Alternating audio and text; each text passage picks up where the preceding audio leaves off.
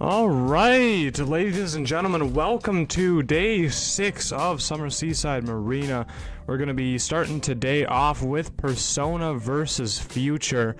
Very good matchup. I'm excited to see this one, Kiwi. We got two teams that definitely did extremely well in their first match. You know, we're getting to see them once again for the second time finally, and I'm really excited to see what they break out today.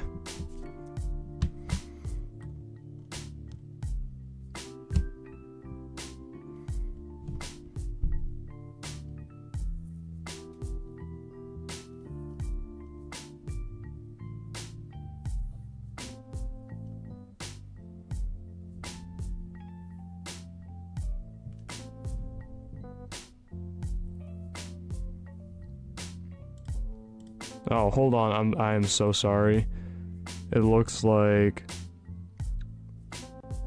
Yeah, it looks like I just need to quickly change over the audio channel. No one could hear you at all, Kiwi. It's my fault. It's not you, it's me. We just did not... we did not do proper testing beforehand, but they can hear you now, I promise. Hello, can you hear me? Yeah, it's definitely, they can hear you now, so I do apologize. I feel like we have not gotten through one day without some sort of technical failure. Definitely, you can all throw some rotten tomatoes at me in the chat if you so wish to do so. I'm, you know, not on top of the ball today. It doesn't look like. Yeah, no, it's okay. But yeah, I'm very excited to get into these matches in 7. And see what both Persona and Future teams bring to the table. Is this confirmed, this map pick? Yeah, it looks like we are going to be seeing Moonlit River Park as the map pick here. I believe Future is going first on the Survivor side, and Persona will be hunting them down, but I'm not entirely sure about that, so we will wait for confirmation. Now, I am kind of excited to see the Persona Hunter at work on this map, because they got this map before in their first matchup, and they actually picked a Wu Chang on the Hunter side, so I'm curious if we'll be able to see that again, especially picking it round 1. I don't know if they picked it. I think it was Persona that picked the map. Yes. Yeah, it was Persona that picked the map, so potentially seeing it picked for that so the Wu Chang cannot be banned out, so we'll have to see. Oh my goodness, I didn't even know that it was the Persona Hunter that played that Wu Chang. But having the same map, was it also on Moonlit Yo 7? Yes, it was also on Moonlit. Wait, that's so exciting. So maybe we might be seeing a potential Wu Chang coming from that Persona Hunter. Very excited to see, because I'm pretty sure Future probably did the research, but because it's round 1, there is no bans for the Survivor side, so really is just open for the Persona Hunter to play whoever they best.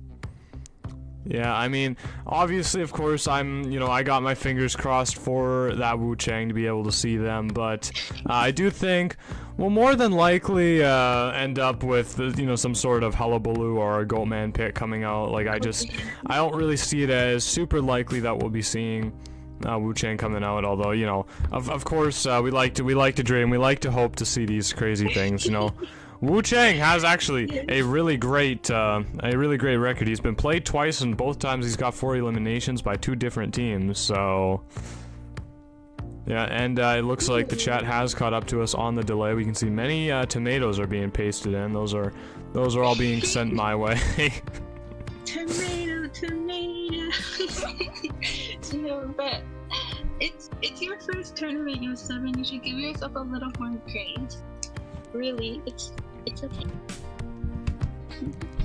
Well, jokes on them. Okay, I like tomatoes. Tomatoes. Actually, I might be a bit of a crazy person. Okay, tell me if this is a really crazy thing to do. But sometimes I will instead of an apple, if we run out of apples or something, I will just take a Roma or a beefsteak tomato and just kind of eat a tomato like that. No. No. No, that's not a good thing, is it? I don't know. I feel like it kind of gives the same vibe as like someone eating like raw onion, biting into it like an apple or like. No, I'm garlic. sorry. There's a difference between an onion and a tomato. Like. No, I don't think so. No, eating a raw onion is very distinctly different than eating a raw, like, Roma tomato, okay? No, I don't. Call me crazy or something, but I don't think I see the difference. That's a little wild. Eating a tomato is a little wild, but I also just, I don't really like tomatoes, so maybe it's just extra insane to me. Yeah, but no, I'm not the biggest fan of any sort of tomato, so thinking of eating it like an apple, no. Are you a big fan of onions? Are you an onion apple enjoyer? No, I'm not. I don't think I've ever eaten one, but I've heard like multiple like stories of like people eating onions, and especially eating like raw garlic can be like really good for you, like health benefit wise. Really? I thought the only purpose of like raw garlic, that unless I'm not understanding something, that does not sound, at least it does not sound appealing. It definitely doesn't sound healthy either. Maybe it is, but it doesn't sound that way to me. No, I think the only thing, like eating garlic, it just has a kind of like spice. I don't know. I don't think I can see myself eating raw garlic like that. Yeah, I mean, you could still, you could give me all the tomatoes in the world. You're not gonna catch me. You're not gonna catch me with the garlic. I'll tell you that. I will tell you that you're not gonna catch me with garlic.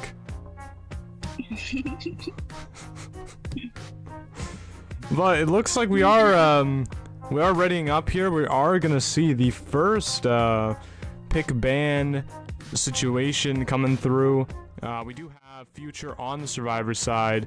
Oh yeah, is that? Wait, no, I can't tell. Isn't it Persona on the Survivor side? Did I say it was? I think Future's hunting. We'll see after this. I don't know. I don't know the name of the hunters, the Persona side. Yeah, I'm not too familiar with their names either. So I guess we just will have to wait and see, and I'll look in the referee channel and say, oh, who got the correct allotment of points? Oh, it was you. I knew it was you all along. I just didn't want to say anything. You know, I didn't want to embarrass you. Yes, but from the hunter side here, we're gonna be seeing an Agripper, Antiquarian, and Seer ban. Pretty common picks and bans for this Mafia 7, I will say. Yeah, I mean, definitely very standardized kind of stuff. Oh, and we do see a miss on that magician, it looks like. So, lucky guy will be coming out to play. Kiwi. Lucky guy getting a lot of use in this tournament, I feel. I know. I feel like I've seen him played more than like I don't even know. I feel like I've seen him like unironically come in. Lucky guy. Oh. We are gonna see a pause, although I don't think that is an eligible thing for a restart, but we'll have to see if the referees make a different determination. And I am able to see now that it is Future on the Survivor side and Persona is hunting, so I think that was what I said before, was it? Yeah. No, you said it the first time, but like a little while ago, I think you might have gotten that a bit switched up, but it's okay. Yeah, so we will be seeing Persona hunting and Future survivors. Yeah, we will be seeing that. I mean, you know what? Actually, like I was saying before, we are seeing Lucky Guy potentially once again, and we've seen Lucky Guy played now more in this tournament. He has a higher pick rate than Priestess, Kiwi. A higher pick rate than Priestess. I genuinely don't know what to make of that, because for sometime year 7, I feel like there were times where Priestess was available, and they still opted to pick that Lucky Guy. So yeah, I think there's something that these teams know about Lucky Guy and his gameplay that we don't, because he's just used so often. Very interested to see how he's going to play on this map. The chest spawns, I will say, are a bit more spread out, just it being moonlit, but still excited to see how he uses those items that he can wish for. Yeah, I guess so. I mean, if you were gonna pick a Lucky Guy, maybe not. Yeah, maybe not the time that you would want to pick him, because Moonlit definitely does have fairly difficult to get to chest locations. I mean, there are some.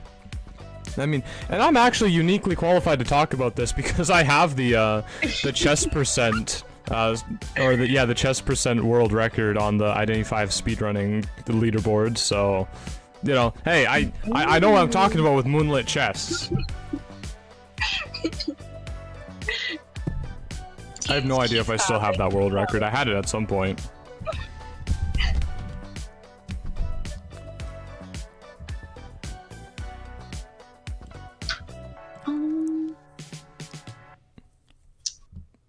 But yeah, I mean, it looks like we're just gonna continue. There is not gonna be a reset, so yeah, Lucky Guy is gonna be coming through here. And it looks... Will he be accompanied with the doctor? Did I misunderstand?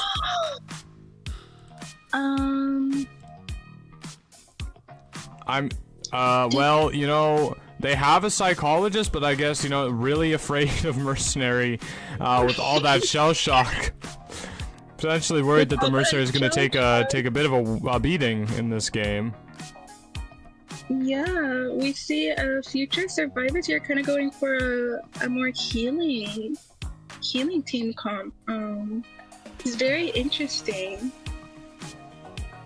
Yeah, I guess. I mean, they could even have 3 healers. Lucky Guy potentially getting a syringe out of a chest, or like a little Robo Boy. So, I guess, healing will not be the problem for the survivors. Kiting maybe might be the weak point to press on here. Yeah, yeah, we do see that psychologist. He was definitely a good container, able to tank those 3 hits, but just with that Lucky Guy and that Dr. Yo7, have a feeling that Persona Hunter is just gonna probably want to go for one of them.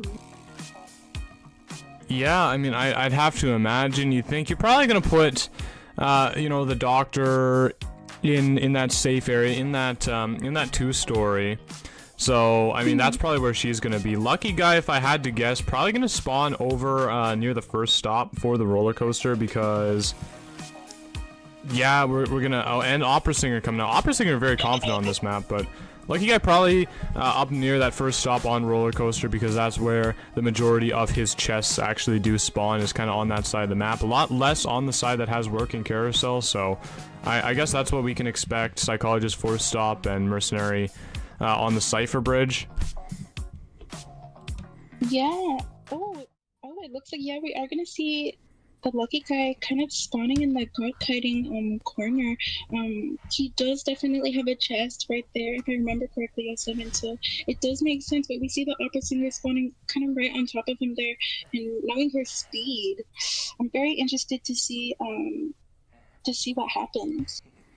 Yeah, I guess going for that god kiting area, because one chest does spawn there as well, although, I mean, really close to that doctor. It's going to allow a lot of pressure for this Opera Singer. She is able to get that down quickly, as well as Opera Singer being fairly decent in this area. Lots of different shadows to kind of jump back and in between. So yeah, and it looks like, yeah, we are just continuing on. From what I can tell, there's a little bit of a debate going on in the in the team channel here, but it looks like the staff have made the decision to move on with this match, so that's exactly what we're gonna see. And I guess we'll see how this this lucky guy and doctor, you know, they manage to kind of roll with the punches and make this work. Yeah, and the survivors build as well, Yo7. We do see the 3 borrowed time with the psychologist, the mercenary, and the doctor, but we do see that the lucky guy didn't have any, just bringing that flywheel matrix. Yeah, I mean, a full kiting build on the side of the lucky guy, just as well as it looks like lucky guy's probably going to be that prime chase target for the opera singer here. Probably not going to want to deal with that 2-story with the doctor, not even wanting to really deal with that, especially since doctor can potentially take a hit, veterans bonus, get a heal off. Not something you want to really deal with, so immediately going for the lucky guy. Oh, am I wrong? Yeah, I am wrong. Heading into this match, we see Opera Singer actually going the 2-story here, finding Doctor as her first chase. Oh, actually successfully mind games. I thought this was not going to work because of just how long it would take for the doctor to kind of go down that 2nd-story window, but doing it prematurely, and yeah, now this is going to be a really hard punish on that doctor because she has nothing really left to work with. Are we going to see a down? We're going to see a down right away, Kiwi. The closest cipher is at 27%. Not what you want to see. Not what you want to see at all of your future right here. Yeah, we saw the Hunter, the opera singer, kind of pushing Doctor out pretty early into the match, out of that 2-story, and just getting that hit, barely connecting to the doctor, and that's just a very good start for Persona here. Yeah, actually baiting this lucky guy. I don't think that their plan was to rescue, but baiting the lucky guy closer to it. He's picked up some elbow pads. He might be trying to use them there. Will it be a before half rescue? It looks like it will be. So that is almost actually an optimal rescue from the side of Future. That's exactly what you want to see. Flare gun coming out into the vicinity. Gonna take that roller coaster right away. Actually potentially providing an opportunity for this doctor to heal. Oh, it's going to the 2nd stop, everybody. Yes, it was pushed, so she will be going to the 3rd stop platform, and that will give the doctor some time to just heal herself up. Yeah, she will definitely be getting that self-heal off. And, I mean, wow, you know what? Lucky guy doctor picks, kind of giving this opera singer the works, I can't lie. Goes with the blink, gets the attack recovery hit, and now doctor's on the floor once again despite having healed. Yeah, she was able to get that heal off, but this opera singer kind of just using that blink free hit to get that 2nd down on the doctor, and this will be her 2nd chair. We do see the ciphers though, Yo7, about 2 of them around like 50-60%, so yeah, I mean, Kiwi, I won't even lie, I thought that the opera singer blinked over coaster there. I thought she blinked over coaster because her movement in and out of it was so smooth. Actually getting a double hit on this mercenary. He will be going down after Tide Turner ends, so this will be a double down from the opera singer.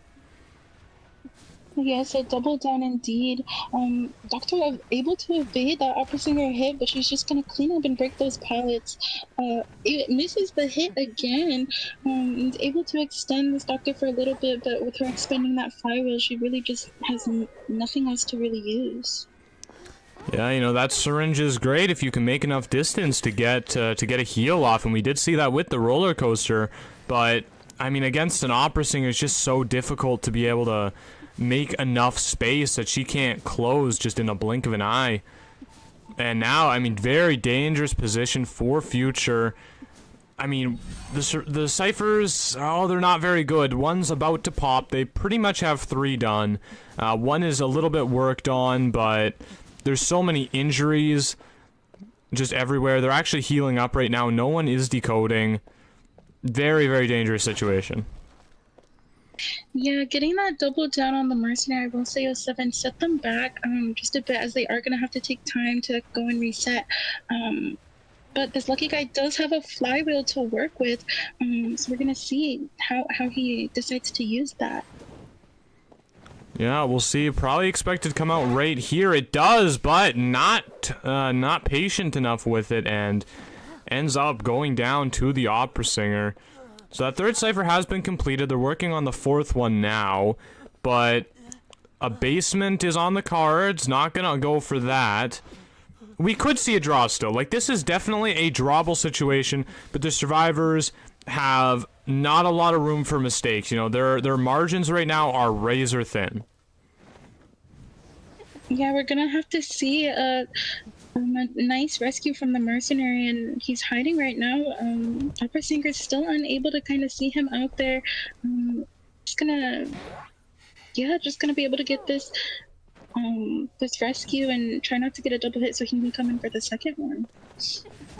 Yeah, I mean, lucky guy, just out of items to work with. Psychologist heal is going to come in, so that's definitely something that is useful for the survivors, not having utilized that stress at all in this match.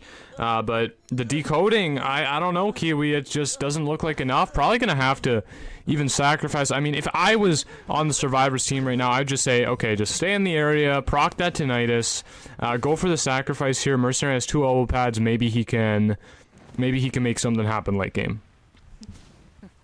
Yeah, but mercenary feeding tinnitus, pressuring this pressuring the rescue here, kind of like leaving a chance for the psychologist to decode. And oh, the teleport coming in. Mercenary going to be getting a free rescue because those elbow pads are still available to him.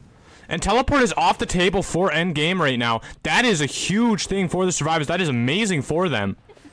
Mercenary blocking out the Opera Singer's path, allowing this lucky guy pathway out of the dungeon. He does have exit path or not exit path. He does have borrow time if he wants to use that. 20% left to go on this cipher, rapidly closing down to 16. Mercenary, amazing. Actually getting the body block off. The cipher is going to become prime. There's no teleport once again on the side of the Opera. It looks like we're going to be seeing a draw here. I don't see what the Opera can do.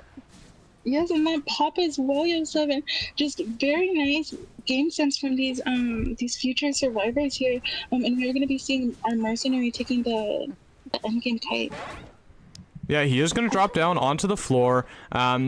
Definitely the good choice from this Opera is to go for this mercenary here, because now she's able to potentially go for this lucky guy. Lucky guy cannot cross the map without kind of going into the Opera's crosshairs. He kind of has to hope that he can open this gate in time. He definitely can't. It is an Opera. She can cross that distance very quickly. So really the only hope, the only chance survivors have for a 3-survivor escape is if the psychologist comes in, which it looks like she's not opting to do. They're just gonna take their one escape, Kiwi.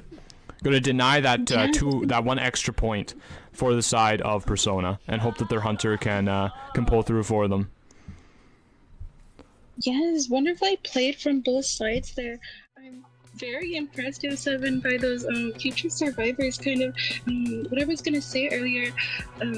With Mark feeding that tinnitus, it just gave the psychologist time to prime up that cipher with really no consequences. So we saw the teleport to the cipher from the Opera Singer, but that just left an opportunity for Mark to get that free rescue and be able to body block as well. Just very well played from both sides. Yeah, that teleport, I mean, definitely giving the future survivors the crack they needed to hang on in that game.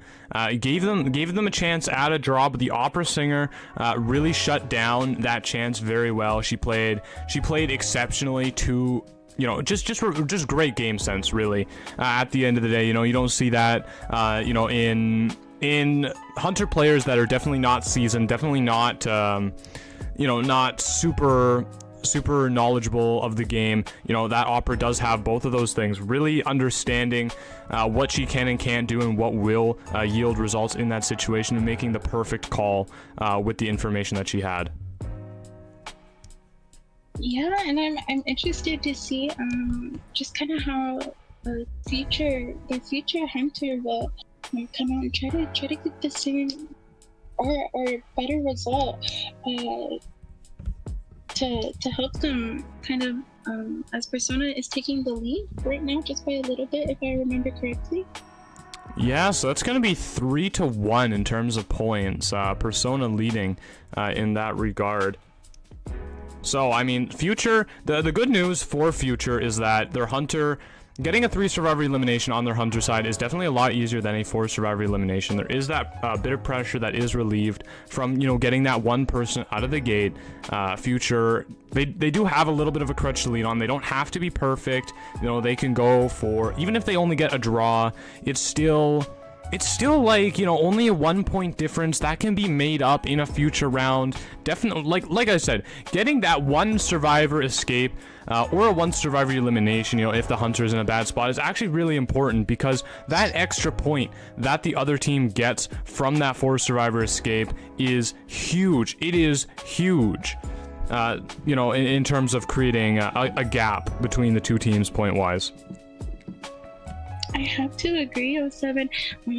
Just allowing that 1 survivor, you always knowing that the survivors obviously want to get more than 1 person out, but worst comes to worst, they were able to get that one person survivor out, just kind of halting from Persona getting that full 5 points, just very well played.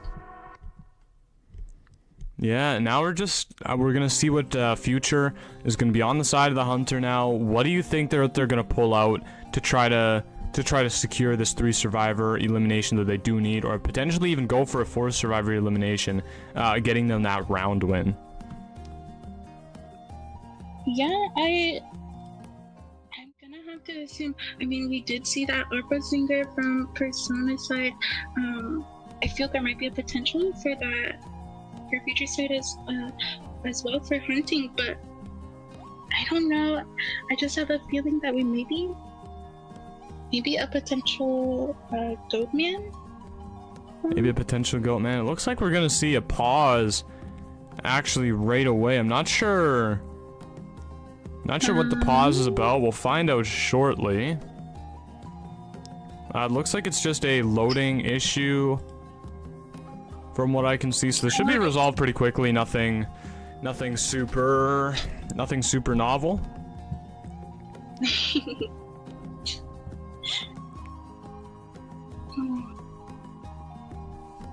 Yeah, maybe going on a little bit longer than I thought it was going to, but we'll see that.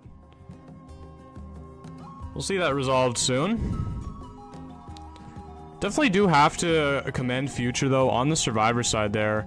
Doing pretty well with that lucky guy pick. Actually was great, because he had that elbow pad to use on that rescue and got the gun. Like the lucky guy pick there actually was really worth it. It was it bore fruits. The hunter was just able to outplay the doctor self-healing at that 3rd stop. The outplay just happened there. It was actually a really fantastic play if you boil it down to its pure elements. It was great. I agree. Even down to that lucky guy's build 07, not bringing that tide and getting that rescue off, and then getting the shot of the flare gun off on the opera singer, just allowing the doctor to be able to take the coaster and make it to that 3rd stop. She was able to heal up, and the opera singer was kind of able to counter that with the blink, but it just makes me wonder maybe if the opera decided to run something else that was unconventional than blink. We could have seen a potential rebound for the doctor there. Yeah, I mean, we are gonna see things coming back into fruition now. Priestess gonna be taken off the table this time. I don't think we saw the hunter ban Priestess in the last match. Did we, Kiwi? I don't think so. No, I don't believe so. Yeah, I guess opera a character that can deal with her. Yeah, we are going to be seeing it come out from the FR Hunter here along with the mercenary. We're going to be so patient. Patient. Yeah, patient, you know, a survivor. I guess that you can put him in the 4th stop area. He's really good there. But normally, if you're gonna go for that strategy, you would just play an acrobat. I mean, meteorologist could go there. Meteorologist maybe go 1st stop. Entomologist. Oh wow, hey, call in Z's, everybody. This is his character getting picked right here. Yes, everybody, get Z's over here. His S badge melee is present. Yeah, it's just very interesting. Oh wow, also a toy merchant coming in from Persona survivors here, 07. I feel like we don't really see these characters teamed up together very often, so very exciting.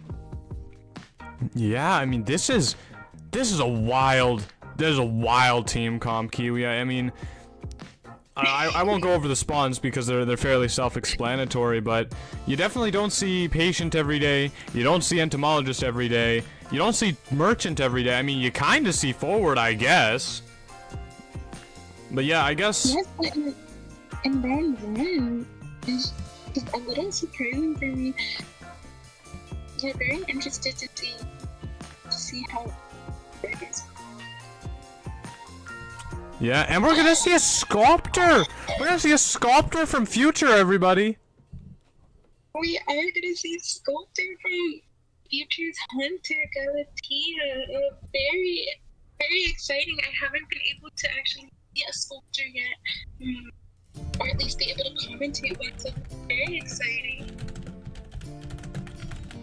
Yeah, not the map or the comp. I would be expecting a Sculptor. No, actually, you know, she can definitely do a lot of good things against a Forward, against a Patient. Maybe I actually can see the Sculptor here. See, pretty much spawning, having a little bit of fun with their spawns, but spawning about where you would expect them to. Well, I'll say that when they actually do select their spawns. Oh. There we go. Yeah, spawning in kind of like the second iteration where you see like this is like kind of the second. Like the second number 2, not most preferred by survivors. You do see survivors spawn in this formation a lot of the time. You know, just a little bit better rotation from it.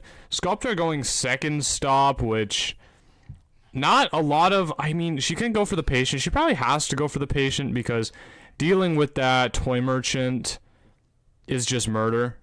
Probably with the glider and not even having to use the catapult. Probably could use the catapult for something else, potentially catapulting off of a second stop there, so yeah.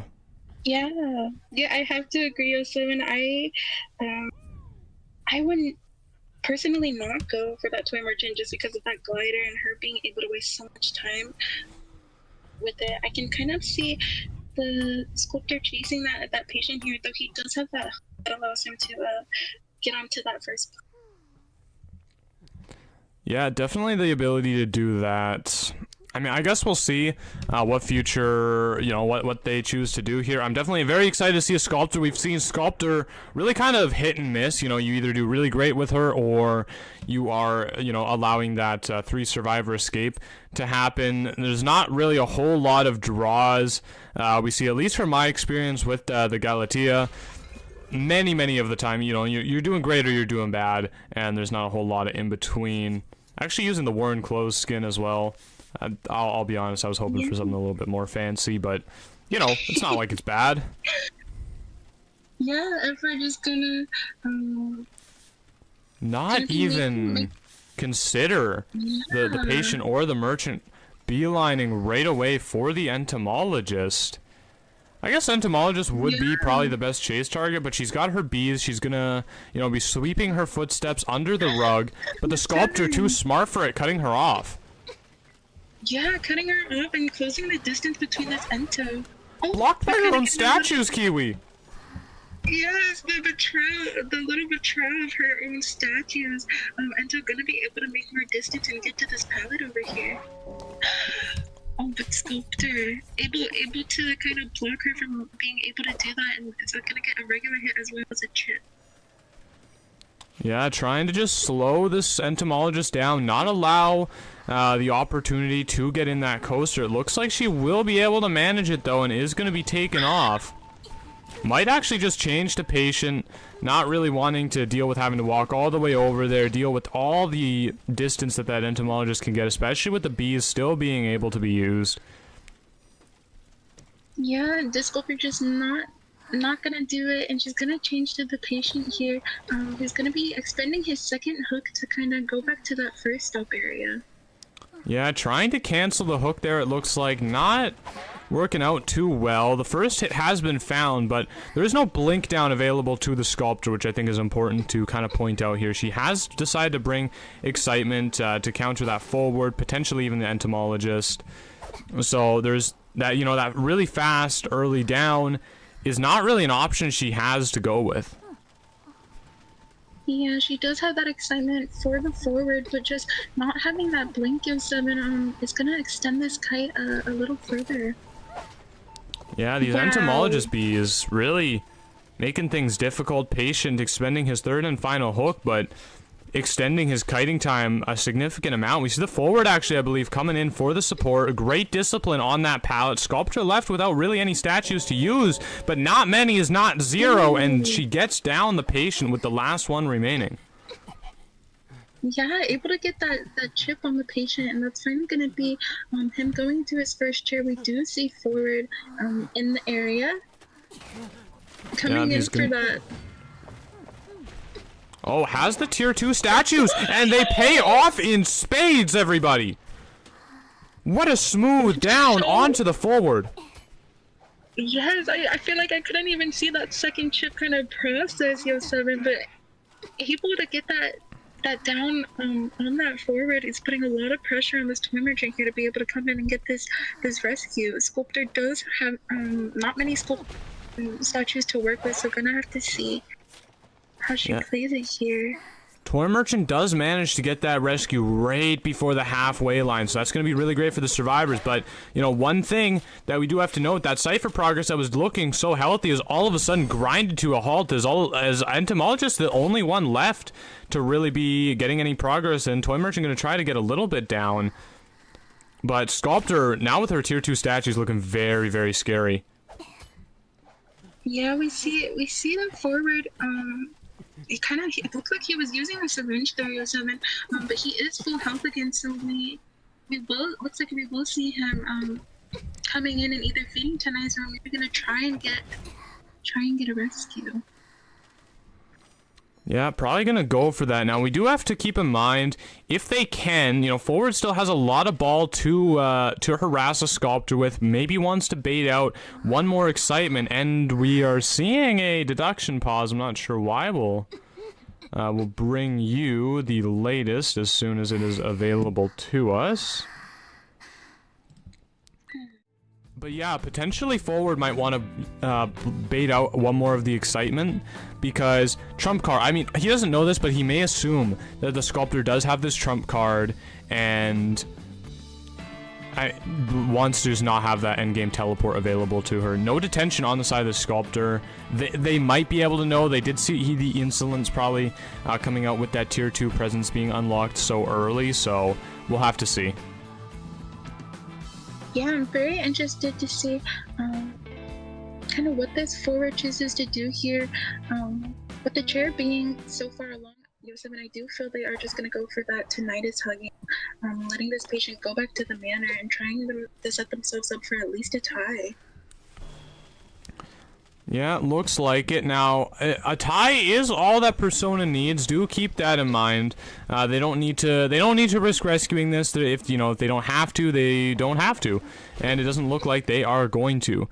You're trying to use the tier 2 statues, it looks like, to figure out where these survivors are, although you got to be careful with that. You know, you do only have a finite amount of resources to use as Sculptor, and once you run out of those, it's pretty tough to get the survivors down. But forward taking 3 chips all at once. Yeah, it's kind of eating, food, kind of eating those chips here. He's gonna use his ball to kind of just get away from the picking area, not wanting to give the Sculptor the down, especially with a chip. Yeah, now finding her way to the toy merchant, the only survivor on full health. Rescuing this toy merchant, if she does eventually go down, could be a major issue, because, I mean, forward definitely can't do it. Well, actually, oh, though she was breaking the catapult. I thought she was placing a peeper for a second. I was like, well, she has teleport, so how's that working? Yeah, and she's gonna use that teleport and teleport to 10 onto the entomologist Cypher. Yeah, it looks like Entomologist is going to use these bees, avoiding those tier 2 statues, and a hit as well. The ciphers, it's going to be close. It's going to be really down to the wire kiwi, but Entomologist does go down. Now, Toy Merchant is healthy on the cipher that has been completed. Forward on that other last cipher, but he is one chip away from going down, so one well-aimed chisel from the sculptor, and Forward will be hitting the floor and making things very, very difficult for the survivors. Oh, this is an aggressive chair. He's just going to stun her and rescue. Like, he knows she doesn't have teleport or excitement anymore, so... And tie turner, so they're just gonna get her to pop it, and... Yeah, that move that was supposed to give the survivors a lot of pressure actually ends up working against the sculptor. Yeah, she opted to kind of drag and take the Until all the way over there, but just giving time to perm up the cipher for the forward and then going for that stun. Yeah, not a lot of statues as well to use the chisel with. We'll see. You know, teleport is up in 10 seconds. If she can maybe get the forward down with the chisel and get that teleport off. Oh, but Toy Merchant playing it very safe, just getting off of that gate in advance. Yeah, very good game sense from the Toy Merchant here, just kind of waiting it out. But yeah, we are gonna finally see that teleport from the sculptor. The gate's still not quite open. Gets the correct mind game, and does she know where the forward is? I don't think forward's going to be able to make it to that entomologist, so it is going to be more than likely a 3 survivor elimination for future, which they did need. Okay, so that draws things up. Now, it all comes down to whether forward can manage to make a play here or not. Forward has some options at his disposal, potentially. He does have a little bit of football left. You know, the Toy Merchant is on the chair. Her countdown's going to be expiring pretty quickly. A lot faster than if she was on the floor bleeding out, but he does have crows. Sculptor knowing exactly where he is, so this is all coming down to his ability to kite. Yeah, he does have those crows, but the dungeon is in the area, Yo7, but just being one chip away, I do see it being a potential 4K for future here, as he just has a flywheel and just a little bit of ball. Yeah, we're gonna see both of those resources taken away by one well-timed charge attack. Missing that tier 2 statue, able to avoid it, able to dodge the sculptor around the beach balls, but it's not gonna be enough. Yeah, it's not gonna be enough. Why are there beach balls on this map? Why is there just a basket of beach balls? I'm curious as well. Have those always been there? Have those always been there? I guess so. What on earth? Are those? Chat, come in with the fact check, please. Are those actually what are those supposed to be? They look like a lot like beach balls to me. They do look like beach balls. Just a little confusing to me. Just because the map I feel is based around kind of like a circus fair type of vibe, but I don't know. Yeah, I guess maybe they're like some of those inflatable ball, or I don't know. I'm thinking of like inflatable like balls that you like throw out to like an audience of a crowd, and then they kind of bop it around. Oh yeah, like maybe they are like those the balls that like the performers kind of throw into the crowd and stuff. Yeah, one of the, now that I'm thinking about it, okay, slight side tangent. My school did something like that, you know, back a million years ago when I was in high school. They did something like that, and someone broke a ceiling tile. And they didn't fix it for so long. Wait, what? Yeah, someone threw it into the roof so hard. Like, it's like an inflatable beach ball, too. Like, it is not, like, a hard object. It's not like you threw a bowling ball at the ceiling. You know, it's like a balloon, basically, that you threw up there. And somehow they managed to just literally crack a ceiling tile into it. Both halves came crumbling down. It was funny, but also kind of scary. It's the way, like, I'm just imagining it, and I'm just like, I feel like you have to go out of your way and put so much strength and effort into the ball to actually break a tile. It's crazy.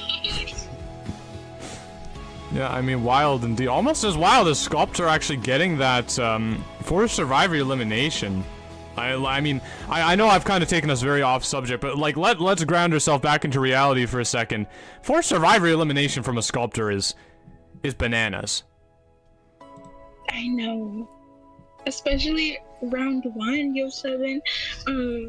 Just seeing the opera singer and the Sculptor both being used on Moonlit and getting pretty good results for both of their teams from both hunters here.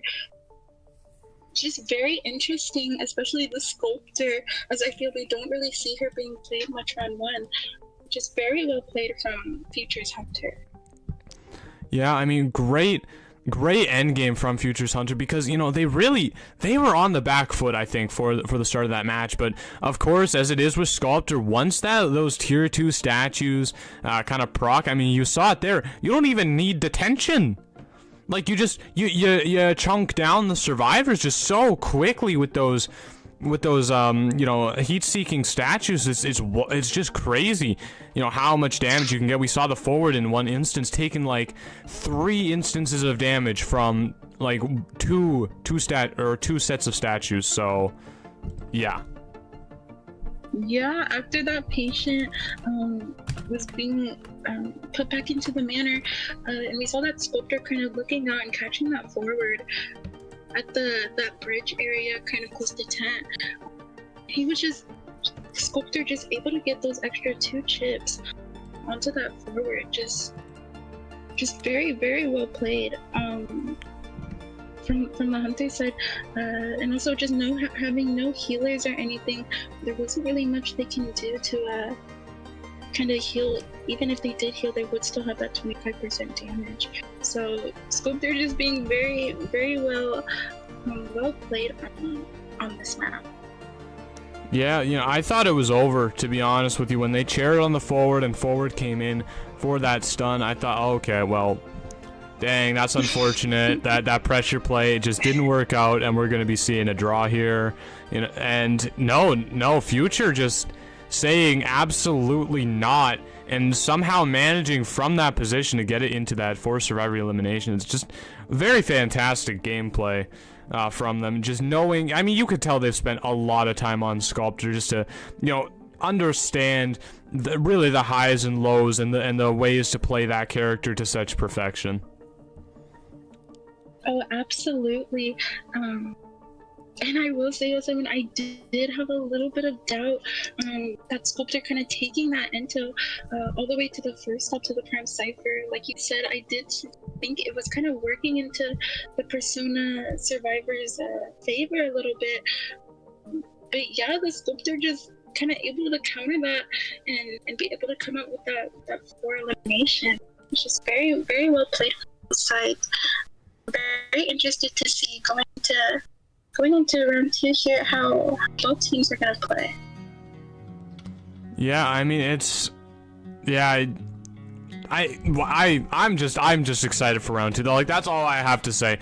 I am just excited for the second round because this round 1 was so much fun. This was so much fun. We got to see a fantastic opera singer, fantastic Sculptor. We got to see fantastic plays on the side of the survivors as well. I mean, that Dr. Lucky Guy combo actually working out, even though I believe it was a mistake, but it worked out in the end. Like, it did good. It really did do good. You know, the Mercenary, you know, giving that opera singer a very fantastic punish for that overzealous teleport. Just all in all, really fantastic gameplay. So I am just excited for round 2. That's all I have to say about it.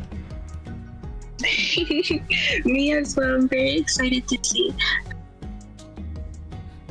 because I believe it will be Persona's Hunter, right? Playing next. We'll have to see. They're doing the map bans now, and then we'll find out. Yeah, we'll find out after that who gets banned and who doesn't, or who not who gets banned. Well, we'll find that out too, but we'll find out, you know, who's playing first and second, you know, and all that fun stuff. I'm getting a little bit ahead of myself there, as I tend to do. Now, we do only have that 1 map ban now, since it is the second round. And that looks like it is going to be Sacred Heart Hospital. No survivor-sided map coming out today.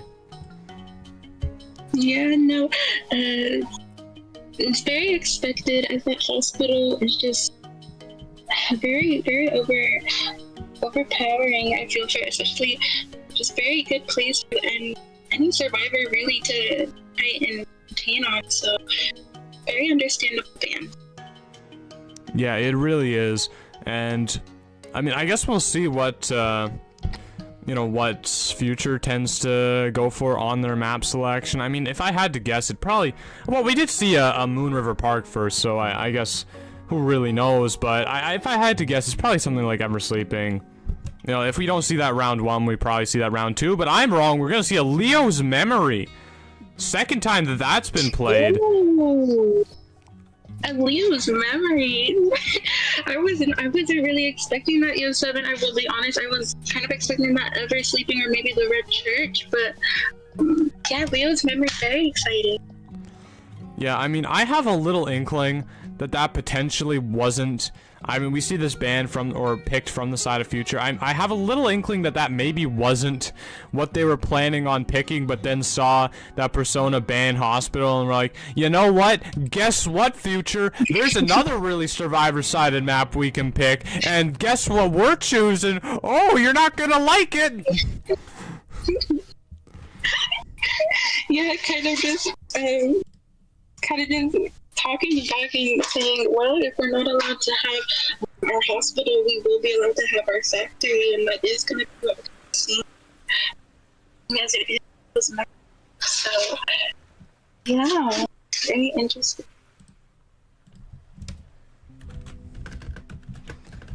Yeah, now I'm not sure who's going first or second. Everyone's locked in, so... I mean, I don't know what's going to be happening there. There's nothing in the channel about it, so I don't know how they've made this determination, but I guess it's been made somehow without me knowing. They've done the map bans here. Oh, here we are. Okay, so it looks like... Yeah, we're getting survivors first from the side of Persona. So that means Future is going to be on the Hunter side once again. I'm just coming off of that Sculptor win. We'll see if they have anything else crazy up their sleeve, or if we're gonna be... I mean, on Leo's Memory, I don't even know what's really good on Leo's Memory, because... I mean, everything I play, every time I see Leo's Memory, it's like, oh gosh. I don't know what to pick here, because everything is bad.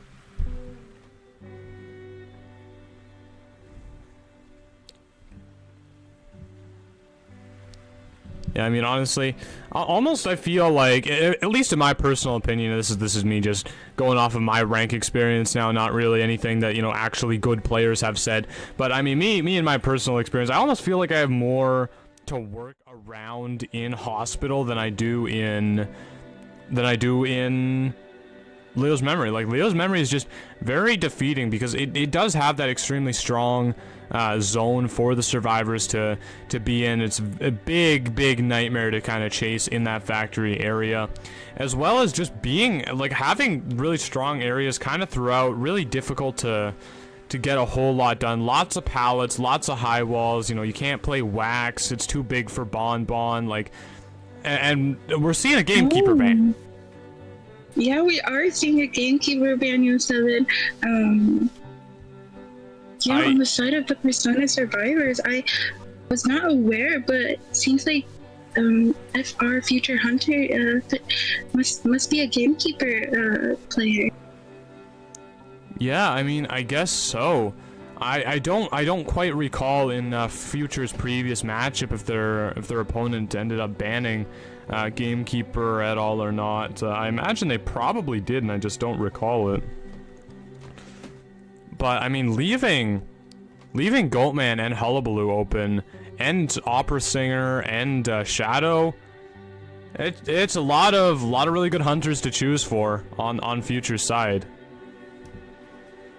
Yes, with all the meta hunters open and available to FR here, I'm personally just interested to see what exactly they will play into the serve comp. As we do see the survivors. We see a Gravekeeper, a Fire Investigator, and the Coordinator. Yeah, I would say a pretty balanced comp, all things considered. Definitely, if I could pick something to play into this, probably, especially with that Embalmer pick, probably would be the Goat Man. I mean, Coordinator can only kind of get rid of one of those chairs. You know, Fire and Vest. I mean, he can do things, but it's not... Oh, actually Explorer coming in instead. Ooh. Yeah, we are going to be seeing that Explorer, but I have to agree with Simon. I kind of do expect that Goatman, especially on Leo's memory, where he can put up those cages and they can get kind of, like, you know, a little bit wonky on the stair areas and such. Yeah, I think we might be seeing a potential Goatman. Yeah, I mean, potential Goatman. We'll have to see what Future here has up their sleeves for, you know, for what they're gonna do. I mean, I can't even really theorize. You know, if I had to pick any hunter, okay, if I was, you know, if I just knew that someone was proficient with every single hunter, you know, in the entire game, I mean, I'd probably pick Nayad because of the big giant counter that it is to the factory area. But we are going to see Hermit instead. Yeah. We are going to be seeing a Hermit coming from Future Hunter here. Wow. Yeah, that's... I mean, you know, we've seen a few Hermits come out. I won't say that it's like the most novel pick we've seen ever in this entire world, but like we have not seen a lot of Hermits, and every time we do see a Hermit, it definitely is a toss-up. I feel like we haven't seen, you know, huge dominating, crushing performances like we have with, you know, Goatman or Hullabaloo every time they're picked. With Hermit, it's definitely a lot more difficult to go for that win. And especially choosing it when, you know, there's still all that strong stuff available. Like, every strong hunter pick's still open on the table, not even bad in this situation. And they're just grabbing for that Hermit right away, so... I mean, probably a specialist pick. Yeah, I have to agree. I believe, yeah, FI probably just has a lot of experience and confidence playing Hermit here against these survivors. You know, especially into a Gravekeeper because, well, I mean, of course, you know, he can remove the charges. Yeah. Yeah, and with the... We're gonna see, like, for the survivors build as well, we do see borrowed time on all of them here. But just with that tide from the Gravekeeper being the rescuer, and the flywheel for the fire investigator. Yeah. Yeah, I mean, Hermit here is definitely gonna hurt though, because these survivors don't decode the fastest, and Explorer, he doesn't really speed it up that much. Like, his decoding is helpful, but it's not super game changing. Like, it is a speed up, but not by a whole lot. Yeah, Explorer being their only decoder here, he's gonna have to take that time to actually go and dig up the pages. So looks like the decoding of 7 is just probably not going to be too good for the survivor side here, but we're just going to have to see how this plays out. Yeah, I definitely think, I mean, going into a Hermit game with slow decoding, usually not what you want to see. I mean, you know, if we're being quite frankly real about it, you don't, whenever you see a Hermit, you want to look at your team combo, you want to see, like, you know, Mechanic, Mind's Eye, Prisoner, like, you know, things that go a little bit faster than normal. Yeah. Well, maybe not a Mind's Eye or a Prisoner, but, like, you get the idea. Yeah, maybe not. Yeah, maybe not the Mind's Eye, but yeah, we are gonna see the Hermit here, kind of just looking in the area, perhaps looking for that Explorer. Yeah, walking right past him, getting the eyes here on the Coordinator, the only person so far to pick up a charge. So, I mean, gonna be ready to stun right off the bat. Actually has excitement. Wow, so really going for that Coordinator into that, just counter-picking her almost specifically, because what else does excitement do here other than pallets? Yeah, he is definitely bringing that for that Coordinator and her flare gun. Coordinator just trying to cut as much distance in sight as possible, as just trying to evade those charges, but is going to be getting that first one. Yeah, and breaking the pallet on this side actually, which allows Coordinator to get back into, get back into the shack. The factory area gonna drop down here. Probably not enough time to make that loop, but you know, definitely buying herself quite a bit of time. Probably thinking about using that gun right about now, which most likely will give Hermit a free hit. Yeah, which is exactly what we see.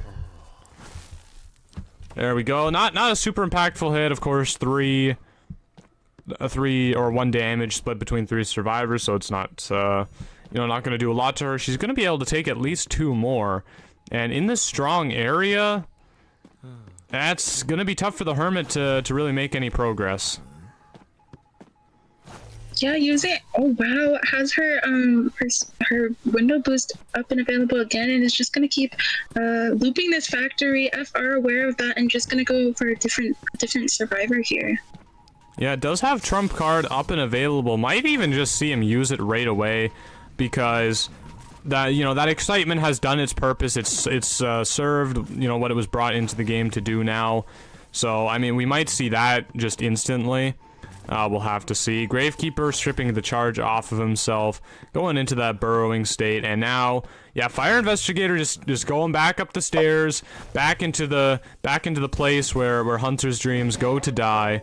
Does get hit though, not dropping that that bag, which is, oh my goodness, wow, oh my goodness, yeah. I didn't even know he could go through that wall. I gotta be honest with you, I thought he'd crash into that. I guess it doesn't have collision. Yeah, I was not aware either. But yeah, catching the Coordinator off guard, and that is going to be another hit on her. The damage kind of being shared a bit here, but survivors are able to heal at least that Fire Investigator up. Yeah, healing up. I mean, against a Hermit, that's really just kind of what you're forced to do. You gotta just reset against him as much as you possibly can. We're probably gonna see Coordinator be taken down right here by the Eye of Sauron. Doesn't make it over that pallet. She might get a little bit of time to run, although I don't think she has anywhere she can make it to quite in time without Flywheel. Oh no, she does actually make it to this pallet. Gets stunned once again, and I think that's going to spell doom for her. It's not. She's dodging everything. She's dodging everything.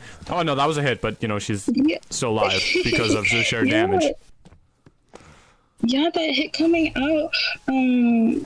But the Coordinator is still being alive, and that's going to be 1 cipher remaining, and no chariot for this Hermit, unfortunately, O7. Yeah, not able to find an angle on that Coordinator there, thinking she's at that pallet, but she's nowhere to be seen.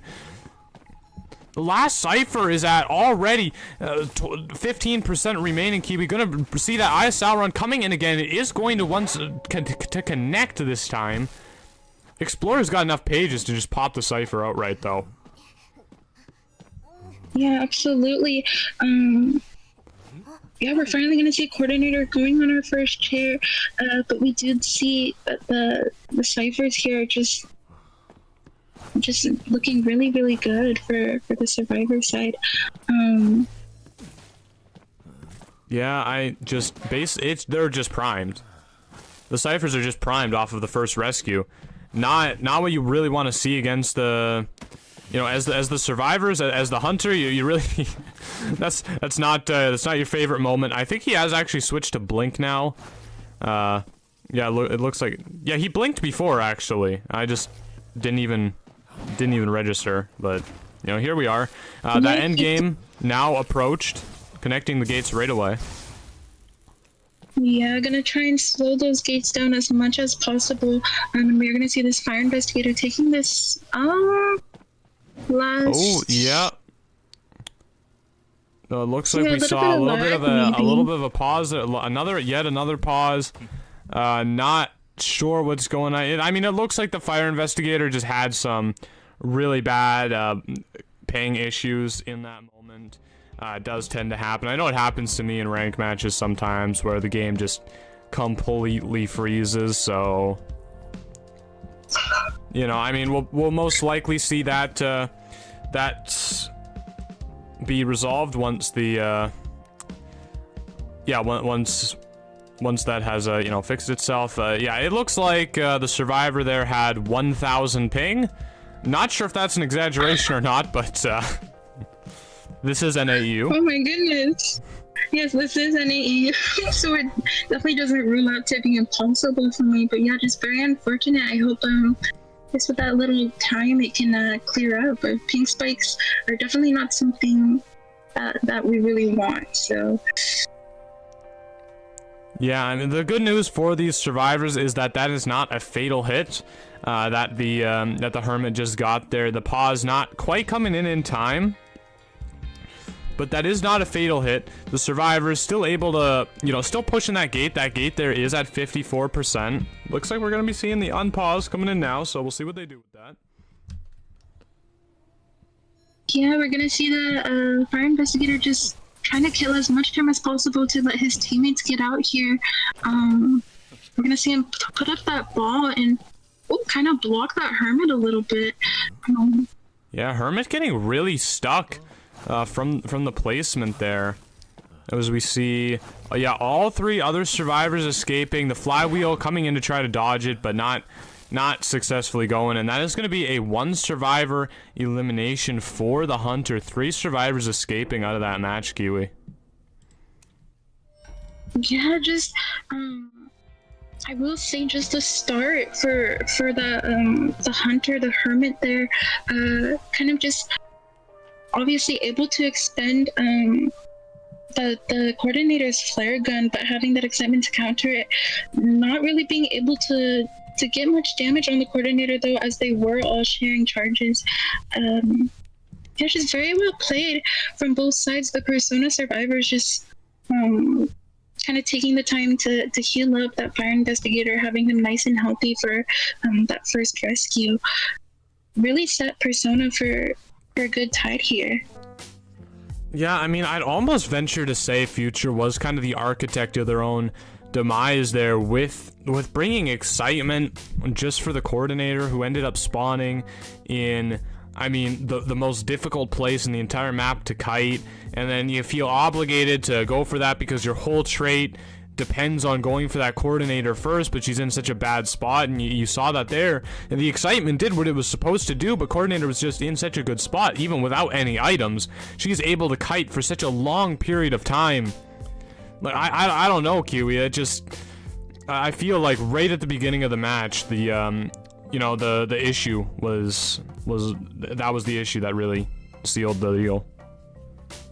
Yeah, you couldn't have said it better, Yo7. Just really, I feel we did really just see that pursuit on the coordinator, just because, like you said, just the hunter, the hermit bringing that excitement, kind of feeling, a little bit forced, or like there maybe was no other option but to go for that coordinator, but just her making distance with that knee-jerk reflex and the window vaulting speed, kind of just able to evade the charges for a good amount of time, and Cypher's just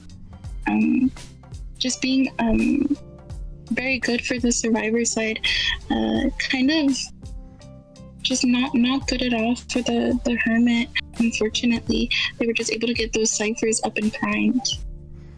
Yeah, I mean, hermit can stall the cipher machines for a long time, but not forever, and that's, that we just see the survivors, if you kite long enough, you can still get them done, and that's what we saw. So, I mean, it is a survivor-sided map, that's for sure. I mean, we do have to give that, that sort of grace to the hermit in that situation. I mean, the survivors do really have an easier time here, especially with that factory, exactly what we saw, being a very difficult place. I mean, fire investigator even transitioning back into it, and I guess the hermit was just like, okay, well, I can't even chase this, I gotta go.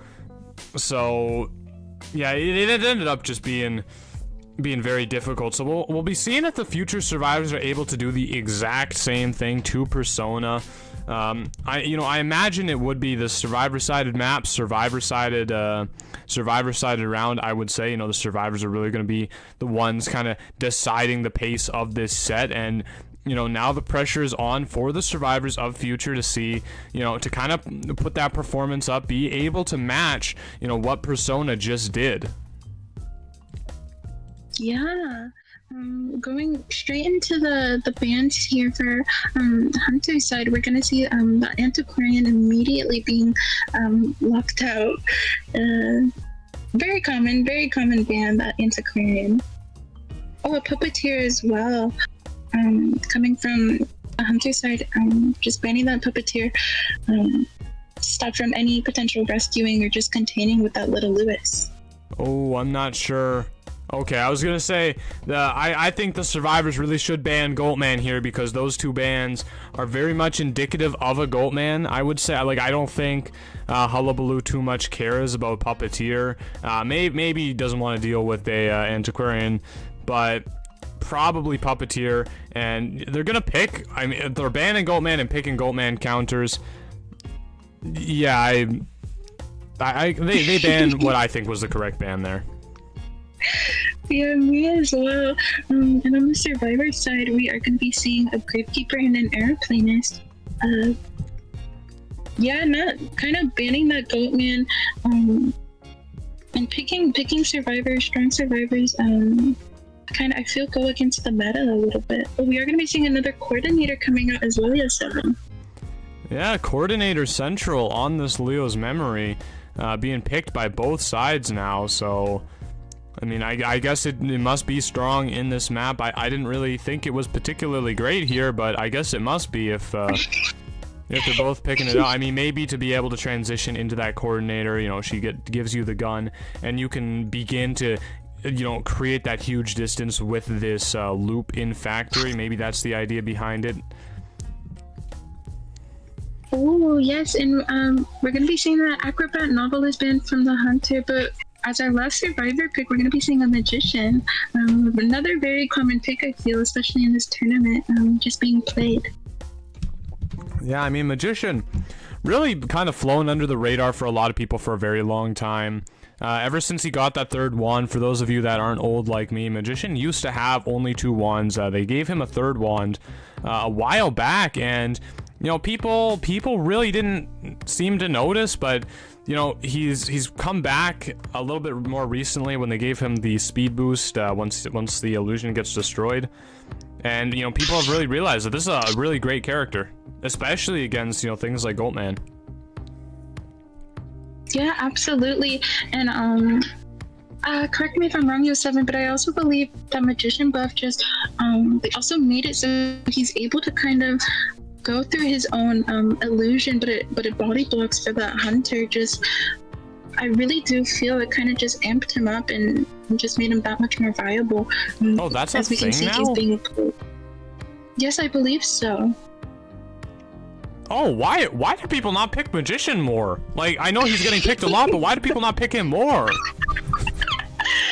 That's what I'm saying. Just plus that 10% speed boost that he's able to get.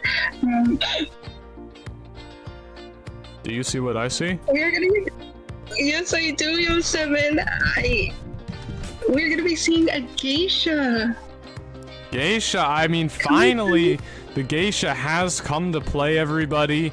One of the most highly requested characters I've seen in the chat throughout the duration of this entire tournament, and we're finally seeing her coming into this match on Leo's memory. Yeah, we're gonna be seeing that geisha pick. Wow, instantly picking and knowing where she wants to spawn as well. We're gonna see borrowed time on all survivors except for that airplane is bringing the flywheel tide build. And Magician bringing flywheel, and the gravekeeper bringing the tide turner, being the rescuer, of course. Very interested. I was not expecting a geisha, Yo7. It was very exciting. Yeah, I definitely wasn't expecting a geisha either. The survivors probably don't feel horrible about it. I mean, Magician, you know, fairly good. Gravekeeper, kind of a skill matchup. Same with Aeroplanist. Like, there's pros and cons. Like, you can cancel the grave out of his shovels. Like, you can go fast in the Gravekeeper, but if he predicts you and goes in that shovel beforehand, I mean, you know, Geisha's kind of stuck. Same with Aeroplanist. You know, if he has discipline and he uses the jetpack at the proper moments, you know, when the Geisha's dashing towards him, he can remake that distance and Geisha gets nothing for her skill, and you just trade skills. But the Geisha can also be faster than you, and then you just wasted your skill, so there's a lot of make or break abilities that do exist in this matchup. Yeah, I will have to agree. Like the survivors do have those abilities to, I feel like, kind of counter Keisha's butterfly and dashes, but we will just have to see. Sometimes, yeah, things just happen, and I'm interested to see how this Keisha will play. And she's wearing a really cute skin as well. Yeah. No, this one's not called Lady 13. This is the not deduction star, but the whatever award one, the S tier deduction star version. She's so cute. But yeah, we're gonna see her instantly seeing the. Wait, who is that? Yeah, that's coordinator. So doing the exact same thing as the hermit before her, going for this coordinator in factory. I mean, the difference obviously being the character, but having that blink as well this time, rather than excitement. And we see the coordinator not risking anything, using the gun right away. Actually might still get dashed on here. Does try to skill check, but it's not gonna happen quite enough, and we're gonna see Geisha waiting. I'm not quite sure why. I feel maybe she was gonna try to see if coordinator would get close enough to the thing so she could get a drop down hit, but I'm not too sure. But yeah, we are gonna be seeing. Oh, wins the mind game at the pallet. Yes, wins the mind game at the pallet, and yeah, that's gonna be a down onto the coordinator. No gun, so not much rebound potential, but we'll just have to see here, Yo7. Yeah, a lot of. I mean, the Cypher progress isn't too bad, but the aeroplanist has been spotted extremely early. Gonna have to use that hover and jetpack, right away, and flywheel. Basically, all of his resources being burned just for this one rescue, although he is gonna at least be able to make it, which is something that probably could not have been said otherwise, and takes a body block after the fact as well. Pretty much perfect rescue. Yeah, really nice rescue from the aeroplanist. We are gonna be seeing. Yeah, they're just not having much anywhere to go, so she is gonna just be trying to die away from those ciphers. Yeah, I mean, not even having a flywheel to try to make it to a pallet or anything. It's just a very difficult area for coordinator being. Maybe there's a bit more of a window off this chair because she can get to that actual window there, or whoa, going all the way over here. Actually, yeah, the struggle out is happening, so. I mean, that extra time is going to be bought on the side of the survivors. Mind game is going to come out. Geisha's going to win it once again. Coordinator trying to hit her with the pallet, not working out, but that does buy a lot of extra time. Gravekeeper just getting his shovel off in time. Yeah, this Keisha really trying to maybe get a potential hit on that Gravekeeper, but obviously just getting him to use one of those shovels as well is pretty good, but Gravekeeper gonna be able to pop that cipher, and both ciphers, Yo7, coming around 70%. Yeah, I was just about to say the exact same thing. Those ciphers are looking really great. Goes all the way under that pallet with the reveal. I don't know what that's actually called. Probably gonna try to take a hit for the coordinator here. They do have they both have borrowed time. So it shouldn't matter who takes the hit. Geisha obviously going to try to hit the coordinator, probably hoping that the Cypher has not been primed. It actually uses the blink to do it, and the Cyphers pop, everybody. Yes, uses that blink. A bit unfortunate, as maybe perhaps didn't know both of those Cyphers were going to be primed and popped. But yeah, gonna find that Gravekeeper. No more shovels to use. Yeah, looks like she's just going to opt to try and chase down this Gravekeeper here. Yeah, I mean, just scraping by once again on that shovel. Mind game at the pallet, not going to have any more success than the coordinator did. Although the gates are now being pushed. No teleport to use from the Geisha. Use that blink earlier to really try to get the coordinator out of it. Secure that draw, which would be, which would again be winning this this round for them. And now, I mean, almost condemned to only being able to eliminate this one survivor, this Gravekeeper here. Yeah, she is gonna be using that long dash to kind of go to the other gate, seeing that it's open, and it's just gonna play it safe and gonna share this Gravekeeper. Yeah, coordinator now knows that she's safe to get this other gate open. Geisha, still no teleport, no way she can ever make it over there in time to stop it. And yeah, it looks like we're gonna see Future run away with the 3 survivor escape kiwi, keeping it drawed for round 2. Yes, I want to like say 07, both of these teams kind of giving like the same results and able to just keep tying and tying. Both of these teams just kind of, I feel, just both performing so extremely well. We're excited to go into the third match because I really do feel like it could be anyone's game to take the victory here, 07. Yeah, I mean that was really fantastic. Like I said, you know, it's a survivor map, so the survivors are gonna be the ones that have to step up and perform, and we saw exactly that happening on both sides. Both teams achieving that 3 survivors out the exit gate. Really fantastic, especially, you know, in a time in the game where I think we all kind of accept hunters, is at least in the tournament setting, do kind of have that a bit of that advantage. So, I mean, really nicely done by both teams. Yeah, I have to agree. It's just so well done and played. Going into this is round 3, right? Yeah, we are going into round 3 here. Yeah, just very interested to see what they will play. We will be seeing FR, or actually, we still have to wait and see who will be hunting first. If I'm. Yeah, we gotta wait. We gotta wait and see because it does. It does tend to alternate sometimes. You know, the way that works is, so we basically, okay, so for everybody in chat as well, this is a good time to mention this. I guess we probably should have talked about it, but the way the decision thing works is both team captains, they pick either heads or tails. We flip a coin, and then, you know, whoever wins that coin toss gets to choose whether they want to pick the first map or they want to pick faction order. And whoever picks the first map, the other team gets to ban a map before they pick, obviously, and the other team gets to pick whatever order the factions are going in, and then it rotates. So the team that picked the faction order in round 1 and round 2 will then get to pick the map, and the other team will pick faction order, and it will rotate once again in round 3 back to what it was originally, and once again in round 4 back to the way it was in round 2, if there is an overtime round 4. Oh, okay. See, I understand a little better now, but it's definitely something I should have known. So, my apologies. Well, I just wanted to inform the chat because I don't think either one of us, no one's ever gone over it on stream. I don't even think in my rule breakdown I went over at that. Maybe I did. I don't remember. That rule breakdown was a long time ago now.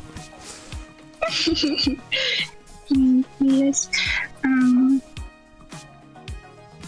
I don't know, Yo 7.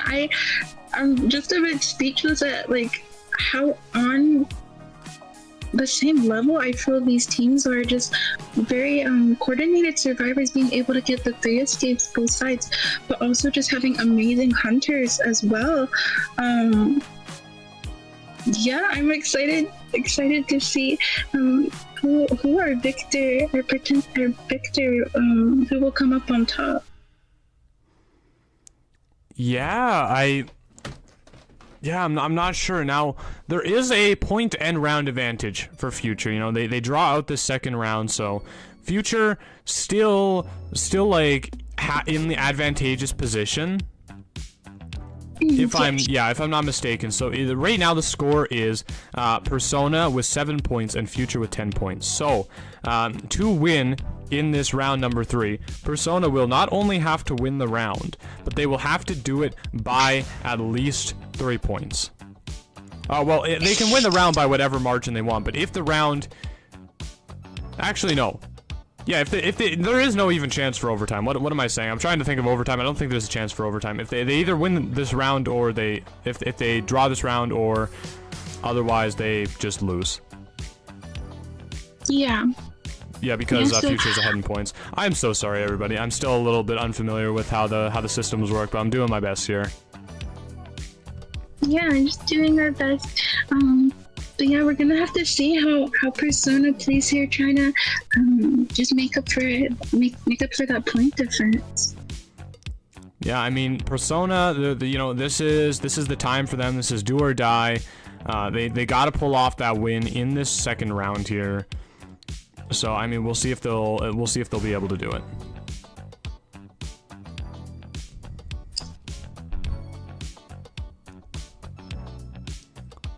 And I mean, I guess we're still waiting for map picks and bans to kind of be done by the two teams. It looks like it is finally getting underway now. I'm not sure what they were deliberating beforehand, but there was some sort of talk about it. But yeah, it looks like that's ended, and we're actually getting into the match picks now. So I mean, what do you think the Hunters are going to be breaking? They've been playing very off meta. What do you think they're going to break out in round number 3, Kiwi? I know, yo, Seven. I've just been kind of, I will not lie, during the beginning, I really was expecting the Hunters for these teams to especially pick that meta, but I feel like we haven't really been seeing much of that at all with the Geisha and the Sculptor. I'm kind of expecting to kind of continue seeing that being played out, so I don't know, maybe as well as that Hermit coming out just makes me think that maybe the meta is just not these Hunters style, or maybe they were just waiting for this round 3 to maybe bring out a Goatman or Hullabaloo. I'm a bit unsure, but I'm excited to see who they bring out. What about you? What do you think we might see come out here from both Hunters? Yeah, I mean, I'm now starting to understand, having it flip back on me. It's a bit of an unfair question, because what pattern do you have to be like, oh yes, they've just been picking random stuff, so I have no idea. I mean, Hermit was the last thing I expected to come out, and then Geisha was like the -5 thing I expected to come out, so like I don't even know anymore. Like, you know what, I'll put a guess out there anyway. Something crazy. Okay, I'm gonna guess Feaster. Feaster. Oh my god. Yo, Seven. Okay, yeah, I mean, honestly, with the Geisha pick, I feel like anything is possible. I'm gonna be crazy and say something. I'm gonna say Joseph. Okay, so we both clearly are gonna be disappointed. You never know. You never know. Listen, if I will do like I'll give away Misty Villa. I'll do a Misty Villa giveaway if we get either one of those two characters in this round 3. It's not gonna happen.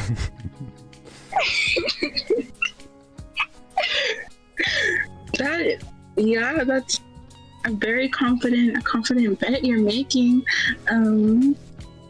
Now I kind of want to see. Now you want to see. I mean, hey, I'm a gambling man. I am what some call a gambler. So we'll see if I end up with the short stick of that.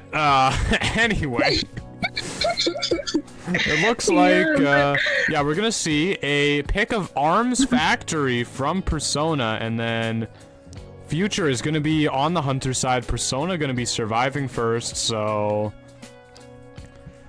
yeah, I guess we'll see. Yeah. We'll see what they go for here. Arms Factory, once again, a little bit more on the survivors side, I would say. So, I mean, maybe we'll see the survivors be the deciding factor of this round once again. Yeah, I'm gonna have to agree with Seven, just with that factory area just being so strong. FR Future Hunter here just definitely gonna see what those survivors pick first, and I feel really just determine what they want to play based on that. They do have like a lot of hunters to choose from, especially those non-meta, so I'm excited to see who they will bring out. Will it be a Joseph? I think the chances of that happening are probably very low, but a girl can dream. I mean, you know what? This is a pretty good map for Joseph, so you never know. It could happen. It could happen. Yeah, and from FR, we're just gonna be seeing the Seer and Acrobat band coming through. Yeah, a peddler, a gamekeeper. You gotta question the peddler there, Kiwi. You really gotta be asking questions about that one. And a cowboy meteorologist coming out. Lots of support from the survivors. This has just gone so off the rails. I don't even know what to say anymore. Yes, both teams kind of just, I don't even know, just surprises after surprising. I was just really not expecting it, especially we see that peddler band. I don't know, I'm just thinking from the survivor side, maybe just having gone against just well-versed peddlers, maybe just not wanting to take that chance of not really fully understanding her abilities. I believe, unless FR is just very well-versed with that peddler, I'm not too sure, but we're also going to be seeing the first officer coming out from the survivor side as well. Yeah, I mean, potentially, you know, this Joseph could be coming out. You never know. He's not bad into this team comp. He really isn't. They don't have amazing heal. I guess they do have a meteorologist, but like the healing isn't great. The decoding isn't great. Well, maybe Puppeteer puts a stop to that. Yeah, no, I think with the Puppeteer, our chances of seeing a JoJo are a bit low. But yeah, just looking at the Survivor team comp, that Cowboy finally being able to come out, Yo7. I know there was a lot of people in chat kind of hoping for this Cowboy. So yeah, it's just going to be very exciting for everyone to kind of just tune in and see how these survivors play here. Yeah, I mean, Cowboy almost a little out of place in this team comp, but I mean, we'll see what Just Hamper has up his sleeves to do with this Cowboy. I'm sure, you know, if they're picking it, they're very confident in it. They got their own persona web, even just named Cowboy, one dedicated just for him. Yeah, so we must assume that Just Hamper here just has that experience with that Cowboy. Excited to see how they play. Just looking at this though, Yo7, I don't know, potential hunter maybe that we might be seeing from FR here.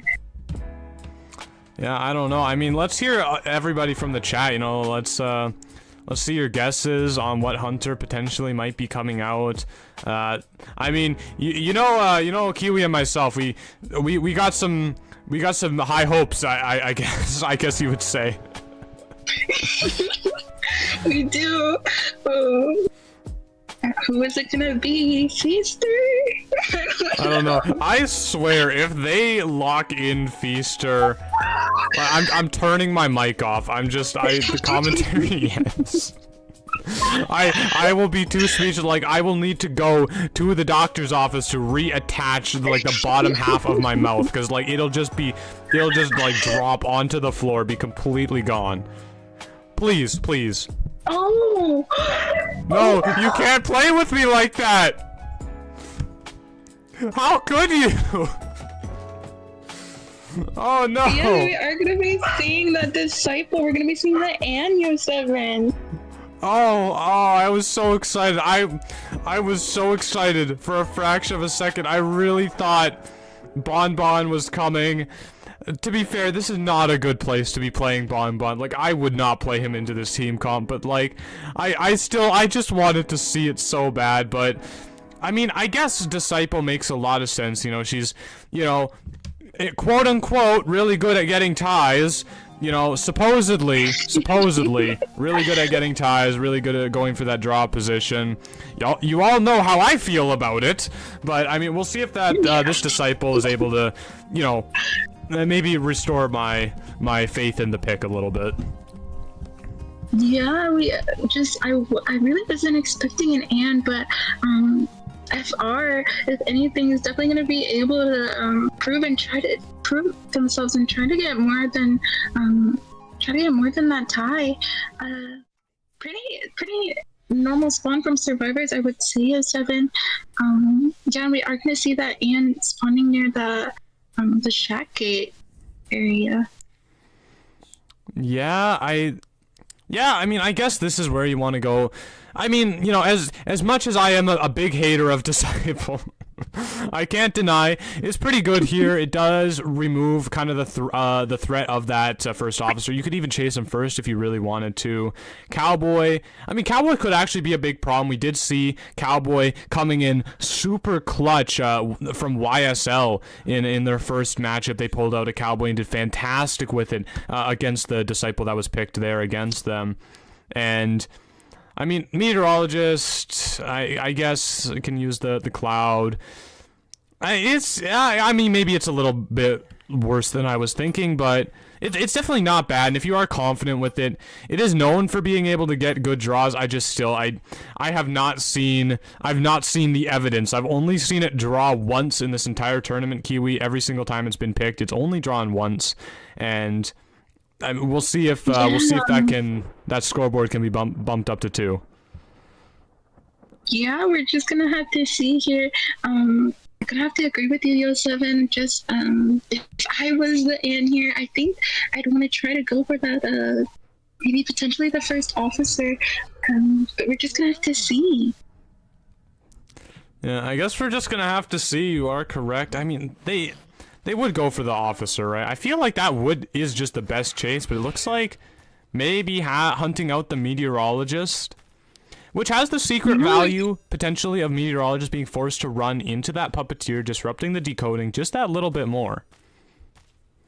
Yeah, and we're gonna see Anne here kind of looking around, seeing if that meteorologist was maybe hiding, but she isn't, as she didn't transition her way to the factory.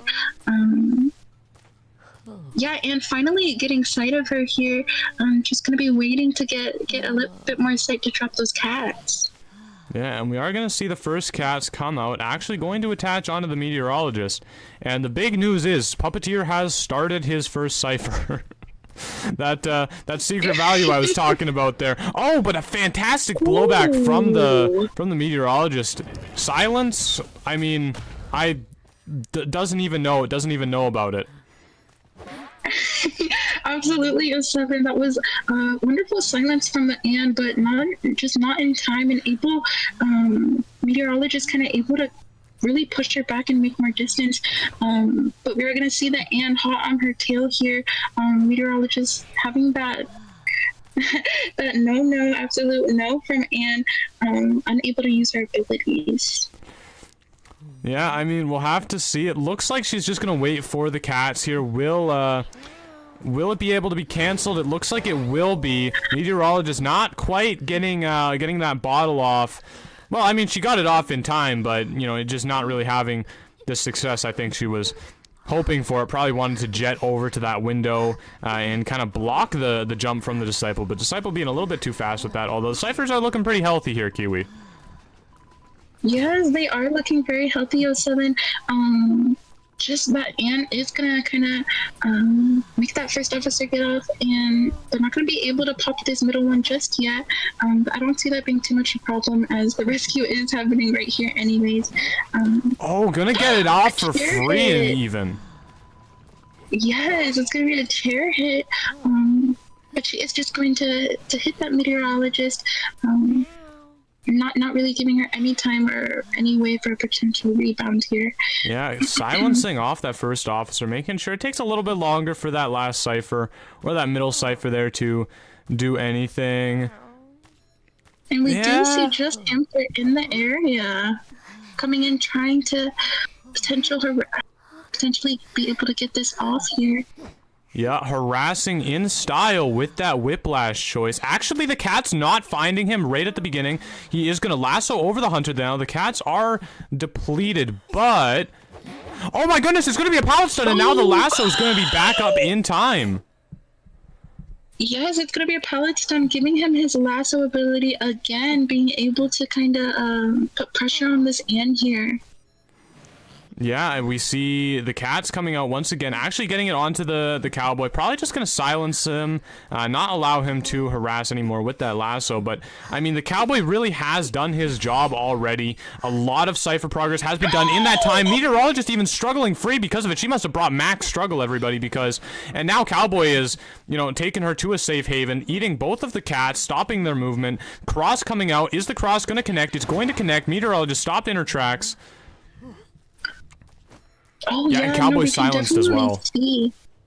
Yeah, Cowboy silenced as well. So we are going to be finally seeing that meteorologist potentially go into that next chair.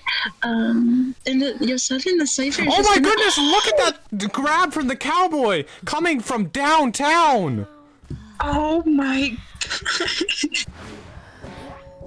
This cowboy, Yo7, just Kiwi, the Cypher is primed. Absolutely, it's primed. Insane work. It's gonna be a terror shock, but it doesn't matter as they all have borrowed time, and we are gonna be seeing, yes, a 4-man endgame here, Yo7. Yeah, 4 survivors alive in the endgame. Cowboy still with some lasso to utilize. Is he going to be able to dodge the cats? It looks like the answer is going to be no. Does not have both of her jumps ready. She does have a warp, though. First officer has a watch, potentially bringing out a tide turner with it. Puppeteer can take a detention hit with that. Lewis looks like she's going to zero in on this first officer. Yeah, Cowboy teasing himself, getting kind of close to the gate. Actually, the cats are not successful. Lassoing over the hunter. Here comes the first officer, maybe trying to body block with that watch tide turn. It looks like the watch tide turn is going to be running up pretty shortly here and trying to get a hit on the cowboy, and she does land it. She does, so that will be a chair on the cowboy, but everyone else, just Yo7, at the gate, well, no, Meteorologist is kind of out in left field. Yeah, there. no. Yeah, no, that was my mistake. There actually is meteorologist still out here. Yeah, first officer forced out of the game. She doesn't know meteorologist is somewhere in the area, not the exact location. No bottle left to be used from her. Probably going to be getting crows. There it is. And maybe we will see this. Not like this, Kiwi. If you're gonna prove me wrong with Anne, does it have to be like this? Yeah, I believe so. Yo7 with just no bottle, no cloud, yes, left to use for this meteorologist. That is gonna be a down, and Yo7, this is actually gonna be a tie. Yeah, it is. It is. Oh my god. This is a very exciting match. Yeah, the survivors playing that very well, especially Yo7, that cowboy coming in for that rescue. Meteorologist able to struggle free. Just unfortunate. Couldn't really get the 3 out that the survivors were definitely shooting for there. But that makes room for that Anne to kind of be able to get that 2 elimination. Just wow, wonderfully played from both sides. Yeah, and now we are seeing 9 to 12 in terms of points for Future. Although all Persona's Hunter needs to do here, I believe. Oh no, actually, because Future does have a round win as well, Persona needs to make up that point difference, and they could do that. They could do that if they got a 4 survivor elimination, so it's required. I believe it's required, Kiwi, a 4 survivor elimination on the side of Persona to force us into an overtime here. Oh, okay, so yeah, Persona will be needing that either 4 elimination. Yeah, I believe so. I'll wait for confirmation on it, but if my calculations are correct, which, I mean, not the greatest at math over here. No, Yo7, you're good. I rely on you when it comes to the point stuff because you know me, just not really good with the numbers. But yeah, I'm very excited here. So wow, just seeing FR on the end, being able to get that tie off, just haven't really been able to get past that. It just looked so unfavorable for the Persona survivors. So yeah, I'm just gonna have to be able to see here what Persona will be able to do. Yeah, I mean, not an easy situation for the hunter to be in at all. And we are seeing the confirmation here that yes, Persona does require that forced survivor elimination to make it. So anything less and Future will be winning the entire set. Otherwise, we will go to a overtime. I think, I don't actually know that part, but I'm pretty sure it's overtime otherwise, because round wins would be drawn in that case, and so would be points. So yes, it's gonna be an overtime. Look at me go. I was right. You were right, Yosemite. I trusted you. I definitely knew you were correct. Trust. But yeah, going into this third round here, I'm very interested to see what Persona's hunter will choose here to try and get that 4 elimination that they really do need, Yosemite. Yeah, I mean, it is Arms Factory once again. It has to be said. Maybe a little bit tilting the scales on the side of the survivors. Not super needed. Like not needed. Not super huge, like giant iron block being dropped on the scales, but definitely a little bit in the survivors' favor, if anything. And I mean, it does have to be said once again, the whole meta of hunters minus opera singer is available to Persona here. They can, I mean, I assume it will be banned, but there's no global ban on Goatman, Hullabaloo, so we could see one of the big 3 or one of the big 4, the 4 horsemen here, come out into this third round and potentially clean up.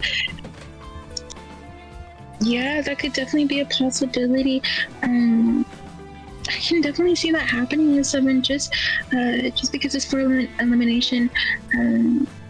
Really is what Persona is reaching for. I can see, especially on this map, maybe a potential Hullabaloo or Goatman. But again, just with the way these hunters have been choosing, I'm really not sure. I'm really not sure what they will choose to go with. And we're seeing a forward ban, so I don't think it's gonna be a Goatman. I think at least that can be said. I don't think it's gonna be a Goatman. Yeah, no. I think we can safely say no Goatman here. The Antiquarian ban as well. Yeah, just gonna have to see what the survivors choose. Yeah, well, it can't be Goatman anyway. Even I mean, it didn't look like it was going that way, but Future just eliminating any possibility of it anyway. I don't even want to entertain that idea. Yeah, it is gonna be a lock on that Goatman and the Hullabaloo. But from FR survivors here, we're gonna be seeing a Wilding, very interesting, as well as the Novelist. Yeah, Future once again playing it extremely safe. I would imagine maybe even seeing Embalmer. They do have Embalmer available, right? Yeah, they do. Well, Embalmer's gonna be banned, so we're not gonna be seeing that. Maybe we'll see Explorer in his stead. I'm not sure.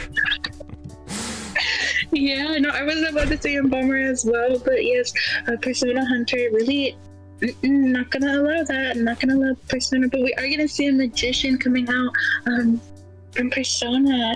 I meant from the FR survivors here.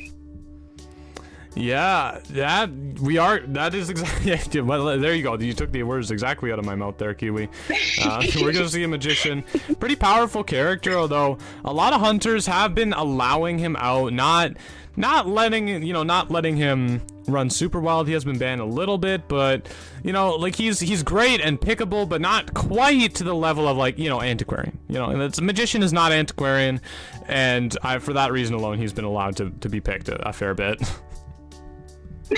Yeah, and we're gonna see Acrobat as our last survivor for the FR survivors here. I'd say a pretty well-rounded team. Gonna be interested to see what future the Persona Hunter chooses here. I mean, you know what? This is a good match for Guard 26. Okay, hear me out. Hear me out. I'm making my case. Okay. I'm making my case. It's a fairly small map.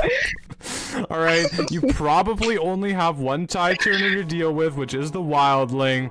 Wildling, there's a lot you can do to counter him, and the only character that can make huge distance against you is the Acrobat. So you have a good chase in the Magician, you have a good chase in the Novelist. I feel like he could be played here. If you know how to play him, this is a good matchup.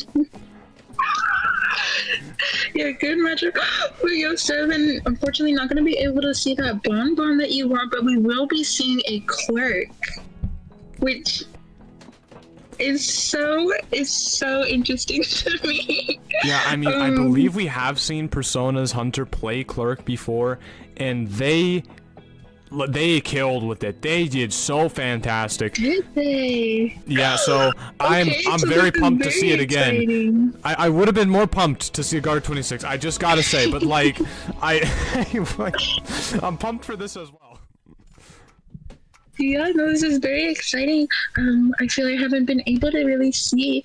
I feel like I haven't seen them play clerk, or at least maybe I didn't tune into the matches, so it's going to be very exciting to see how they play. And we do see 3 out of 4 survivors here having borrowed time. It's going to be on the Acrobat, Magician, and the Novelist. Both the Novelist and the Acrobat running the Flywheel, with the Magician running the knee trick, and of course we have our Wilding running the Tide, as well as Flywheel. Yeah, I mean, investing in the late game. I think we could safely say from Future here, definitely doing that.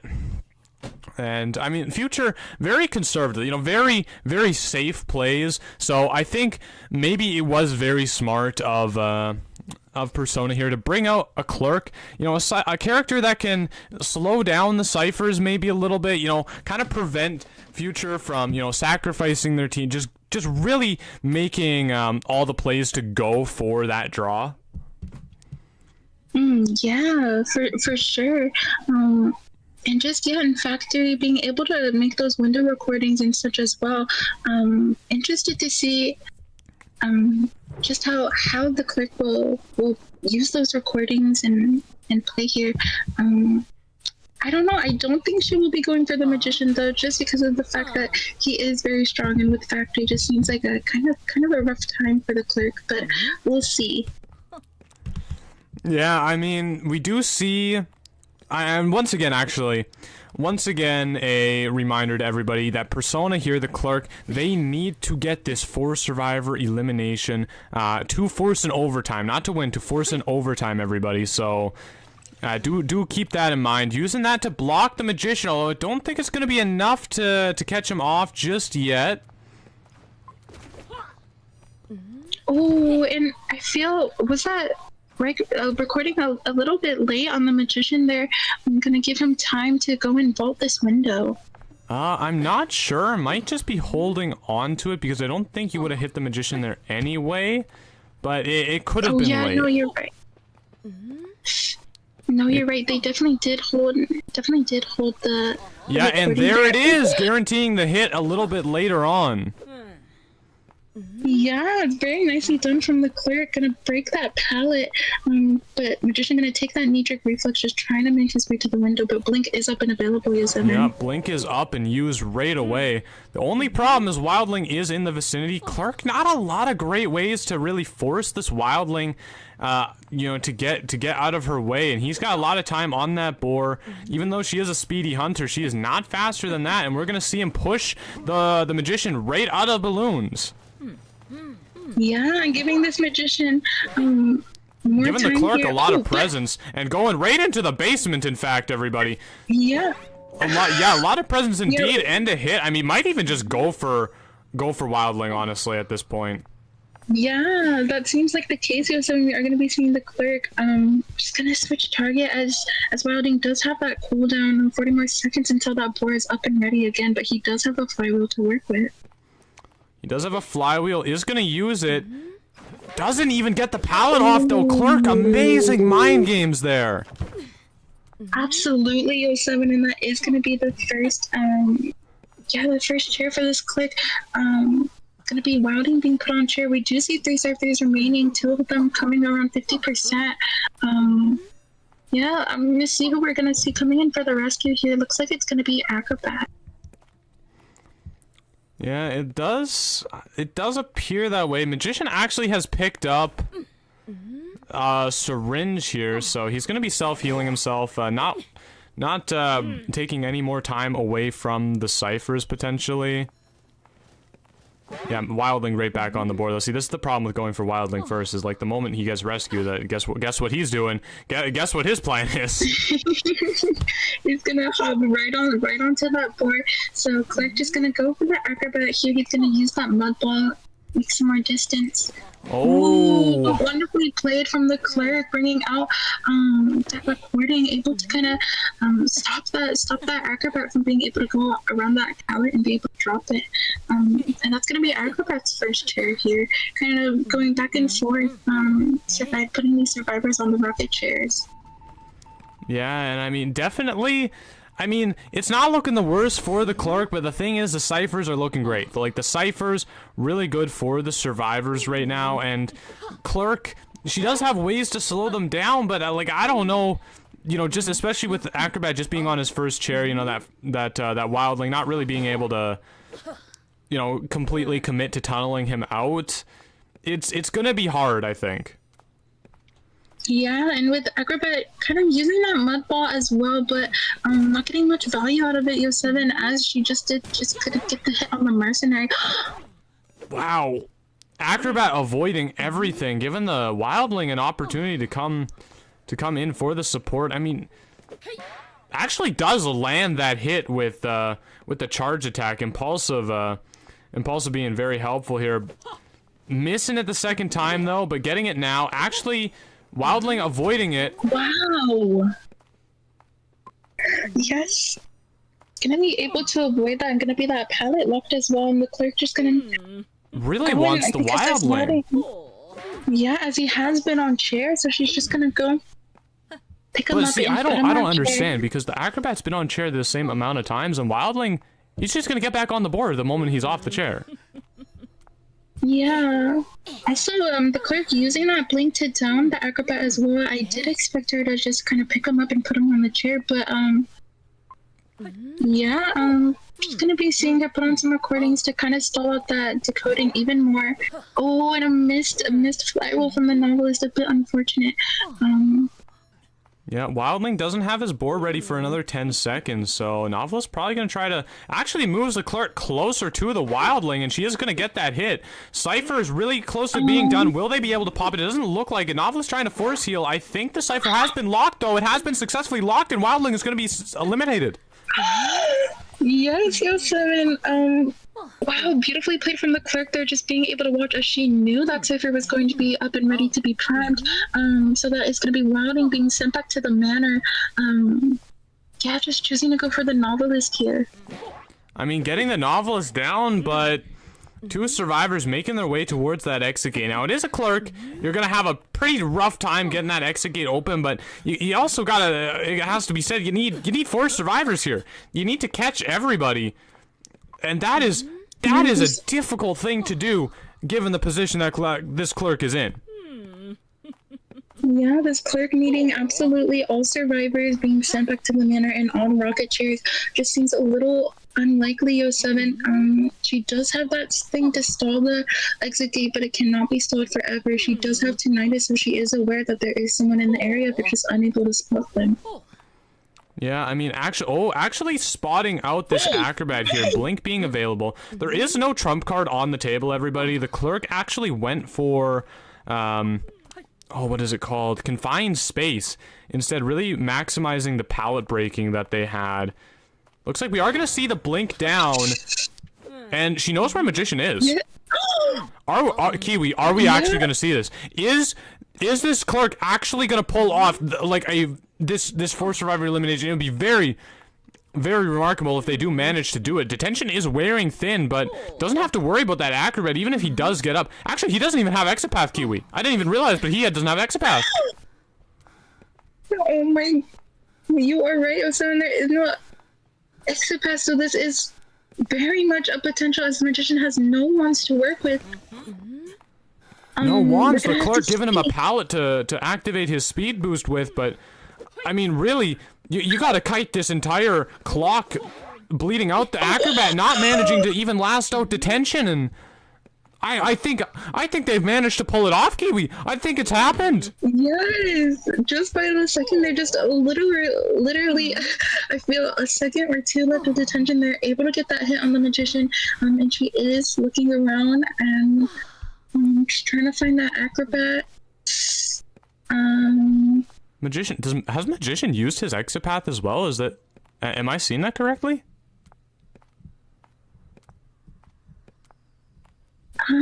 I think he has. It's grayed out. I think it's been used. Yeah, I don't remember there when is either one of these exopath. survivors used it. Yeah, so I'm a bit I'm a little bit confused. I guess they must have just gone full send on the Cypher Rush, and there's the surrender. Wow. Yeah, they must have just healed themselves at all possible moments. Wow! Wow, what a fantastic game from Persona on the clerk! Getting the forced survivor elimination against all odds, and now, I mean, Future's strategy of playing it passive, backfiring at the last moment, and now I think we're gonna be going to overtime. Yes, indeed, Yoseven. I believe we will.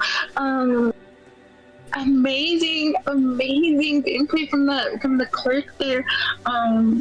I will admit, Yoseven, I was a bit nervous for her, the clerk, just because of that end game and how many people they had up. But she was able to really just keep the pressure up on the gates.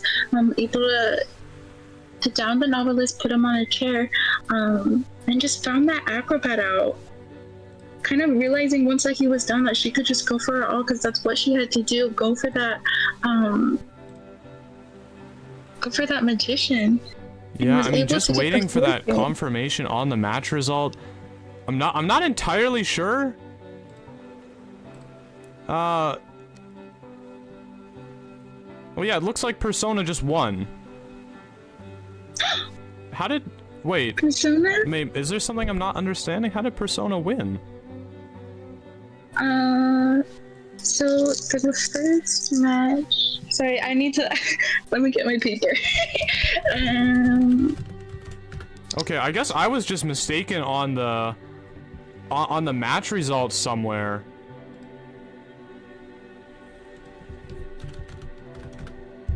Yeah, so that's my bad, everybody. It looks like, yeah, it looks like Persona just won.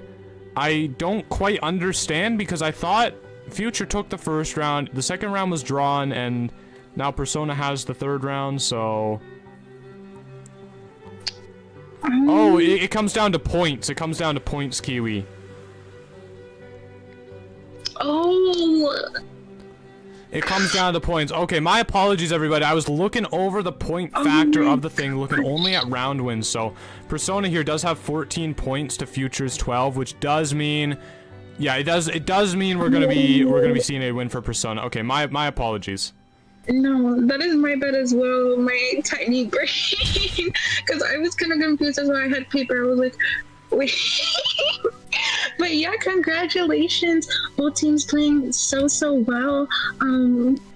It was 7, like I said, just beautiful gameplay from both sides. I think these teams really gave each other a run for their money, but that is going to be Persona taking that victory. Yeah, I mean, really well played to them. You know, that clerk match at the end was just phenomenal. Just phenomenal, everybody. Like, what a fantastic way to end it. Great gameplay from both teams, but I mean, just the clerk. I just can't praise that clerk enough for how they played that endgame situation. And wow, that's all I have to say is wow. Me too. It is so wonderfully played. I did have my doubts there, but the clerk able to, I feel like if someone just do the impossible and get that for elimination, just absolutely outstanding gameplay from both teams.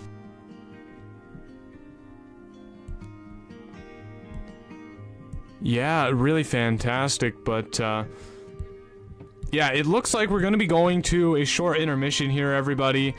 Next up, I think we'll only be gone maybe 5-10 minutes. Oh, gosh, I've disappeared. I've become a ghost. Okay, Kiwi, I'm back. I'm back. You hope you didn't miss me too much. But yeah, anyway, so... we're going to be going to a short intermission. We do have YHB versus YSL up next. Don't go anywhere.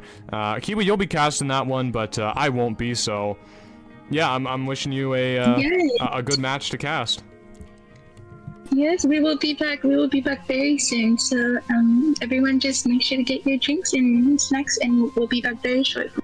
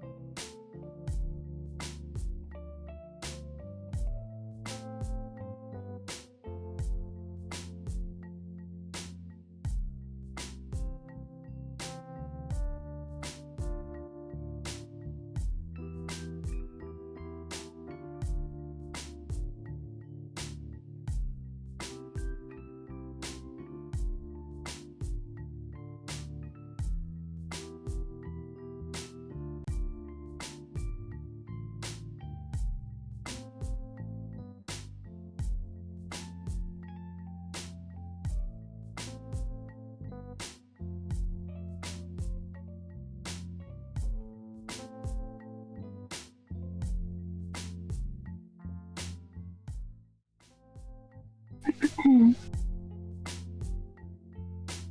Alrighty, everybody. Welcome back from our quick intermission. We just saw the matches between Persona and Future, with Persona being our victor and coming out on top. Lots of congratulations to them. But we will be going into our next matchup, which will be versus YHB versus YSL. And we do have another very special commentator joining us on the panel today. You might know him. He's very popular, but his name is Colonel. Welcome. Might be popular. You know what? I'll take it. But I definitely wouldn't want to be one of the teams that has to follow up that clerk match. You go into a game, you need a 4K, you ego pick the clerk, and then you pick up all 4 kills. That is not a performance I'd want to follow. But YHB and YSL, it's an unfortunate slot for them. You got to feel bad for them. Yeah, I'm gonna have to agree. Me and Yo7 just going into that match, I will be honest, I did not have the most confidence that clerk would be able to get that 4 kill, but she just played so very well, even though the survivors did very good, especially in the beginning. I will say the clerk able to get that 4K just really surprised me, I will admit, Colonel. Just going into these next matches, I hope we can see just as exciting and fun just picks all around. And yeah, the start of that last game, I was watching over on the stream. I saw the Wildling save that mage, and then the clerk had to swap over to the Wildling, and I was like, all right, this is cooked. Goodbye, Persona. It was a solid effort, but obviously, as you mentioned, it was really well played, held on, got it done in the end game, and were able to clutch it out to move themselves on to the next round. But moving across the bracket, we do once again have YHB versus YSL, both of them taking 2-0s in their previous round. So definitely 2 teams that deserve to move on to this round, and obviously only one of them can go on. They'll be up against the winner of CH4 and Prototype, so definitely going to continue to get tougher and tougher as we move through the bracket. But for the moment, we are here YHB versus YSL, as we do have our coin flip, all types of completed, as it is going to be some picks and bans coming in. Leos and Darkwoods going to be banned. Arms Factory going to be picked up here. Yeah, that the Darkwoods, pretty obvious ban coming from the servers. We were fortunate enough to actually see it being played, Colonel, a bit earlier in the tournament. It was very exciting to see. Yeah, just not very much picked at all. Very valid, as it also has the big shack and the ropes and stuff. But yeah, we will be seeing Arms Factory being chosen. So yeah, it is going to be the YSL survivors going up first here. So we'll see how they are able to do in this game, as already we are getting things going. Round 1, half 1 is, we bounce back to the lobby there. The client did not want us to get going yet, I suppose. Oh, there we go. Yeah, there we go. Yeah, we're gonna be seeing that Siren Mechanic ban, pretty standard bans, just not wanting to allow that extra support of taking a hit from the Siren. Obviously, that mechanic out on the field is not really something any hunter really wants to allow.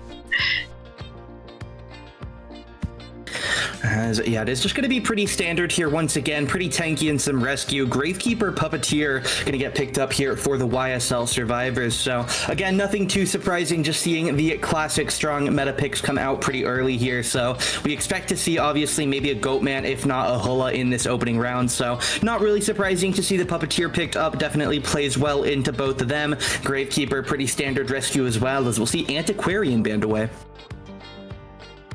Yes, Antiquarian I'd say common as well. Banned from the hunter side, just not allowing her to come in and bring in that support with her stick. Yeah, we're seeing a dancer from the survivor side here.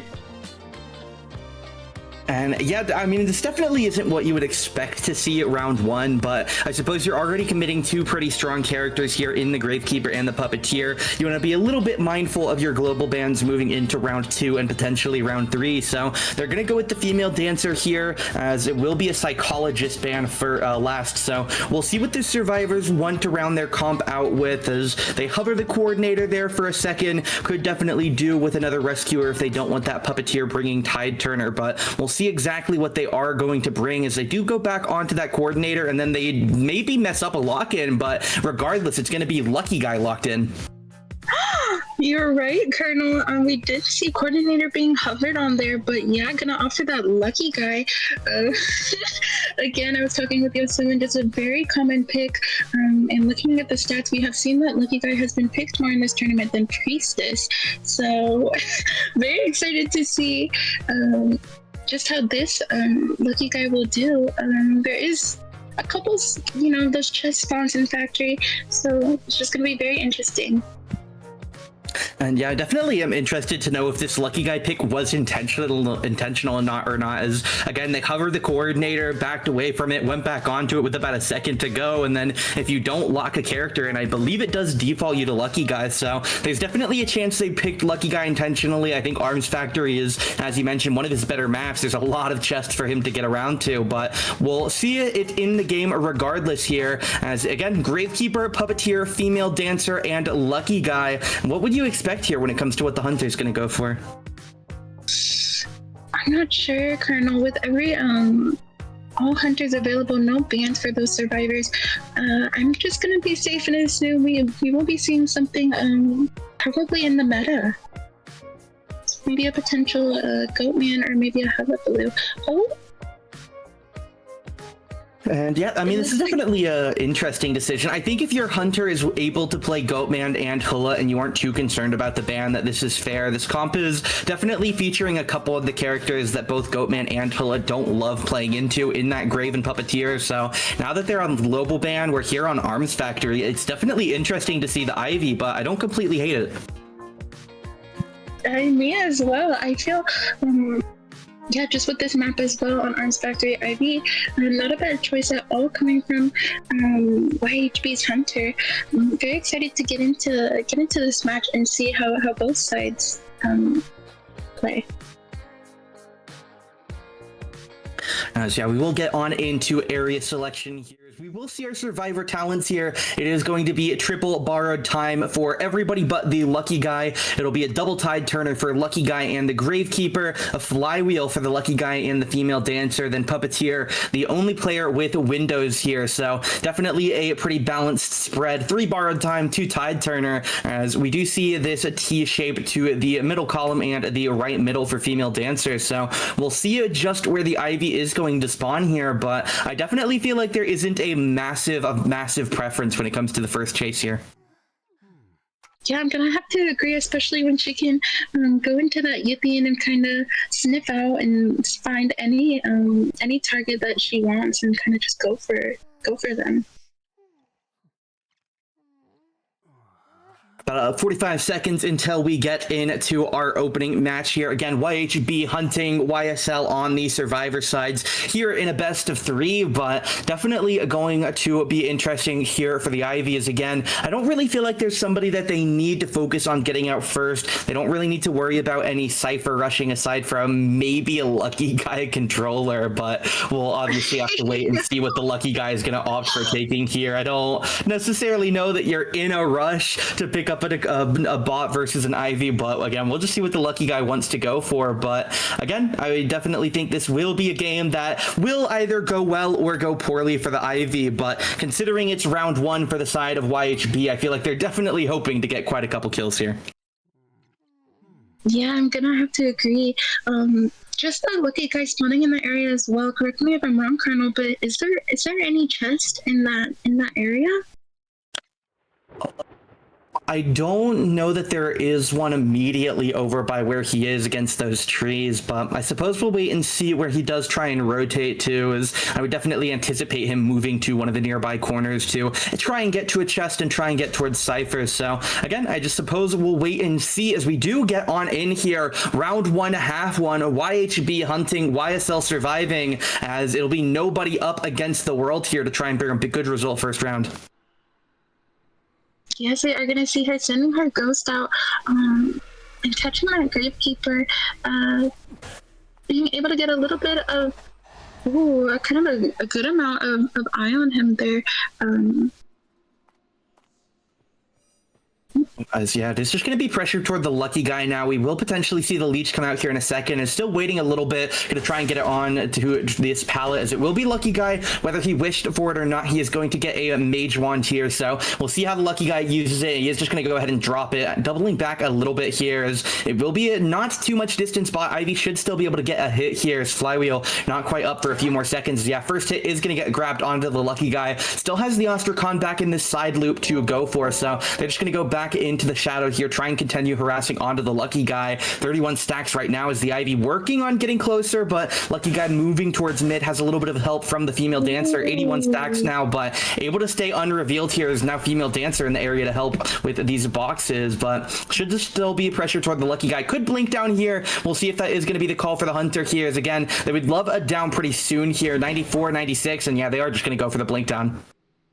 Yeah, that's going to be the blinkies from the Ivy, and we're going to see the lucky guy put onto his first chair. We see one Cypher pop too.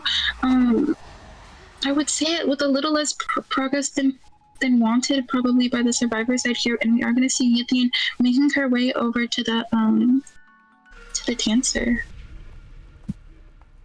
Yeah, we'll just be more harassment with this shadow here, trying to get the Ostracons on as many places as they can. As will be the Gravekeeper coming in, takes the first hit, as it will be the save. They do have Tide Turner, so we'll see what the Ivy goes for here, trying to keep this pressure onto the lucky guys. We'll drop another Ostracon, 20 stacks now on the lucky guy, as they'll continue running away. Of course, no blink quite yet for the Ivy here, another minute and a half or so, as a nice pallet drop, not quite going to get the stun, and unfortunately that will lead to the down here. Lucky guy not even going to commit the flywheel quite yet, as Tide Turner expires. It will be the second down here, but Cypher progress pretty unfortunate for the survivors. They've popped one, but they only have another Cypher at half, and while there are a couple between 30 and 40%, definitely want to get that second or third Cypher completed relatively soon, as lucky guy faces his penultimate chair.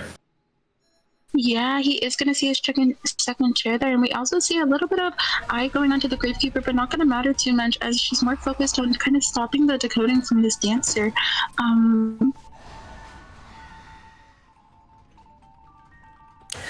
Yeah, it is going to be the Puppeteer coming in here. Pops the Lewis, as it will be the first chip taken there. Goes for the save as Ivy continuing this harassment. Puppeteer has to pop another Lewis, half HP now, but is able to get the save. Lucky guy does have Flywheel to try and hold onto this kite with him, as he won't be able to get good use out of his Tide Turner. As Ivy catching up here with the Ostracon now. Going to get the reveal, and lucky guy not going to get any value out of either of his personas here. No Tide Turner rescue, no Flywheel used, as he will go down again, and it should be the first kill here for this Ivy. We'll wait and see if this chair does eventually go down, as again moving over. It shouldn't be too difficult, as that will be the first survivor sent back to the manor. One Cypher done, 70, 57, 55, and 49. A lot of Cypher progress, but they need to start finishing these Cyphers that are over half. Yeah, I have to agree, Connor. They do have good amounts of Cyphers on all last four Cyphers here, but just none of them really being close to being completed, as Ivy's just putting that pressure constantly on them. And yeah, it's just going to be more and more rocks thrown down on all of these ciphers. It's going to become incredibly hard to decode, at least without the Ivy knowing what's happening. As GK Shovel not going to get a ton of value here, takes the first hit, one chip from going down, as obviously it will just have to be a normal hit, as we will see the Ivy sending the shadow back out to try and catch back up to the Gravekeeper, as he's going to send it back out, sending a rock over to try and harass female dancer. But Shovel comes out for the Gravekeeper, doesn't have a lot of charge left in it. We'll use the dash to get over to this pallet, throw it down, as has to stall out 10 seconds for the next one, but no, it is going to be a blink down once again for the Ivy, as it is not trump card, so this Ivy will be stuck with blink the whole game, as it will still have detention later on, but for the moment, we'll be bringing the Gravekeeper back into the corner here. 2 ciphers finally have been popped. They have another 70, 64, and 53, so still a lot of progress done for the Survivor team, but again, they need to finish some of these ciphers off, as it will be the female dancer in the local area to try and come rescue, as Ivy continues to look around for the puppeteer, who will get a cipher finished in the back corner. Yeah, able to get that chair off and kind of, oh yeah, also broke out that female dancer cipher. Catch is able to get a lot of scare on the Gravekeeper, and that is gonna be Gravekeeper going down once more.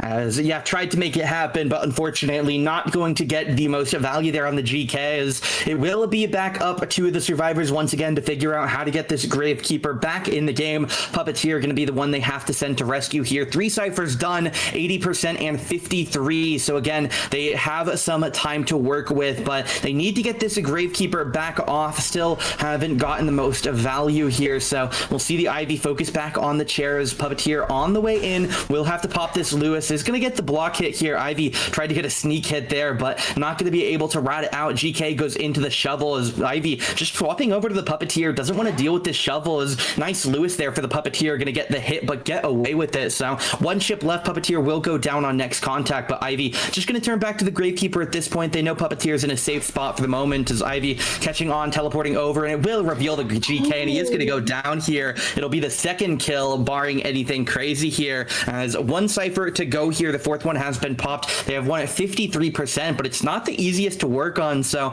they're starting the last cipher here, as again, the survivors are going to really badly need this next pop to come through, or they're going to be looking down the barrel of a 4K here from this Ivy. Yeah, absolutely. And we can see that Puppeteer attempting to do the cipher there, but kind of knowing that the Ivy, yes, will just be teleporting, find her next target. As will be down now to the Puppeteer to try and kite for quite a while here, but it's definitely going to be a challenge. Doesn't have any Lewis to work with. Ivy has blink, as Ivy trying to keep harassment on the female dancer on the far side of the map, working on this Shack cipher, as again just waiting for this to Rock to come down. Rock comes down, female dancer gonna get revealed, and that is gonna be the down. Exit path still available for both survivors here, so the situation isn't quite as dire as what we saw at the end of that last clerk game, but again, right now you still need to do a cipher. You don't have the best odds of doing so right now, and with female dancer being slugged, this Puppeteer doesn't seem like he has that much of a chance. Yeah, I'm gonna have to agree with you there, Colonel. Cypher's just not being far enough to even trying to go to push it, so we just see this Puppeteer kind of just staying around here, kind of waiting for the Ivy to make a move, and we do see Dancer being picked up. Is going to be a pressure onto the Puppeteer now, as again just trying to stay caught up on both sides of the chase, and not going to go on for the super slug where they just keep downing them, letting them pick themselves up until they're both down and bleed out. Get over to the Puppeteer, teleport, take the down, and it will be a 4K here, and without spending one of the meta top tier hunters, they just dropped the Ivy here, and it is going to be a full sweep. Yeah, it's a full sweep indeed. And that will be 5 points going to YHB if I am correct.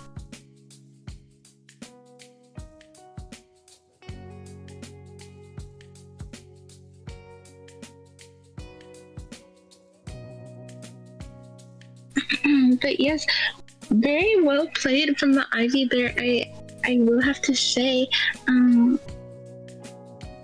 just amazing gameplay. Knowing how to do it and going for that lucky guy. I'm not too sure what exactly he wished for, but unfortunately he did get that wand. It's just a pretty early down on the side, on the Survivor YSL side, and the Ivy just absolutely putting lots of pressure on those ciphers, and being able to get that 4K is just very good for YHB right now. And yeah, considering they didn't have to spend one of those top class meta hunters in the Goatman or Hula that we would typically expect to see round 1, that is definitely going to be a result they will be quite a bit happy with, as they will get to move into round 2 with both of them available and with at the very worst a tied round state. So we'll see how the opposition are going to do here as we'll swap things over. It'll be the YHB Survivor team coming in as they'll be up against the YSL Survivors, as definitely going to be a round that your hunter really is under the pressure, as if you don't pick up a 4K here, you're already facing danger in round 2. Yeah, why is L Hunter gonna have to really kind of bring their A game and play a hunter that they're well versed in to try and also get a full sweep?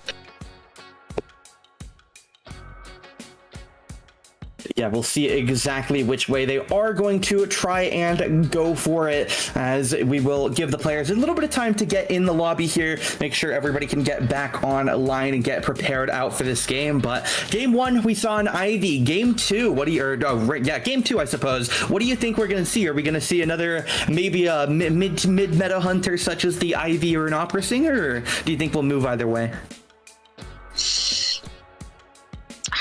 I think we will be seeing more of the meta. I believe. Just seeing that Ivy, I have a feeling perhaps YSL Hunter also in the mood to bring out the big guns and maybe bring out potential Goatman or Hullabaloo.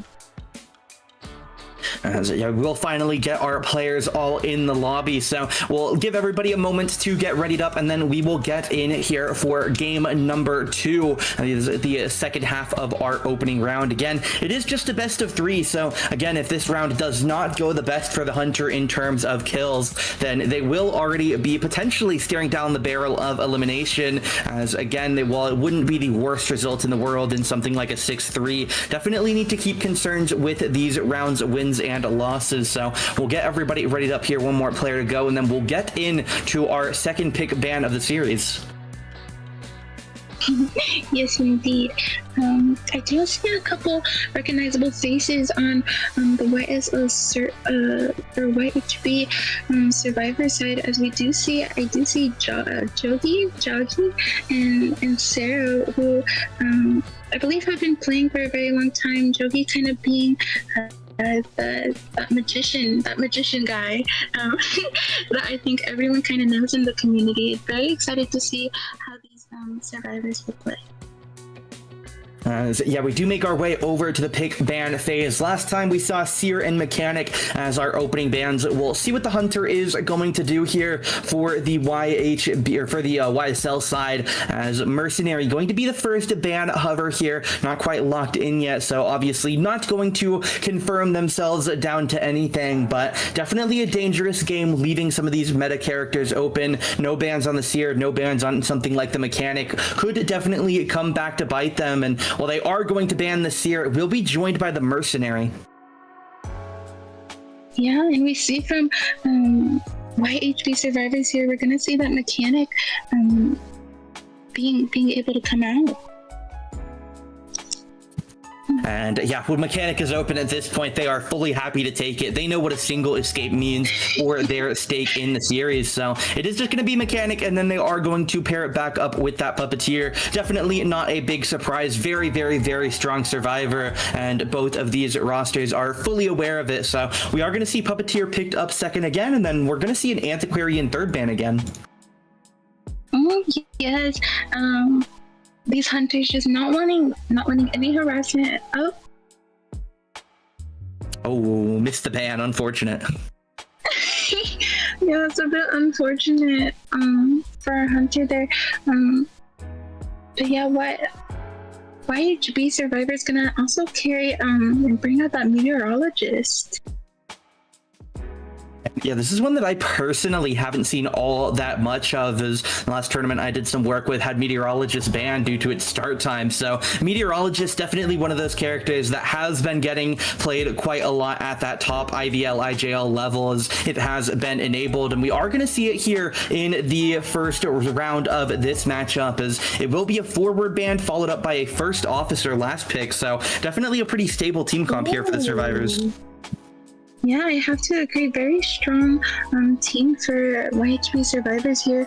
Just really makes me wonder what YSL Hunter will bring out to kind of try and get the 4K that they need. As yeah, we'll see exactly what their personas are going to be in a little bit here. I would definitely expect First Officer to have a Tide Turner, potentially the Puppeteer as well, as we'll see exactly what they are going to go for here. But looking at the survivors we have here, is there a specific hunter you would expect here? Yes, we do see the Puppeteer and a Mechanic just being strong overall. I'm not too sure. I want to say maybe a potential Hullabaloo? I'm really not too sure. What about you? What do you think, Colonel? I definitely think that Mechanic and First Officer complicate it a little bit, but considering it's round 1 and a 4K is pretty important here, I would definitely expect to see the Goatman, but we'll see exactly what they're going to go for, and that is off meta. We are going to get a round 1 Sculptor here. Yes, we are seeing a round 1 Sculptor. This is the second time I've seen a Sculptor today. Just very exciting, seeing lots of Galatea love. I'm very excited to see how this Sculptor plays against the survivors here. I'm gonna try and want to get that 4 kill to kind of match up against YHB. As yeah, we will see the survivor persona here, and it is actually going to be triple Tide Turner here for everybody but that Mechanic. That'll be joined by 2 borrowed times for the First Officer and the Puppeteer, a Flywheel for the Meteorologist and a Mechanic, and the sole non-Tide Turner is going to be a Windows for the Mechanic here. So definitely interesting. They know what One Escape does for them, and they are going to stall for as much time as they can with the triple Tide.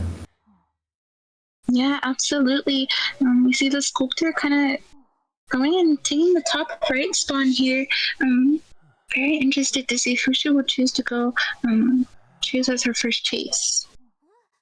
And yeah, this is definitely a little bit unfortunate for the Sculptor in some points of view, as Mechanic going to have quite a lot of time to decode on the other side of the map, as even if Sculptor wants to abandon everything and run straight toward that Mechanic, it's going to take a little bit and there's going to be a lot of Cypher progress lost. So I don't really know that they can afford to take that time loss. So we will see a lot of decoding coming out here from this Mechanic. Obviously can drop the bot, get 2 people decoding at the same time in your favor from just the Mechanic. So we'll see how the Sculptor is going to deal with it. They don't necessarily need a 4K for the sake of the series. They would just lose the round, but for round 2 and round 3, it would definitely put them in a tough position to get anything less than a 4K. But regardless, round 1 half 2, and we are here with a Sculptor. Yes, I'm very excited to get into this match. It's always nice to see Sculptor gaming. Yeah, so we're just gonna get into this match and see how it goes here. And yeah, we'll see which way the Sculptor wants to go here. There's definitely a couple people they can go for first, as a couple of them may be better options than the other, depending on what the Sculptor wants to do. But considering it's triple Tide Turner, you're not going to be able to just get rid of the Rescuer by going for something like this First Officer, who they do see out in the open here as a First Officer, seemingly perfectly fine being this opening chase here, as he is showing himself quite brazenly. But it looks like we did spot the Meteorologist Sculptor going to get straight on their path, trying to figure out which way these marks are going, as they should be able to find them, as yeah, Meteorologist is going to get spotted out here behind these rocks. So it is going to be the first chase here. Got a couple of statues available. Is not quite going to find the chip on the first one, as Meteorologist going to spend that bottle going up into the air, as they are going to get chipped here. Nice hit with the statue, and it will be another basic attack here. So already doing 3/4 of this Meteorologist's HP, and all we need now is one nice chip here, and we can get a very, very early down here, which could definitely help their momentum considering the stake of this game. And they get themselves on the door. Really nice work by the Sculptor again, as Meteorologist gonna vault in. Not quite hit by the Sculpture here, but again, Seiro trying to live as long as they can, but it will be a beautiful flywheel as the Sculptor cooked out once again. Meteorologist still has a little bit of bottle left, as they are gonna try and use it here, but should be the hit, and there it is, Sculptor with their first down. Yeah, it's gonna be, I would say, that Meteorologist kind kind of extending a bit longer than I thought she would. But no more bottle to use. We do see the mechanic up and running, of course, as well. And yeah, it's definitely a very expensive first chase for the meteorologist. Uses the flywheel and the full usage of that bottle, so they really don't have anything left for the rebound kite coming up here, as we will move on to the first officer here, trying to get a chip on their way over, but gonna look pretty difficult here as another shake comes through. Chisel gonna come harass the bot on the ciphers. We'll see the sculptor getting once again between this FO and the chairs, trying to get that hit. Gonna be a little bit short, as just waiting around, trying to figure it out, and will actually get the hit here on the invisible officer, as it will be the rescue coming through. Should have an idea of which one is which, but it's a beautiful double hit onto the FO, so it is going to be a potential double down here as warp comes out, but the meteorologist cannot fake it in time, as it will be the double down for the sculptor, as we need to vault over, but the meteorologist actually putting themselves down toward basement to make it slower for the sculptor. Yeah, just trying to waste a little extra time here, making her go back up those stairs. We are going to see Sarah going back to the manor in one of these basement chairs. But Cypher's not looking too bad, Colonel. We do see one at 80 and another one coming at 66, but they are going to take time to obviously heal up.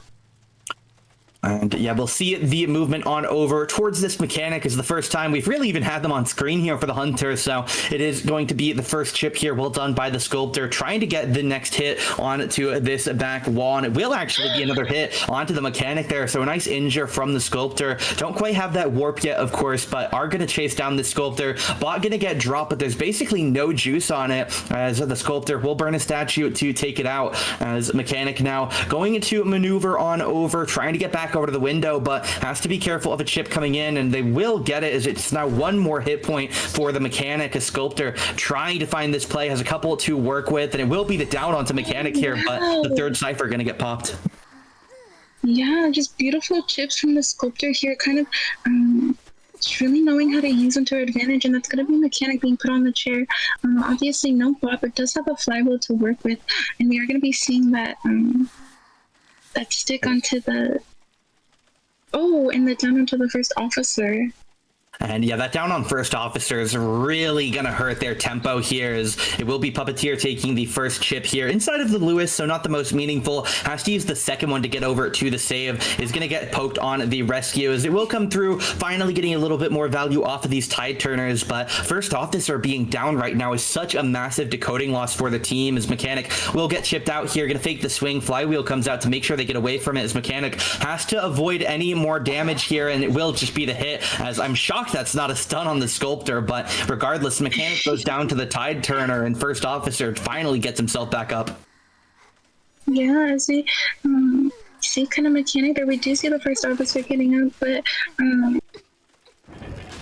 yeah, we're gonna see the warp coming out from that sculptor. They're kind of knowing that the cipher is up and being decoded again, and that's gonna be a watch being used by the first officer.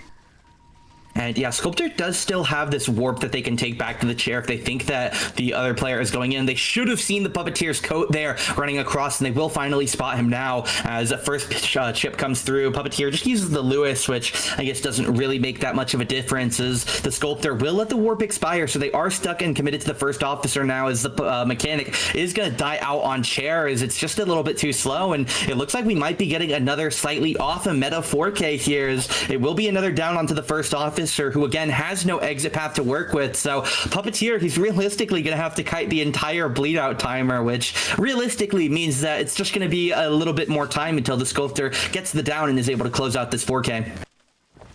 Yeah, just kind of knowing that the first officer picked himself up, was going to straight up take that beeline straight to the Puppeteer, and he's just going to work to get him down, as this is all they need to get that 4K. And yeah, we'll see the Puppeteer try and make it happen, but there he is. He gets caught on the window. So we'll see how the Sculptor wants to play this at this point, as obviously Puppeteer still has the exit path, so not really in a rush to try and make anything happen, but we'll wait and see. Yeah, looks like just potentially just waiting for the surrender here from the survivor side, but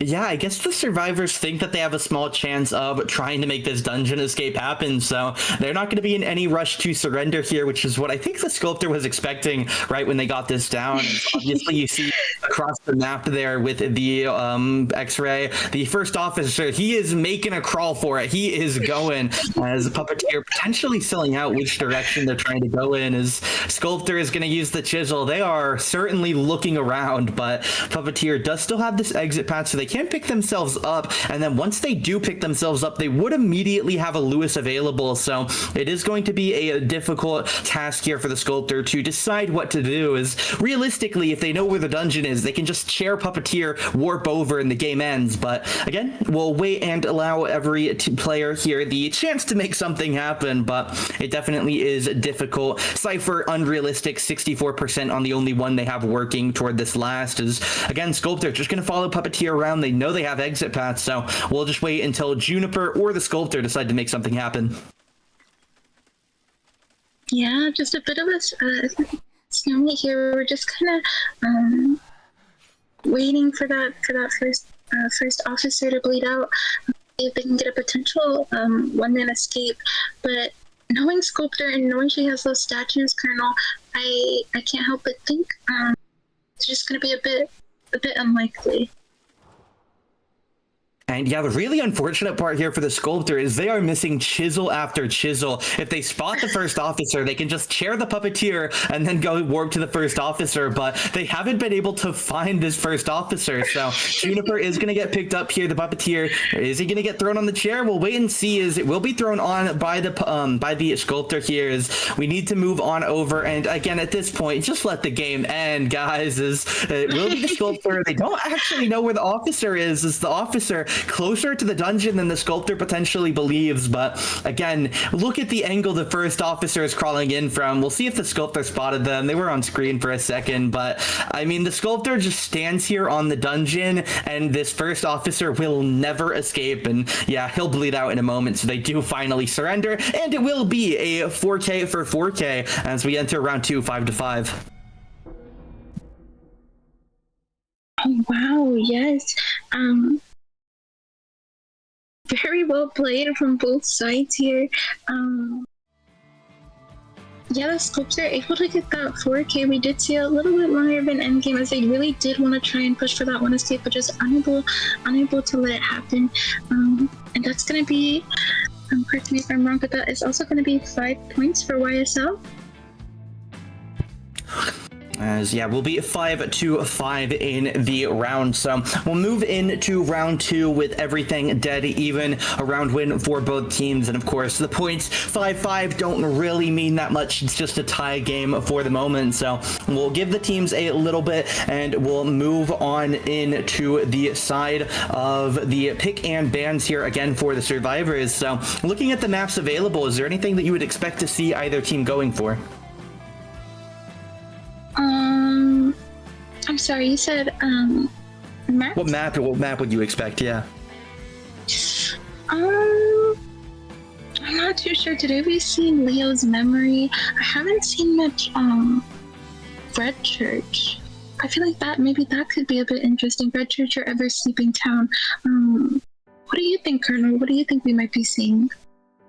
I'm definitely hoping that we move away from the Arms Factory, which, considering I just watched that Clerk game, I'm already getting a little bit tired of Arms Factory, so I definitely am hoping we switch it up a bit, maybe an Ever Sleeping, maybe a Chinatown. I know Darkwoods was banned, so I won't even ask for a Darkwoods game quite yet, but I definitely think that Ever Sleeping or Chinatown, one of these larger maps, are definitely a pretty real possibility. But again, that'll just be up to the teams who, again, have both Goatman and Hula available, so both of the meta hunters will be available going into round 2. Obviously, you expect the survivor team to ban one of them out, but still going to have one of them available in that round 2, as we have a little bit of a dispute going on in the chat, but we'll move into this pick and ban for the maps once we are able to. Yeah, sorry, I'm just kind of looking in the Discord here because I do think maybe something might be having a little bit of issues, just revolving that last game there, but yeah, we're just gonna figure out, taking it one step at a time, how we are going to proceed. Yeah, maybe a little bit of a roster dispute, but we'll let League Operations figure it out and get to the bottom. So they'll let us know what the result of this discourse is once we get to it. But looking on, may as well talk a little bit more about what we could potentially expect in round 2. Again, Puppeteer banned for both teams, Gravekeeper, Female Dancer for the YSL crew, Mechanic, Meteorologist for the YHB team. Is there any type of interesting survivor picks that you would want to see either team use? Yeah, I feel like, I mean, obviously kind of depends on the map as well, but going into round 2 and having those perma bans, I don't know, I feel like we haven't seen many mercenaries, many decoders, so I'm kind of a little bit hopeful and a little bit wishful that maybe we will be seeing some of those, but I'm not too sure. So yeah, definitely a lot of options. We did see a couple of characters pretty consistently banned. Seer banned in the opening of both games. Mechanic banned for the one team that didn't play it, of course. We did see an Antiquarian banned third in the YSL Survivor game, and then it looked like we were going to get an Antiquarian ban again in the YHB Survivor game, but then obviously maybe a little bit too slow on the trigger, ended up getting a no ban for that third one. Psychologist and Forward, the last bans for that round. So definitely a couple characters to keep an eye out for on something the Hunters are at least a little bit cautious of playing against. Seer, no big surprise. If we move to one of those other maps, I would certainly expect Priestess to get taken off the table as well. But Psychologist, Forward, two characters that are definitely pretty strong that these teams are definitely being cautious of. Yeah, especially that synergy, kernel between that Psychologist and the Forward or Psychologist. And I feel any harasser really, just they're able to kind of go in for that first rescue, go in for that support, and if they do have an unfortunate thing of getting hit and taking damage, that Psychologist is up and available on the map to give them that heal off. So yeah, I can definitely see that being banned as well in the future. And yeah, it's definitely a trend that we've been seeing quite a bit of teams wanting to play these tanky characters. Puppeteer, obviously one of the main examples there, both teams playing the Puppeteer when it's left open. So we'll see the Puppeteer off the table for both of them. Obviously, there are several other pretty tanky characters available. Psychologist, notably going to be one of the characters that was banned away. Obviously, going to be able to tank the extra hit, a little bit of speed healing, but there's definitely a lot of other options for what these teams can go.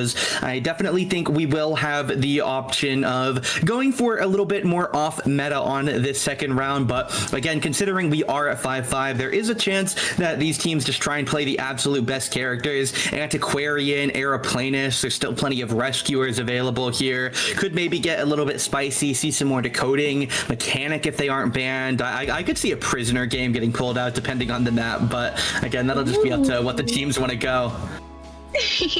Yeah, I'd be very excited to see a prisoner, as I wouldn't say I main him, but I really do enjoy playing him, so I would love to see a bit of prisoner gaming, so hopefully maybe we can get to see some of that. But yeah, Colonel, just these teams both being able to get that 4 elimination is just amazing. Yeah, definitely considering the characters they played. Ivy is obviously back in Koa meta. Ivy was one of those pretty good characters, really in that Elite Four, I suppose, where you expect to see Hula or Goatman round 1, and then after the others banned away, you expect Opera or Ivy, and obviously the Ivy coming out maybe got nerfed once or twice since Koa, so has maybe fallen off a little bit in how prioritized they are for some teams, but YHB still able to pull it out and get a nice success on it. And then YSL, I mean, Sculptor isn't something that has been considered meta for quite a while, but they still have confidence, pull it out round 1, pick up a 4K, and they walk in pretty well after round 1 as the Hunters remain triumphant, I suppose. 8 kills, 0 escapes against them, as both the teams looking to try and make the Survivor performance a little bit more successful, at least. Not necessarily better, but get a little bit more survivors out. At least one could definitely give an edge for these very, very strong Hunter teams. yeah, going into round 2, I definitely think we're going to be seeing just, like you said, more tankier, more stronger, and of course, all around more comfortable for these survivors to play, to just try and shoot to at least get one of their teammates out. Yeah, there's definitely a lot of things the teams can do. As again, looking at round 2, we really would start to expect to see the Hula or the Goatman start to come out, but there is definitely a lot of options for some more off-meta hunters. Is there anything that you would maybe expect or want to see when it comes to hunters? Obviously, we've seen Ivy and Sculptor, which are already a little bit interesting, but if we stay in that deep pocket pick territory, is there anything you personally want to see? I would have to say, I don't know. I genuinely think I've been getting spoiled because all of the characters that I feel like I've been seeing on my want to see list, I feel like we've been seeing the Clerk, we've seen the Gamekeeper,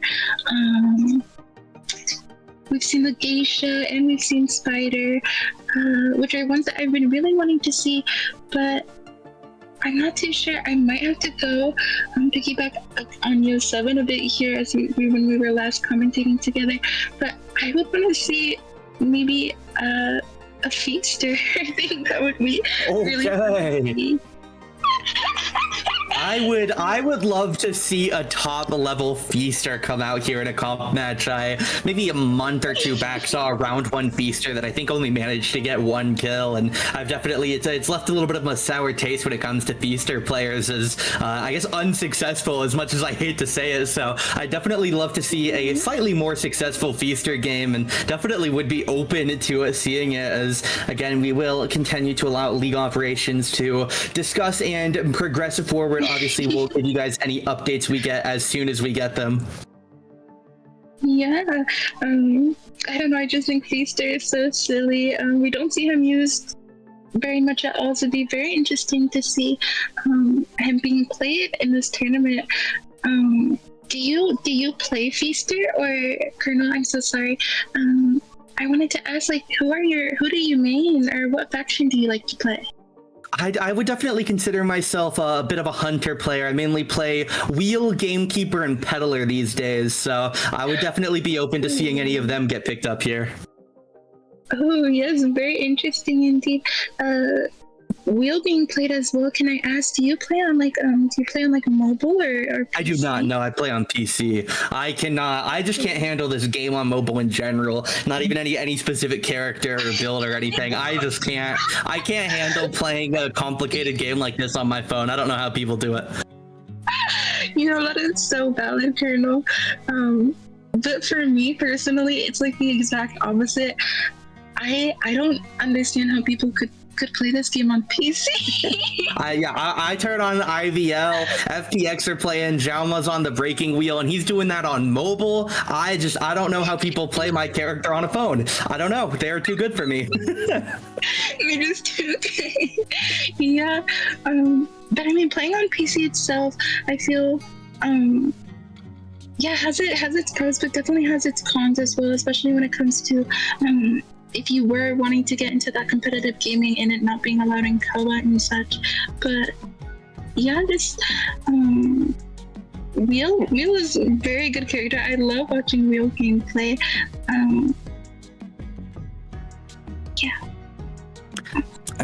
Again, just waiting for some deliberations to go on, as we'll again keep everybody as informed as we are. We're a little bit in the dark right now as League operators. They've informed us that the topic is being deliberated, but again, not exactly too sure what is going on. As again, for the moment, we will wait onwards. As for anyone who is joining us relatively recently, we are in the middle of YHB versus YSL. After round 1, we saw an Ivy 4K and a Sculptor 4K, with YHB's Ivy and YSL Sculptor. So when we move on, it will currently be a 5-5 tie. 1 tie to each team. Of course, neither team taking a win in a relatively hunter-sided series so far. Yeah, I have to agree with that. Just very, dominating hunters from both teams here. Being able to get that full sweep for both of their teams, putting them in a tight position for round one. Very interested to see how things will proceed here. Just gonna need a little bit more time, and we will find out. Yeah, definitely a pretty interesting so far. As again, it's definitely worth noting both of these teams have already been a little bit successful. Obviously, for those of you who have been watching through the round of 32, both of these teams did take a 2-0, with YHB beating on the side of Kon 2-0, and then of course YSL taking on XOXO in a 2-0 as well. As a lot of those early series ended up being 2-0. Definitely a couple scrolling through that ended out in 2-1. But considering the format of Bracket HQ, can't necessarily put a tie on there, at least as far as I'm aware. But definitely some dominant teams here in the round of 16 already, as we see a lot of high-level competition here. And obviously, considering the scale of this tournament and some of the teams in it, it's definitely going to get more and more intense as we move forward. Yes, more intense indeed. Yeah, just the teams that have made it this far already, we can already see their skill and game sense just as teams being very, very well. Yeah, I'm excited to see how all of these teams will continue to kind of put up their best and put on their best fight.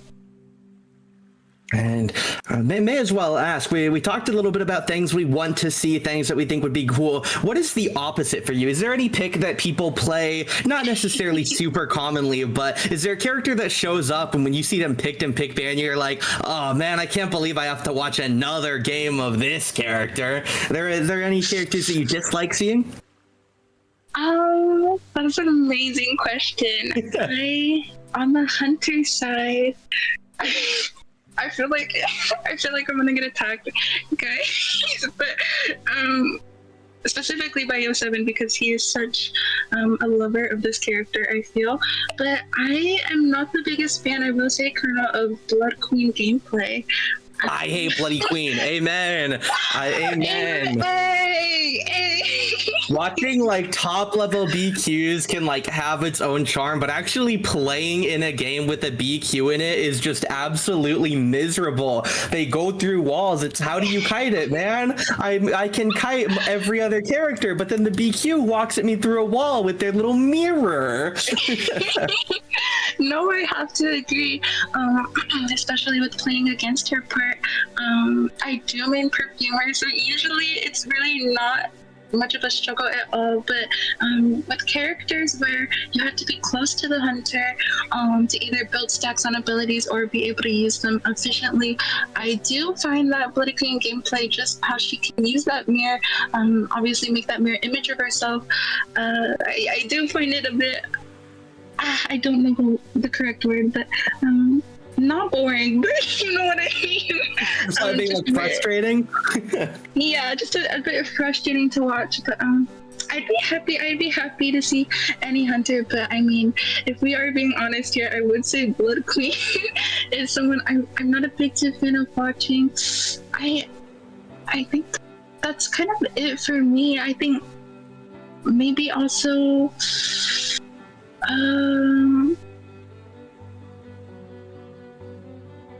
yeah, no, I think that's it for me, as well as Hullabaloo, maybe.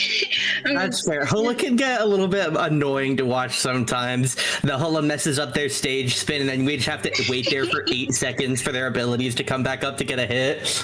I know, you just see the survivor like running in place, just trying to extend as much as they can. It's all just a bit silly, but yeah, that's it for me. What about you? I hate Priestess. I think Priestess is so boring to watch. Oh man, I put a little wormhole across the map, and now you lose 45 seconds of tempo because you have to run across the map, down the person again, pick them up again.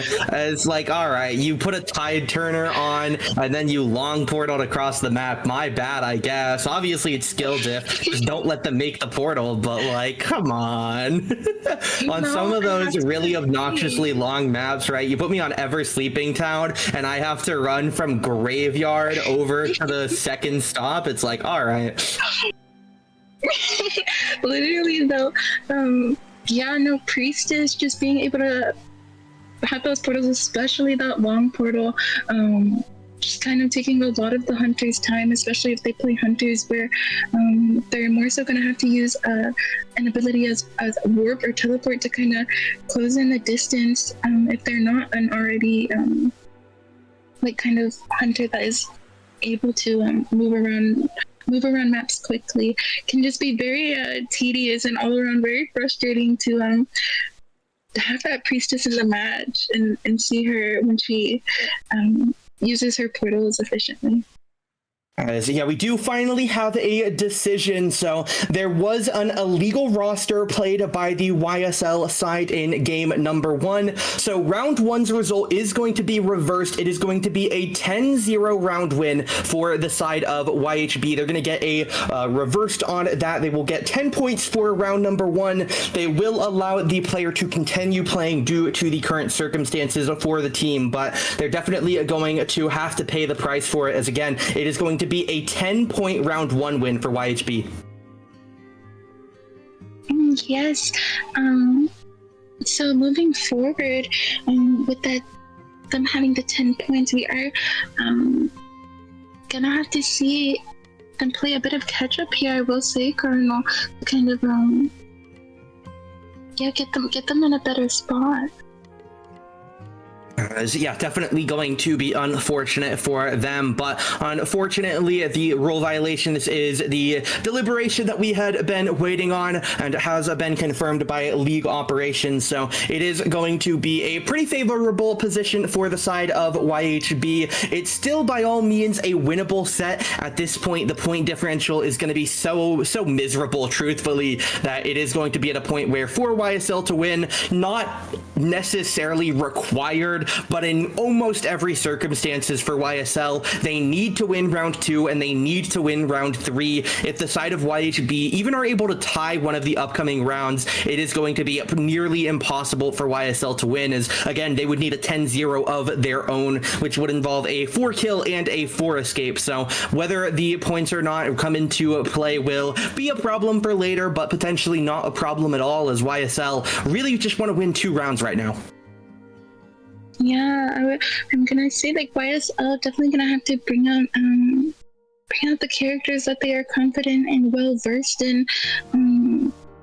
Yeah, just try to even chip at the big point advantage that YHB now has. Going into these next matches, it's going to be very interesting to see what both teams decide to bring out and put on the show for us.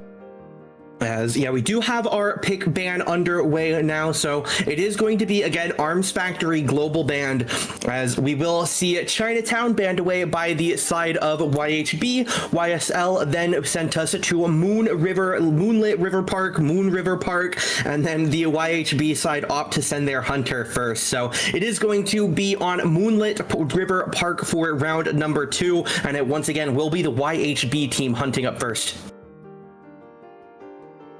Yeah, just gonna be very interested to see what with YHB sitting, dare I say, just very comfortably now. I'm very interested to see what YHB decides to play while hunting these survivors.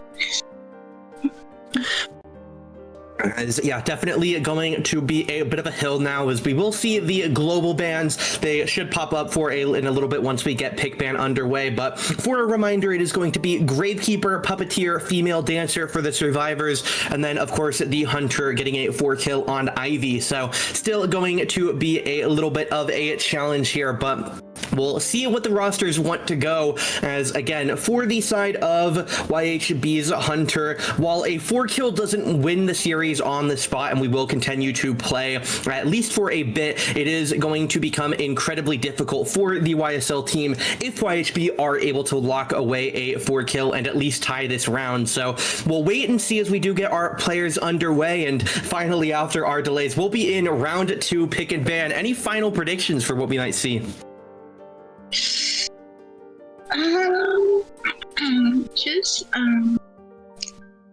With the circumstances now, YHB having those 10 points over YSL, I can assume that we will see, I'm not too sure, just a very strong hunter from YSL, as they do have to play catch up here, especially in points. It will be a challenge, I will say, but I don't think it is impossible, and I think anything can happen really here.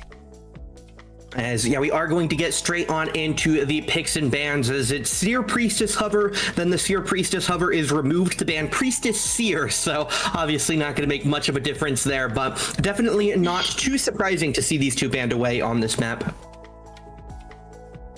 Yeah, I'm so sorry. Are you in the match, Colonel? Like in the pick bans? Yeah. I am. Are you not? I am not. It's okay. You know what? That's a band-aid for the moment. We'll worry about that later. As Priestess Seer banned away, the Goatman banned away by the survivors, then they're gonna go for Acrobat Psychologist. Yeah, acrobat and psychologist here on Moonlight. Very common. We see acrobat on Moonlight, as you can just really move around with those different stop locations for the coaster. As we'll see what it is going to be here, as it's going to be a wildling ban, as I definitely think there are a lot of options for the survivors. I know someone like Aeroplanist really loves playing around Fort Stop, as they could use that thruster in, or the booster in air, to get on over the track and add a lot of time to a kite. So we'll see exactly what the survivors want to go with. There's a lot of characters that have fancy little tricks of that sort on the Moon River Park side, but it is just going to be a mercenary here to get another rescue on the board. Yeah, we are going to be seeing the mercenary just as a solid rescuer for the set of survivors here. And we do see that wilding and as well from the hunter side, just not wanting the wilding and the board support. And we're also going to see that entomologist ban as well. Definitely an interesting ban there at the end. An entomologist, I'm not exactly sure what we're looking at playing here for the hunter. As I see an entomologist ban and my brain immediately goes to something like a clown or a joker here. So we'll see what it is going to be for the hunter. Again, Hullabaloo, the meta pick that is still available. So we'll see what our hunter here wants to play as Acrobat, Psychologist, Mercenary, Embalmer, our survivor team. Yeah, that Embalmer definitely just gonna want to try to get at least one person out there. Really gonna want to try to get a tie or better on the survivor side. But yeah, I'm very excited to get into this match. Let's see what our hunter chooses to go against this team comp here. Pretty solid. There's definitely quite a bit of tankiness with the survivor comp. Obviously, Psychologist is able to take a complete extra hit with the stress, so that'll always help them out. Mercenary taking his damage over time. Embalmer has his coffins. Acrobat, not necessarily a tank, but definitely has some nice kiting ability, just considering his abilities and a kit. So we'll see how the game is going to go here for the survivors as they lock the rest of their talents in for this game. Is definitely expecting some tide turners here, especially on the mercenary, but we'll wait and see exactly what the survivors want to go. But for the hunter here, definitely going to be interesting to see if we do just go for that Hulla. Again, Goatman and Ivy unavailable, so still a lot of characters that are left on the table here, but it'll just be up to what this hunter wants to play here into this comp, as we'll see in just a moment. Yes. Yeah, I'm very interested to see what the hunter will decide to play here. And it looks like we will be seeing that clown. I'm sitting there after the fourth ban and I'm like, what is banning entomologist here? And I'm like, the only thing that would want to randomly ban an ento is a clown. And okay, well, there it is. Yeah, very good prediction, Colonel. We are going to be seeing that smiley face coming into the Moonlit match. Bit of his home turf. I can't wait to see how exactly this clown will play against these survivors.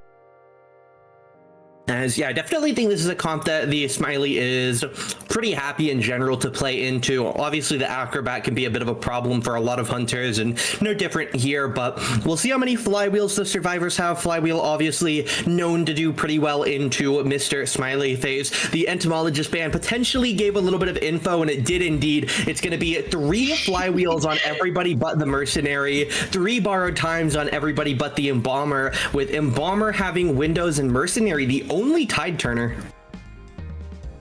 Yeah, mercenary gonna be that only tide turner and gonna be their rescuer.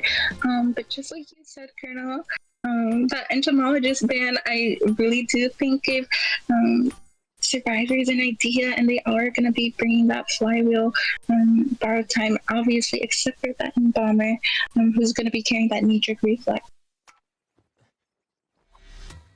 So yeah, it is just going to be spawning over here on the west side of the map. Going to be wedged between the Acrobat and the Merc, and Merc definitely maybe doesn't seem like it, but considering the tide turner amount, unknowns to the hunter, potentially one of the best chases he has here. The only player with no flywheel, the only player with tide turner would be a nice one to target early, but it is a mercenary, so definitely wouldn't anticipate them to go for it, but we'll see exactly how this clown wants to play it, as obviously would love to try and get some items in the early portions of the game to work with throughout the game. So we'll wait and see exactly what way this clown wants to go. But again, 10-0 lead after round number 1, as YHB not looking to necessarily lock down the series yet by any means, but a 4K here to guarantee a tie in the round would definitely make it pretty difficult for the opposition.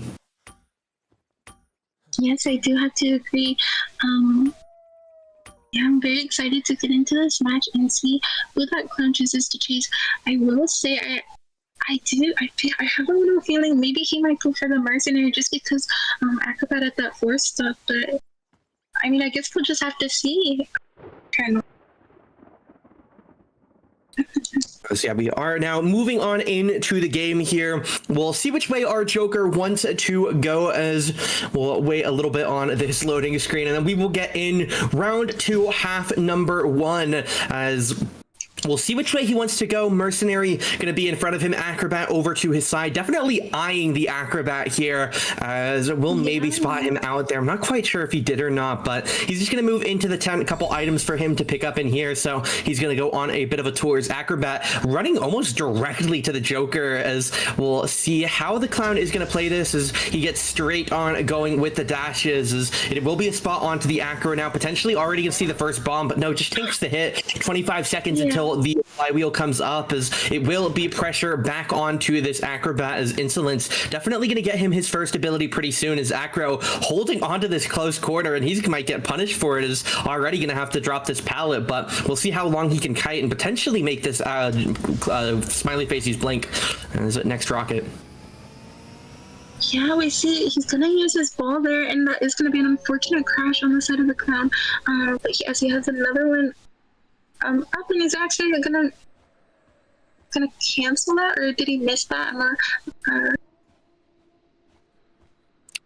Yeah, just going to be a re-rotation from the Acrobat holding around on this window. As it will be a fake here, as we should be able to get this down. Nice flywheel by the Acro, but we can blink hit this, as he's just stuck here. He has to decide what to do. Finally is going to commit to the blink swing, so it is going to be a down on the Acrobat here, but look at the Cypher progress there. It's definitely not bad for the survivors. 85, 80, and 60 in their favor right now, so it's not going that poorly for them, as it will be the first chair. Acro obviously has already used some of his items up, but considering they're now going to pop 2 ciphers with 1 at 70, it is looking pretty good, as Merc going to come in for this rescue, as we'll see how the smiley face wants to handle it. Again, this is the only tide turner on the team. First elbow pad going to be used, but we should still be able to get a hit here for the smiley, as does use the ability. I definitely think he could have just gone for the basic attack, but does use the ability up. Merc now going to get away with another elbow pad, as Acrobat going to tank the tide turner, and we should just be able to chase him down here. Double presence, or max presence here for the side of the hunter here, and it is just going to be a second chair now to the Acro. Yeah, nice elbow pad from Mercenary, I must add, as he was aware that clown definitely would want to go for that potential double down situation, just making sure he gets away safely using that elbow pad. And we are going to see the ciphers are not really moving, I will say, Colonel, as they are healing. It's going to be the second chair for Acrobat, and he is going to be caught. Birthed. And yeah, it's just going to be a sprint across the map now. We want to try and force kill this Acro as Embalmer trying to tank the rocket here, but he will be able to get around him. Unfortunate for the Survivor team as it will be pressure back onto the Acro as Embalmer bubble goes down, and it will be another hit onto the Acro. He'll go down here once this coffin resistance has ended. There he goes as Acro going to get picked up. He will be chaired and he will be sent back to the manor here. But since that last save comes through with the coffin, the Cypher progress has picked back up to where it started. 3 ciphers done, 1 at 75 and counting, 1 at 27 sitting, and they've just freshly started another one. So they do have the first player dead. It is going to be back onto the Embalmer now, who really just needs to kite for about 70 seconds on cipher decoding, but that definitely could end up being a big ask as the Joker does get the first hit here as Embalmer gets a stun, but again, trading HP for it. Yeah, trading that stun for just a hit there. We see the clown kind of making his way over here to Johnny, the mercenary, just to kind of stop that decoding. And yeah, we'll see a couple more items getting grabbed along the way while we try and navigate through this tile set to get this hit onto the Merc. Finally is able to land it. 1 elbow pad still left for the mercenary. We'll see if and when it gets used in this chase, as too many items on the bridge here for the Joker to not go grab, as we'll move it back on to this chase. We'll put some items on and we are back underway chasing down this mercenary. We'll see where the target is going to be. We have Blink to work with here, so we can still force a hit, but it is just going to be checking a couple ciphers here, see how progressed everything is. Actually going to go back as well, and it will be a healing coming out here. Psycho going to get onto the Embalmer, but Merc able to draw the attention for the moment as a couple of drifts come around. Terror Shock on the backside gives him the insta down, as Mercenary will get cheered up here, but at least for the survivors, the heal did come through, so both alive players aside from this Mercenary are full healed. Yes, was able to get the heal off. We have 2 healthy survivors up and able. One of them is going to need to be getting on that cipher, though, as it's not much progress at all on their last cipher. Yeah. And yeah, we are back under rocket chase once again. Psycho, nice flywheel to dodge out the hit as the save comes through on the cross side of the map. As it will be a chase down here. Psycho is just going to take a normal hit here, as we'll turn back here for the Hunter, as we definitely are considering this Embalmer or Mercenary as the prime targets right now, as Merc damaged and just got off the chair. Embalmer, of course, has been chaired earlier in the game, so Psycho in their eyes going to be one of the least favorable chases right now, as we are moving into the corner where the full HP Embalmer does lie. 4 ciphers done, 34 and 27, but we don't have a propeller here for the side of the smiley face, so it is just going to be some sped moving here as we use the rockets for that. Again, a little bit more movement speed as we'll look around. We do see the cipher inside of the tent here getting worked on, so we are just going to continuously move around the map, bait this rocket noise, because the survivors don't know that he's completely out of items when it comes to this propeller, so we'll see it moving on as nobody trying to get over, but again, Psycho gonna move relatively quickly here, and we just don't have items if we're Joker. Yeah, Psychologist being able to make that distance, and the ciphers are moving now. Just gonna have to see how they play. Drops that pallet, very well done from Psychologist. We're gonna be seeing some mind games around here. Mind games around this one pallet. And it's going to be primed, Colonel. And yeah, I mean, this is really unfortunate for the Hunter, as again, this is the first time he's had prolonged time on this entire half of the map, which did give them the benefit of all of the ciphers on the other half being incomplete. But now that they're out of items, they just don't really have anything to work with, as detention is available. We'll see what they want to do. It is going to be a blink hit onto the Psycho through the Merc, as Merc obviously would go down, but he at least gets a little bit of time to run, as it will be the Terror Shock coming through. Really nice for the Clown here, as the door is open. We do have an elbow pad. It is a tie game, as it will turn back onto the Psychologist. Embalmer is still in. He isn't quite committed to leaving yet. We'll see exactly what the decision is here, as there he goes. It is going to be the Embalmer going out through the gate, as we'll see the chair, we'll see the surrender. There's a couple of things that can happen here, as the chair going to come through. I would certainly expect a surrender, but regardless, it does not matter, as it is going to be a tie in half one. Yes, it is gonna be a tie, and yeah, it's a very interesting game. We saw that clown there, just in the beginning, able to get that down. It's just very nicely played from both sides. Yeah, able to get two eliminated, but also the survivor side able to get two out.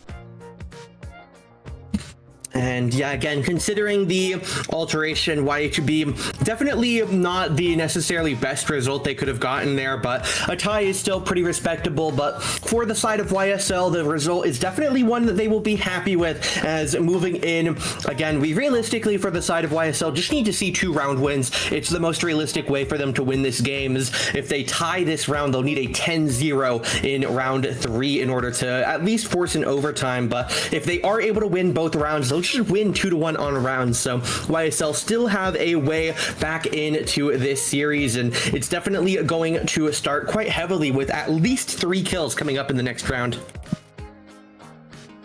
Yeah, YSL going to need try to push for that 3-4 escape for their team. I'm very interested to see just exactly what they will bring out here. And yeah, for a reminder, the list of global bans for the YHB Survivor, Mechanic, Puppeteer, Meteorologist, and Sculptor are going to be our list of characters that are unavailable. So it is definitely going to be a little bit different than what we saw in that last one. Mechanic and Meteorologist obviously not appearing for the YSL Survivors. So a little bit of different restrictions as we move in. Still going to be no Puppeteer, of course, but we'll definitely see YSL bring out something powerful here. They know the situation they're in, they know what's happened, and they're definitely going to need to make up for it here by bringing out something strong enough to get 3 kills for them. Yeah, I'm a little unsure just exactly what YSL Hunter will bring out against these YHB survivors with that Ivy ban. I'm not too sure. I want to ask, what do you think we might be seeing just on the side of YSL Hunter here, Colonel? Yeah, I definitely think there are a couple of major, I guess, schools of thought, you could call them. In term A, you're going with the simple strongest character available. You're looking at a Goatman, you're looking at a Hula, you're looking at whatever doesn't get banned out here. But it also is going to come down to what the survivors end up picking. Is obviously last game we saw the clown come out against what looked to be a decent composition, but potentially sold a little bit too much information and then maybe mismanaged around the items, leading to a tie. But we'll see now what the survivors are going to do and how the hunter adapts to it. Is considering the Sculptor 4K, there is a chance that they just let the hunter play what they're comfortable with. Is looking at that round 1, the first character I thought of certainly wasn't let's play Sculptor here, but it's something they're comfortable with, it's something they were confident in, and most importantly, it's something that worked. So there definitely is a very real chance that they look at their hunter, before going into the pick ban, they say, all right, we believe in you, play whatever you think is going to win us this round, and they let them go at it. Looking at some of their recently played, I'm seeing Peddler, Ripper, Wheel. Obviously, that's not necessarily the most extensive list of things that they've ever played, but there's definitely a lot of options for them. Oh, absolutely. Yeah, I'm excited. I'm excited to see what they might bring here. That Wheel especially sounds very interesting to me. Would love to see a Wheel pick maybe. But I'm not sure there is quite the windows on this map, so maybe not. Yeah, it's definitely not a Wheel's favorite map, but it's at least not the worst map in the game for them. So we'll see if that is going to be something they want to play. It'll obviously come down to what the survivors want to play for their composition, but we do finally have everybody ready in the lobby, and we're going to make our way in to round 2, half 2 for our pick and ban.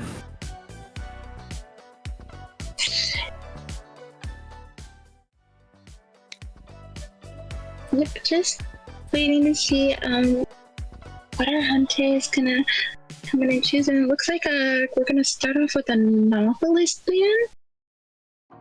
Definitely interesting. Seer and Priestess are both on the table, so we'll see if they do commit to this Novelist. As again, do want to keep in mind that for the moment, it is going to be up to round wins. If the side of YSL are able to win both round 2 and round 3, that they will win the series 2-1 in rounds, regardless of the point total, as Novelist and Priestess are banned away. And I feel like at some point you have to play the Seer when it's open, and it's actually going to be the wheel ban. So Hula and Goatman are both available here.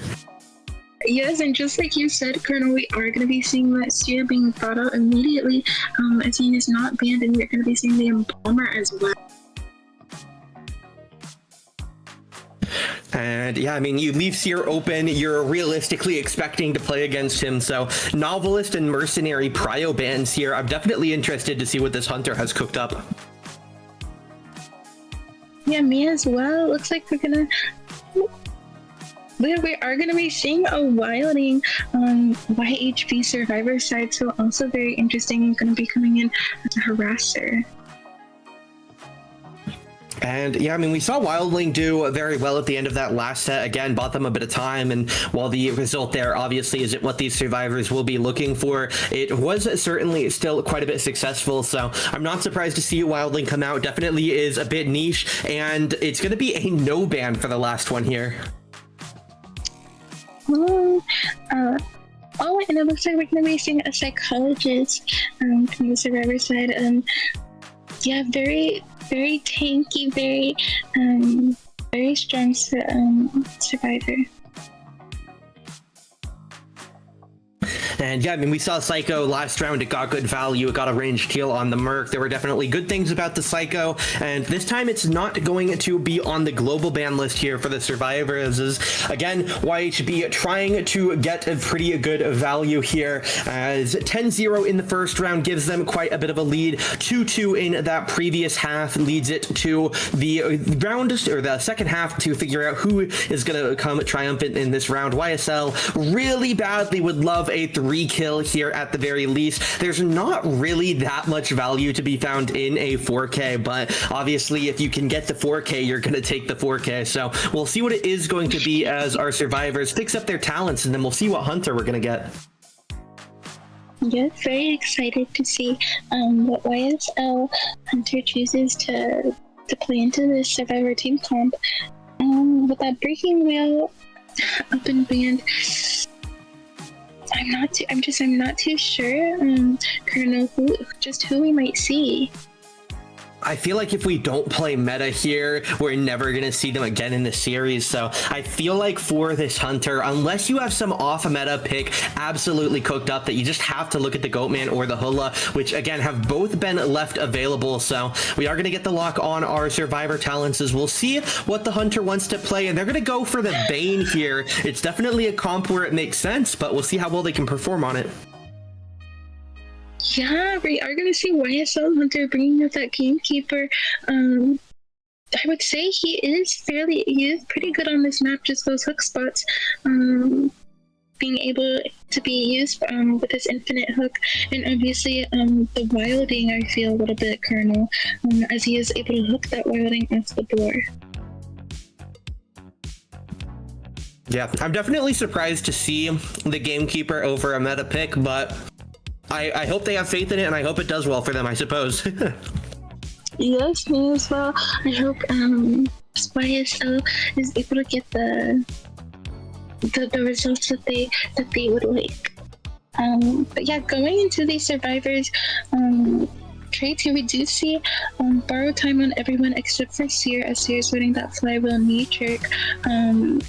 The psychologist as well running that knee jerk, and we see Tide on the wilding and knee jerk on that Embalmer. As yeah, definitely not the most surprising talents in the world. They spread out pretty consistently, as again, we are looking for a 3K or a 4K here if we are cheering for the Hunter, as they are looking to win on rounds. So with a round or a half one tie, we are looking to keep things even, as we need to get the round win. So we'll see in about half a minute we get into this game as the Gamekeeper. Definitely a couple options for where you can go. Going to stop one and trying to fight this Wildling could get a little bit of time wasted. So I definitely would expect us to move toward the Psycho, but obviously still a world that we look to in Bomber, still a world that we look to either the 2 at stop 1 or 4. So long trip towards that Seer, but I definitely think there's a world that we move over to this Psychologist, but as we're into the phase of loading in, I definitely think it will be up for an interesting one, as YSL need to keep winning to stay alive. Yes, definitely. We're gonna have to see the Gamekeeper put in the work here. And try to get these survivors being sent back to the manor. It's gonna be a very interesting match. As we'll get into it shortly. It's very exciting. Yeah, we are here, Moon River Park, for game number 2's second half. Round number 2's second half it is going to be an angle over towards the Psychologist, as Psycho seems to be fully aware of the concern that may be facing them, as they are immediately running away towards this back corner. But the Gamekeeper not really in a rush. He doesn't have tinnitus yet, and he doesn't want to commit too far to what could ultimately be a miss. So it is just going to be a turn to the Seer. It's definitely not the worst chase in the world, and while maybe you'd prefer to take the Seer on after you've hit that presence mark to get chip damage on your Hook, it is going to be on to Seer here. As Hook coming in, we'll see if there is going to be an Owl. First swing comes through, nice work. Not going to get the Owl in time, not going to go for an Owl at all, I should say, as a Gamekeeper first Hook used. We'll see if the second one is going to land or not, as it definitely could be a bit dangerous here, as the Hook almost going to run out. Gamekeeper not going to connect it onto the target, so Seer going to extend this kite for a little bit. Flywheel has come up, not going to drop this pallet, as Seer trying to navigate around. First trap going to go down, stopping this upright pallet, as Gamekeeper does have the Hook back here in a short moment. So we'll see the Hook potentially come out here. Seer trying to mind game it. Flywheel available, as the Hook not even going to come out, but a beautiful Owl by the Seer, and they're going to stay on their feet as further Cypher progress is picked up. And we're going to warp for the Gamekeeper, but Seer might make it to the pallet here, get stuck on a box. We need to get this down. Flywheel comes out, Hook, and it should be the down here, as they will indeed get it. No Cypher popped yet, but they have 1 at 90 and 2 past half. Yeah, we have 1 Cypher popped here too, coming around 60%. Yeah, this Gamekeeper did very well, but the Seer also being able to contain for a bit there, did use his Owl and his Flywheel, but it looks like we will see maybe jogging, or no, it looks like we'll be seeing the Wilding. As, yeah, we are going to put down some traps here to try and pull this Wildling in, but it's not going to get the most value in the world, as Wildling rushing in. Psycho in the area as well, as Wildling going to get off the board. Second half, not quite here, but a terror shot for the Hunter, and the Wildling goes down. The Seer hits second half, and he has a weapon to use, as this is exactly the tempo that the Hunter needs to keep here, as we'll move around Bane, trying to spot out something. The Psycho in the area, he has tinnitus, and they are fully aware, as again this Gamekeeper, or this Wildling, could be used as a weapon for the balloon hits, as we are going to try and get this hit, as Seer not going to get around the Psychologist. It'll be an insta-kill on the Seer. Wildling is still down. He's not going to be fully healed in time, so we can just go chair this Wildling, or we could let him waste exit path, but it is going to be a chair onto him. So 1 Cypher done. Seer has just died. They have Cyphers at 80, 60, and 60, but again, the Cyphers realistically are just too slow here, and Gamekeeper should be on good pace to get his 3K. Yeah, we do see 3 Cyphers with a good amount of progress on them, but Colonel just not enough survivors to really go and pop them all. We do see Psychologists coming in here for the rescue. Gamekeeper using that Hook and able to get that first hit onto the Psychologist. And yeah, there's the real problem. Despite the stress for Psycho, because of the chip on the Hook, hitting a Hook and then a hit does 3/4 HP, and the stress is not that quick. So it is going to be the first hit, then it is going to be the Hook hit, and that's going to do just enough damage to get past the stress here. We aren't going to give them quite yet this escape here. We're not going to risk giving them the dungeon, as points at this point are completely irrelevant in this series. There is not realistically a way for points to matter unless this game falls to a tie, but it should be pretty stable for the Hunter to at least secure a 3K, pick up the round win, as again, should be what matters for them. But Bane not going to let a player out when he doesn't have to. We'll see Psychologist potentially use the exit path here. They should be fully healed, as it will be the Bane pressuring over, checking on this coffin, but I do think they saw the Embalmer at max range, and yeah, they are actually going to drop the warp, as they'll see the dungeon and they'll see this Embalmer, as they're just going to throw some hooks out to catch up. And again, this game is just prolonged kiting at this point until we do see its 4K conclusion, as there shouldn't be anything to prevent Bane from getting rid of everybody here. First hit onto the Embalmer, he does have coffin to work with as well, but we'll see how the game continues here, as the survivors, they definitely have a way to try and figure something out. They have a coffin, they have exit path primed, but again, it will just be pallets going down here for the Embalmer, as Gamekeeper has his hook back up. One hit will do it, gets the grab, nothing to work with, as Embalmer is going to go down here, and again, there's a chance they just surrender here, but it does look like they'll try and play it out. Yeah, looks like we will be playing the long game. We do see that Embalmer going and being what looks like to be carried in front of, right next to tent here. We still see a Psychologist on the floor, and Embalmer opting not to use that coffin. As yeah, Psycho is over in this general area. If we don't pick ourselves up now, there's no chance of getting the stress value there, as it's a potentially known here as the Gamekeeper gonna beeline to the Psychologist and find them. They will pick themselves up. A 360 hook is going to lock it away here, and it will be a 4K for YSL. So we enter round number 3. YSL must win the round outright or they will lose the series. So YHB, they need to secure a tie. A 4K or a 4 escape in the first half will do it for them, but again, YSL, despite their penalties, still have a way in the series. Yeah, it's very, very exciting. YSL able to get that for elimination with that Gamekeeper Colonel. And yeah, just going into round 3, I'm very interested just to see how it will go overall. But yeah, YHB, they will need what was it, to make them win in the third one. We said they would need a tie or more. For YHB to win the series, they need to get a tie or better in round 3. For YSL to win the series, they would need to win the round outright. So they need a better result in this round when it comes to points. As again, the actual points at this point aren't in a position where they can matter, I don't think. As yeah, no, if we see a tie this round, it just doesn't matter. So points no longer matter. We're looking at round wins. So it'll be the point win in favor of YHB in the result of a tie in this round. So again, YSL, the only thing that matters to them at this point is winning the round. Yeah, stakes are high and pressure is on. Yeah, it's just gonna be a very, very intense battle between YHB and YSL. I'm gonna be very interested to see who will be able to crown the victor. I do feel like it could be honestly either team here, Colonel. Yeah, just very exciting. Yeah, we'll see what the map ban is going to be as we do still do our full process, of course, as we'll wait to see what it is going to be taken off the table. We've seen round 1, Leo and Darkwoods banned away by YSL. YHB opted to send us to Arms Factory. Then it was Chinatown banned by the side of YHB in round 2, with, of course, River Park being the map that we play on. So a couple of things that obviously won't quite be available going into round 3. But anything you would expect to see when it comes to those maps?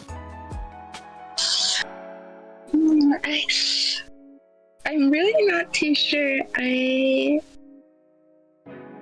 would like to see I don't know, I would like to see more non-meta hunter picks. Just because I don't know, I feel like between these two teams we just haven't seen too much of the interest with that Gamekeeper. I'm really kind of wanting to see something from deep in their hunter pool that they can pull out and and put on a good show for us. What about you, Colonel?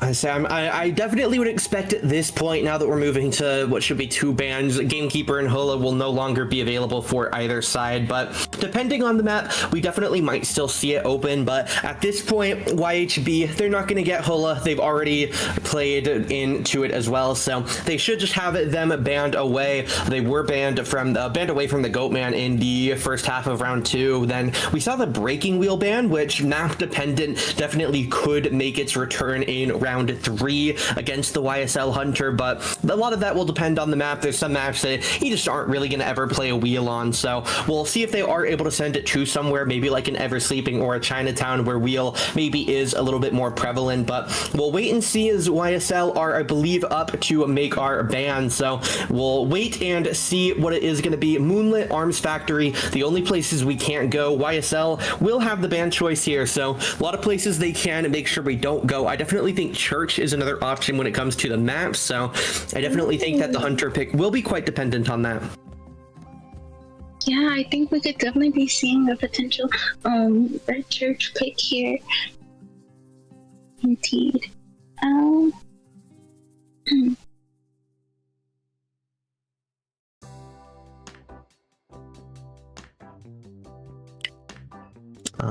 Yeah, we await an official decision from YSL on what they are going to choose to ban away. As again, round 1, despite the technical 5-5, was reversed over to a YHB 10-0 due to the illegal roster. YSL were then able to clutch out round number 2, 7-2 in their favor. So we do currently sit at a 12-7 lead for YHB, both teams with a round win. So the round will go to the match will go to whichever team wins this round, or in the case of a tie, YHB will win on points by 5. So we'll wait and see where the team of YSL want to make sure we don't go, as again, this map ban is potentially one of the last pieces of jurisdiction they have when it comes to preparation for their match. So we'll wait and see what they are going to ban away, as again, still just awaiting that final confirmation from them.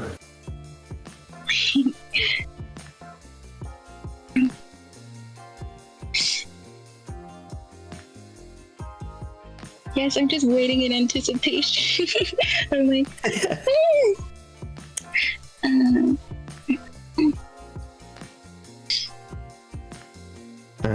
yeah, we not exactly quite sure what YSL are deliberating, but we'll wait and see if they do make that map ban decision here. But again, round 3, at this point, we're guaranteed no overtime. One team will win the series here. So final potential predictions is what Hunters do you really want to see here? What do you expect to see here? As again, the meta characters I certainly expect will be banned away. So we'll get at least some variant of off meta, as there it is. Darkwood's going to be banned away by YSL. Yeah, Darkwood's being banned makes a lot of sense. We haven't really been seeing it much at all. But who do I expect to maybe see? There we go. Who do you expect to be seen on Lakeside? Oh, on Lakeside. Oh, okay. I'm not sure. The last Lakeside match, I feel like I think we saw a Hermit, which was very interesting. So yeah, maybe a potential Hermit, or I'm not sure. I would love to see something like a Spider, even though I don't think that will be happening. That is definitely wishful thinking. What about you, Colonel? What do you think we might be seeing here on Lakeside? Lakeside is definitely an interesting one. I think there are a lot of characters that can work. I wouldn't be all too surprised if it's a good pick, if it's a good roster for it, if we see something like that wheel. Obviously, you mentioned Hermit being pretty prominent. I'm trying to think of what characters I've seen played on Lakeside in the last couple weeks of competitive IDV. I can't fully remember everything. I think Opera is definitely a possibility. We haven't seen Opera yet this series. I don't think we even banned it. So Opera definitely a possibility, as we will see the global bans coming out here as YSL do opt to send their survivors first. So it will be Gravekeeper, Puppeteer, Female Dancer, Acrobat, Psychologist, and Mercenary unavailable for the survivors. Of course, with Ivy and Mr. Smiley Face going to be unavailable for the YHB Hunter. So we'll wait and see what they are going to play here, but no Ivy, no Smiley Face. It almost feels like you have to ban away those meta characters, but that gives the YHB Hunter the pick of the litter when it comes to off meta. Yes, indeed. And looks like are gonna be, yeah, we're seeing, this is YSL Survivors, right? Correct. It's YSL Survivors versus YHB Hunter. Yeah, I'm a bit unsure what we will be seeing from the Hunter side here. But going into our picks and bans.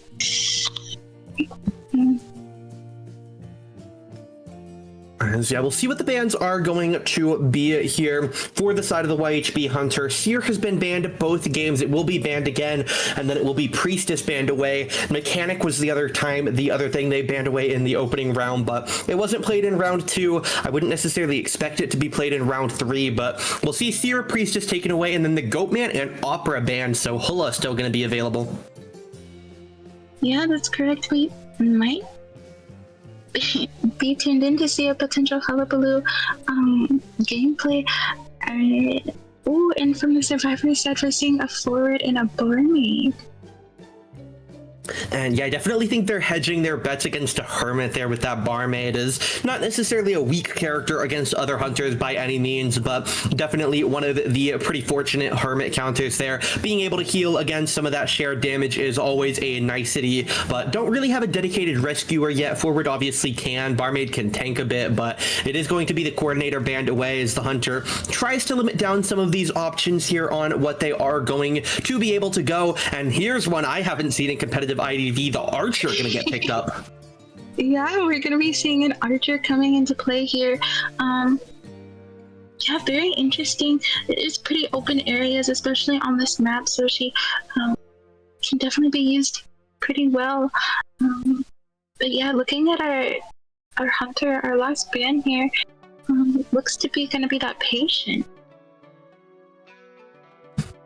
And yeah, I'm interested to see the Patient ban on Lakeside. Again, there was a little bit of a hint from the last game they played on what Hunter they were going to go based on their last ban, but I'm not exactly sure what would be scared of a Patient coming into the last pick. It is going to be a Gardener picked up for the Survivor team, but I'm definitely interested to see what the YHB Hunter is going to play here. Again, a 4K for the Hunter guarantees the series win on the spot, but we'll wait and see how it goes, and we'll wait and see what they're going to play here as we give our survivors a little bit of time to get their talents and persona set.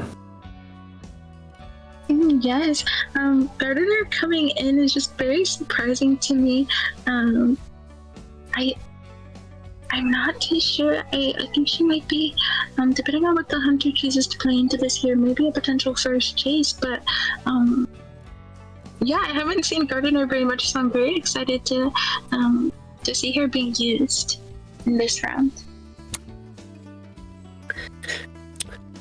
Yeah, we'll see exactly what the Hunter is going to play here. There's quite a lot of harassment here. Forward and Archer definitely can make chairing people a bit of a nightmare here, depending on how they're able to play it. Obviously, depending on their ciphers as well. If you just harass with no ciphers working, it doesn't mean much. But Forward, Barmaid, Archer, Gardener, talents are locked in, and we're going to swap things over to the YHB Hunter here, and we'll see what they want to play. Hula available when it comes to that Elite Four, if you will, but it is just going to be the Hermit. Doesn't care about the Barmaid. Yeah, not really caring much at all that the Barmaid pick yeah, was chosen, and just gonna play Hermit into this here. I'm not very surprised, as the one time that I did get to commentate a Lakeside match, it was also a Hermit, so I'm very excited to see how this plays out here.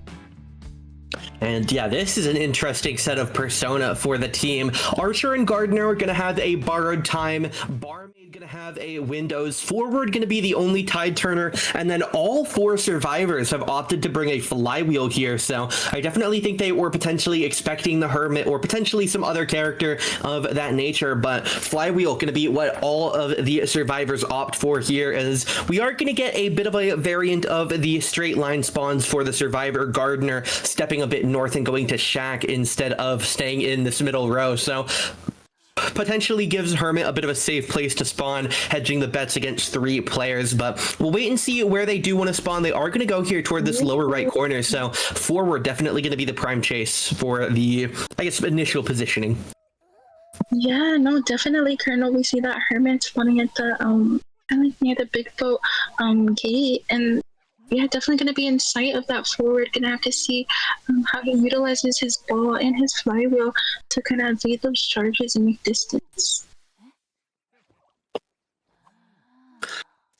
Yeah, this is definitely going to be an interesting game for the YHB Hunters. Again, would love to just stall this game out a little bit, as, again, if it is a 4K, once again, the series will end. It will be a guaranteed tie round at best for the YSL crew, and they are already they are already down on points, and a tied round means that they will be eliminated. So anything short of a 3K, or sorry, anything short of a 4K leaves YSL in it. YSL need to win this round to win the series. So in order to do that, they first need to get at least 1 survivor escape. The more escapes they get for their survivor team, the better it'll be later on for their hunter. But everything starts here with them getting somebody out from this Hermit.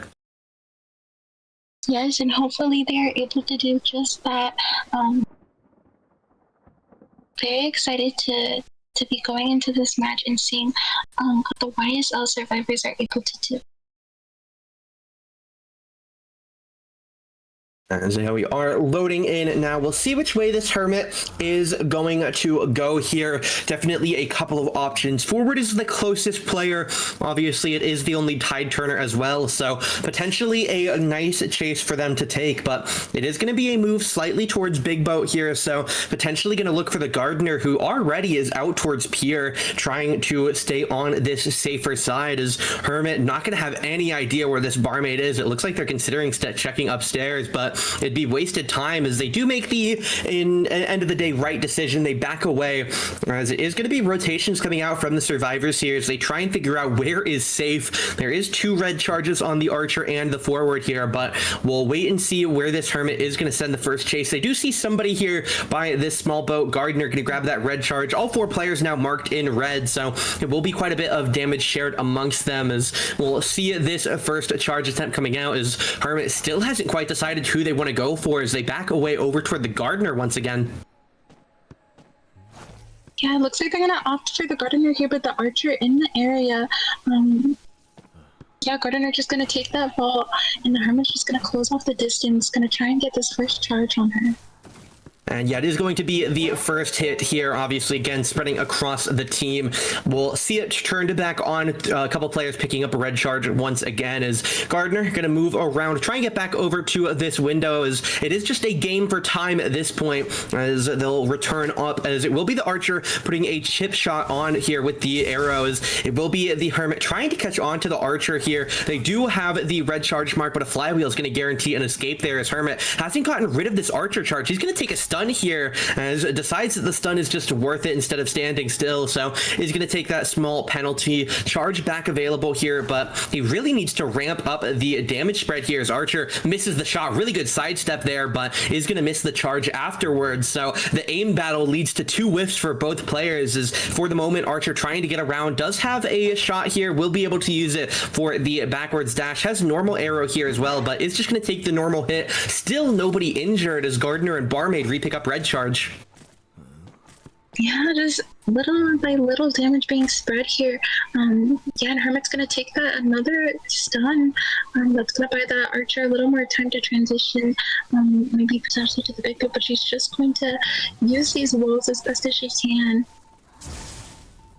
And yeah, it's continuing to be quite a bit rough here for the Hunter. He's still yet to get another hit here. Look at the ciphers. One popped, one at 90, 60, 50. Finally able to get another hit here as Barmaid gonna pop the Dovlin to get that healing here. So it is gonna be continued harassment as another stun from the Archer onto this Hermit, as a Hermit needs to pick up the pace here, needs to start getting some chairs at the very least. Make forward, come over and get off the cipher as his first charge misses onto the Archer here, but we could go for just a normal hit here. They are going to get the down, so it's not completely ruined at this point, but it is going to be a little bit difficult here as Hermit moving over to the first chair. It will be forward in the local area. Doesn't look like they're going to try and cancel the chair, but they don't need to. Two ciphers popped, one at 90, 70, 43, 40, and they are continuing to progress some of them. So forward, the player likely to go for the save here, but they can afford to let Archer sit on chair for a bit.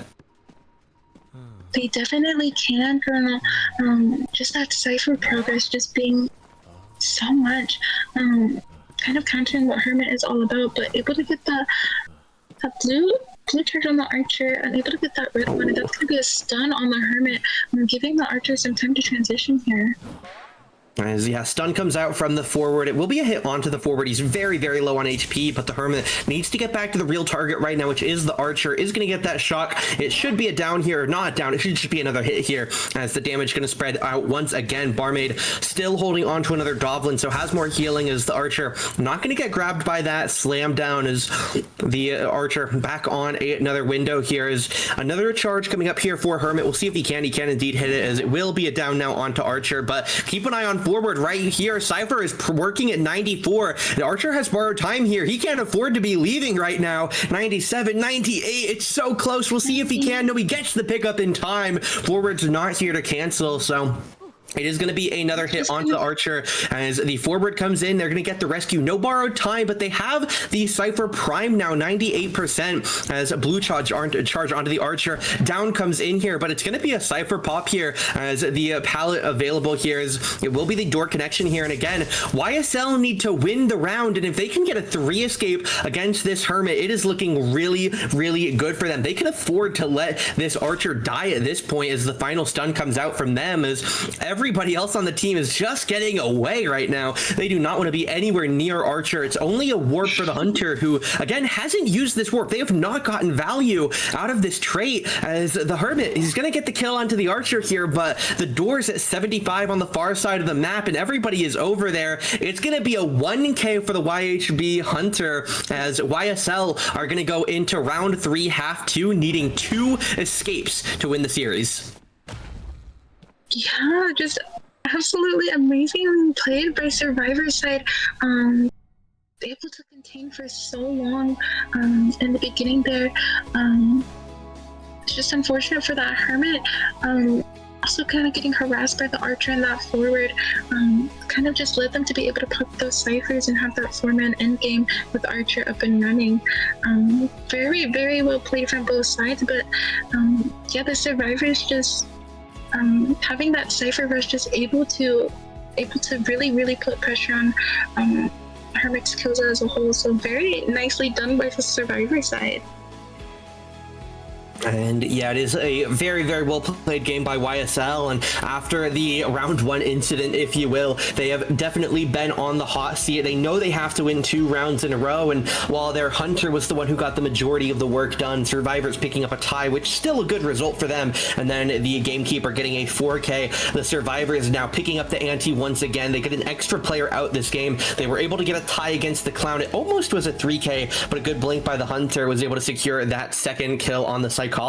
But here the Hermit unfortunately not going to do as well. Potentially teleport or just more trait usage overall could have led to a different result, but the result is what it is. 3-1 YSL lead, but again, the points do not matter at this point. The YSL Hunter needs a tie. If they get 2 kills, the series will end on the spot. Obviously they'll keep playing the game, but what they need to win the series here is 2 kills in their favor, and they will win the series 2-1 on rounds. So that is the big goal for YSL. Yes, and I'm very excited to see if that's what they will be able to achieve here, getting that tie or more. yeah, just getting into this last match here. I'm just very excited to see who will be taking the crown. As yeah, we do get our ban list updated once again for this side of the set. It is going to be Mechanic, Puppeteer, Meteorologist, Seer, Embalmer, and Wildling. Of course, they'll be joined by a Sculptor and Gamekeeper on the global ban list. So we'll see everything updated, then we will move in and we will get onwards to the next round here. So again, round 3, second half is YSL definitely looking to a favorable result here. Absolutely. Yeah, I'm excited to see what YHB also chooses to pick character-wise going into this last match. Do you have any maybe predictions of what we might be seeing? I say on Lakeside, I definitely think there are a lot of things to go. And while I do think, obviously, I'm always going to say that you should, in theory, look at the meta. And while we may see a Hula or a Goat ban, then you can look at Ivy or Opera. But this Hunter has gotten 8 kills with Sculptor and Gamekeeper. So at this point, I'm sticking with my same description I gave before round 2. They need a tie. They should be confident. Let the Hunter play something they're comfortable on, something they're good at, something they think can work into the Survivor comp. Is obviously looking at exclusively the result that they need. There's always an option for something like a Disciple, a very, very, very stable tie Hunter, but there is a lot of other things. This Hunter plays quite a good amount of Wheel. They play quite a good amount of Sculptor. There's definitely a possibility for something like a Dream Witch, a Wax Artist, an Opera Singer, a BQ. They have a lot of games on Night Watch, Hellember, maybe a Geisha as well. And while obviously some of those characters are maybe a little bit more competitively viable than some, I definitely would love to see a Hellember game come out, but I would definitely anticipate one of those stronger characters, maybe a Wheel, Opera, or maybe a BQ could happen on Lakeside. Yeah, I have to agree, Colonel. Hellember would be a very exciting watch. But I believe you said like the Wax as well. That'd be very interesting. I do love watching the good Wax gameplay. So yeah, just going into this match, we're just gonna have to see. And so, yeah, we do have all of our players in the lobby now. We'll give them a moment to get everything readied up. So it will be forward here. There's a couple more players to lock in, and then we will get things underway. Again, there are a couple characters that are definitely going to pinch this character selection a little bit. Puppeteer, Mechanic, Embalmer, and Seer, 4 very strong characters unavailable. Meteorologist, pretty strong as well. Wildling, they definitely can figure out a way to live without them, but definitely going to be interesting here is, again, at this point, the Survivors are in a pretty tough situation as they now need a 3 escape to win the series. Yeah, just putting the pressure on the YHB Survivors here. I'm very interested to see what they will pick, as I do want to try to get at least 3 Survivors out here. And yeah, we are going to see our first bans coming through. As again, the Hunter, they need a tie, so they're going to take away anything that they think will be able to speed the game up for these Survivors who are looking for 3 escapes. So Psychologist going to get taken off the table, Explorer as well, Ranged Healer and Tank and Psycho, Burst Decoder in the side of Explorer. I think these are 2 very justifiable bans, and then Goatman and Breaking Wheel taken away. Yes, we won't be seeing that wheel. We will not be seeing the Breaking Wheel or the Goatman being used by the Hunter here.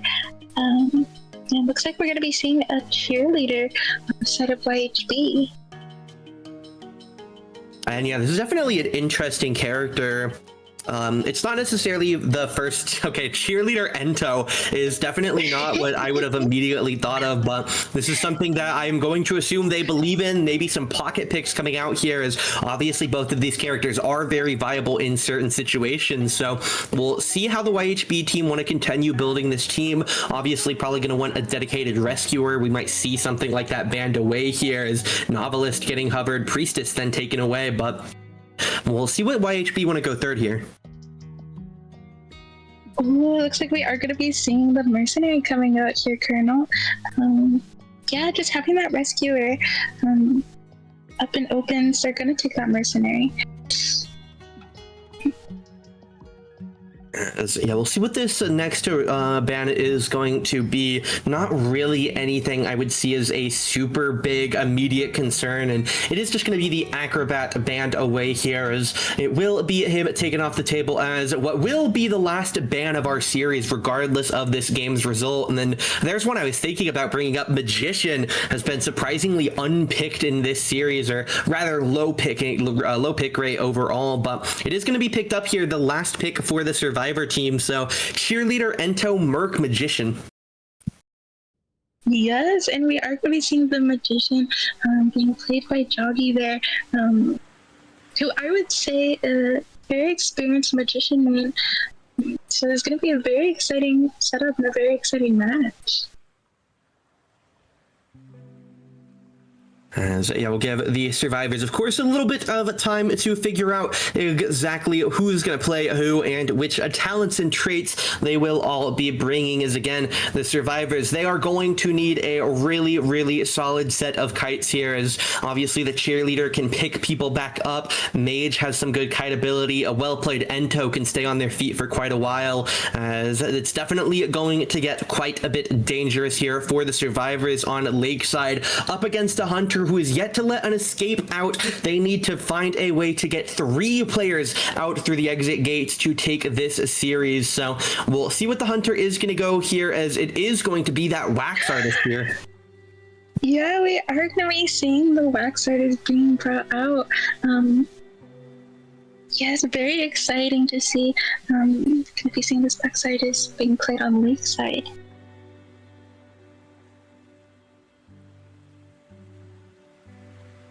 Yeah, we'll go forward here. Is again, points at this point do not matter all that much for the side of YSL. YSL need to win this round. If they get anything less, it will be a tie overall, which will lead to a points win for the side of YHB, or it will move on over to, of course, if they do manage a 4 escape, they'll just win on a round. So YHB need a 3 escape here, and then the opposition side of YSL need their hunter to get a tie. If the wax artist is able to secure 2 kills, they will win the round, which will give them the series win. 2 round wins to 1 as we enter area selection here, and it's going to be 4 borrowed times for the survivors.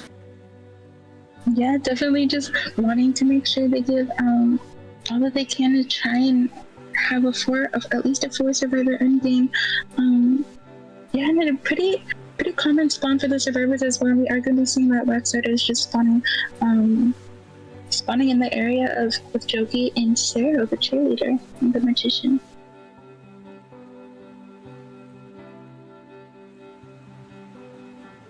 Yeah, we'll see how this is going to go here, as Wax, with the tension, should certainly be capable of picking up a tie game to give them the round win, but we'll see which way it is going to go here. As definitely a couple options here for this first kite. So it is going to be a cheerleader, mage, and merc in the immediate area, as I realistically feel like you can just go for this mage here, and while it may be a slow chase, you can definitely just block the window, hit the wands, get the down over time, and you'll be able to pick up that kill eventually, then get another with detention, which is all this hunter needs. So we'll see which way they are going to go with it. Definitely a couple different ways they can play this out, but we'll get into our final round of this series, round 3, half 2, as YSL looking to close it out with a tie.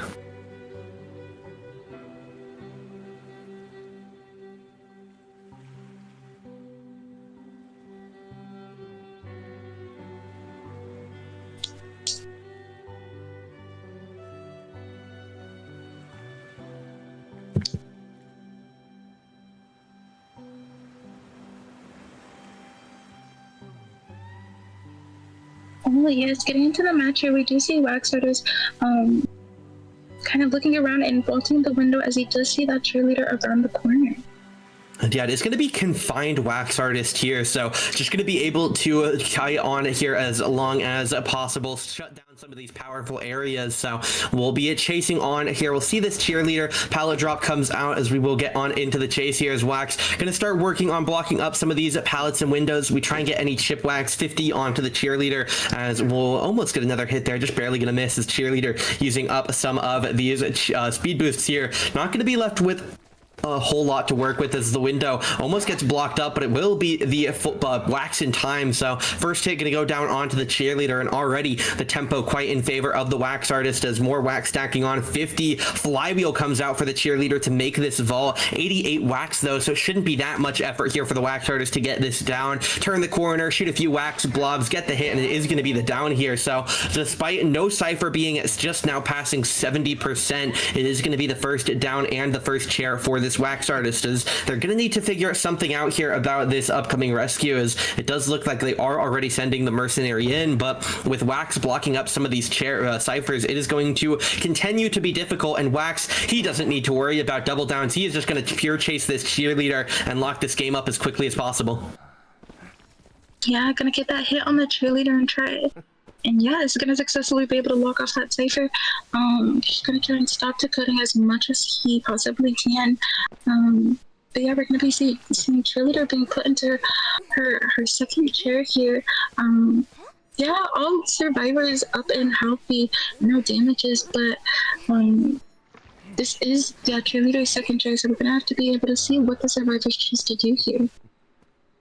And yeah, given detention, it is already looking really, really rough here for the YHB team, as we'll see YSL try and continue on this. It's currently a pretty good game as Juniper going to come in. Second elbow pad is going to be used up. Wax coming in as it will just be the first hit here as 70 Wax put on the Merc. It will be a third elbow pad to get away. Not going to give away a free hit as Cheer trying to get away. Pom Pom and Spire has another one to work with as it will be used away here as Cheerleader getting up this ramp. Wax won't be able to get this stun. 40 Wax marked on for the moment as Ento. Nice bit of harassment here with the bug swarm as Sayro gonna drop down on these stairs as the Wax bomb not gonna deny the window, as it will be the Wax artist trying to stay caught up for the moment, but do actually lose its trail for a little bit, but is able to catch them around on the other side. Warp comes out to get around the pallet. Nice drop by Sayro to deny it, as it will be the Ento coming in, blocking up this gap with some bugs once again as Sayro trying to hold on. Pom Pom starting to be available again pretty soon, but they have to keep this cheerleader alive. They know how bad it can be, as first hit comes out, it will hit onto the Ento as cheerleader drops the flywheel.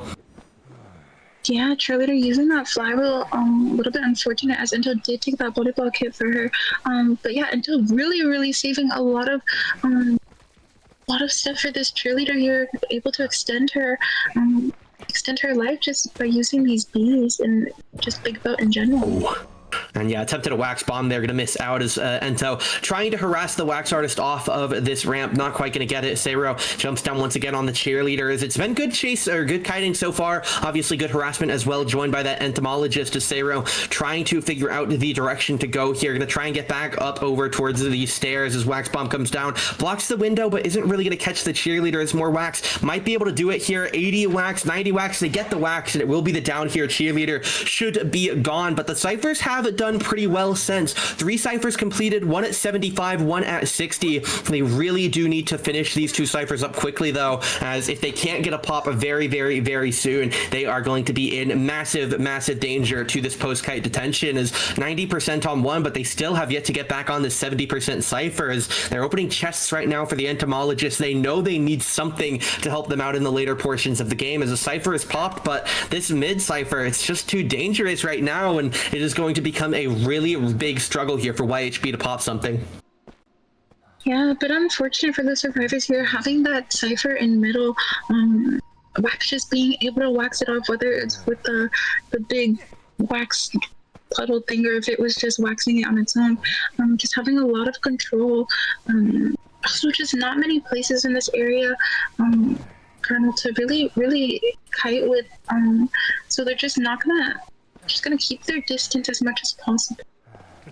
And yeah, at this point, if the Wax refuses to do anything but guard the Cypher, it definitely makes sense for them to go heal, as the Magician over here in this side of the map is we're figuring it out as the double heal pop comes out there. Nice little tech there to get them both going at the same time. Leave the Wax Artist a little bit out of the loop as the Magician now trying to hold on. Windows come out. Still has all 3 wands to work with. 28 on the current Wax counter, but can use these wands to try and help tank some up as 96 Wax coming out here. Could see the Wax Artist getting a first hit here as it will indeed. Hot Wax going to come out here. We'll see if he can. Gets the double hit. Not going to get the wand in time, as it is going to be pretty difficult for them to help come for the save here. Is Mercenary, no Tide Turner, but can of course still get the save now that they're full HP. Is 80% on this mid Cypher, but the direction of this chair is going to make it very difficult to keep playing around, as again they need to get this Cypher basically done, but with Wax Bomb coming in, that Cypher should be locked away. As yeah, it is indeed 91%, as Entomologist trying to move in. Does have a syringe from that chest, so we'll have something to work with here, but it's still very difficult for the survivors as Wax trying to get the first hit. They're going to swap over to the Mercenary, but Unchair going to come out soon, but it might be a double hit here, as it will be onto the Mercenary. They'll go down on the next hit, but the Unchair does come out.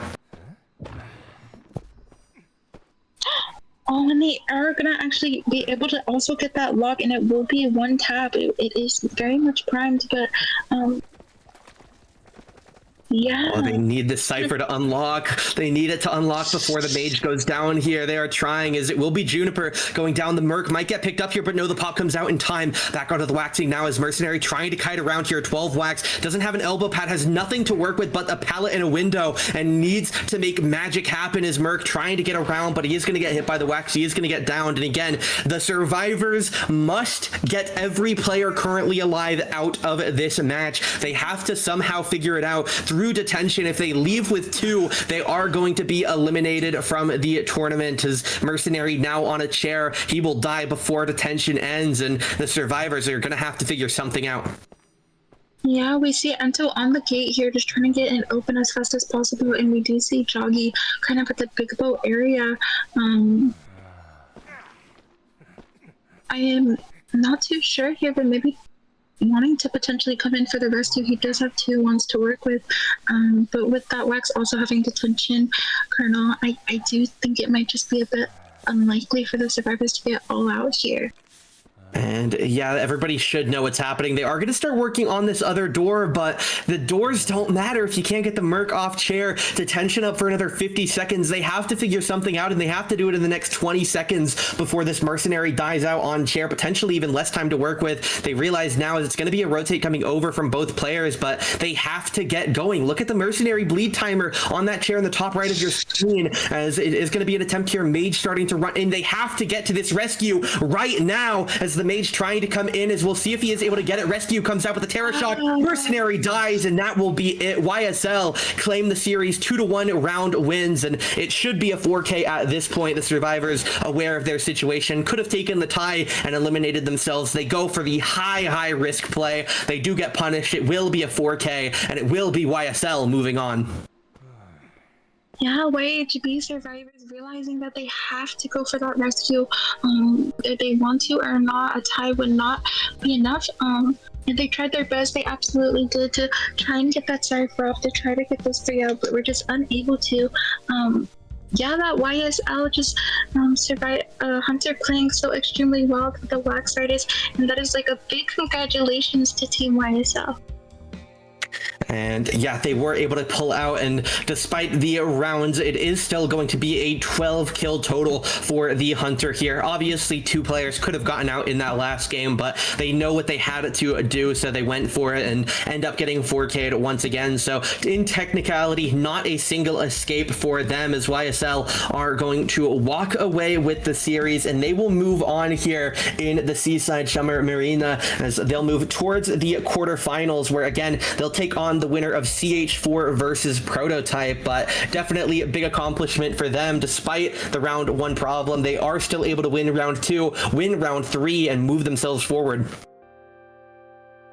Yes, beautiful performances from both sides, and both teams played very well, but we are going to be crowning YSL as the our winner and team to be moving on. Yes, we will be moving into our next matches. We are going to be taking a little bit of an intermission.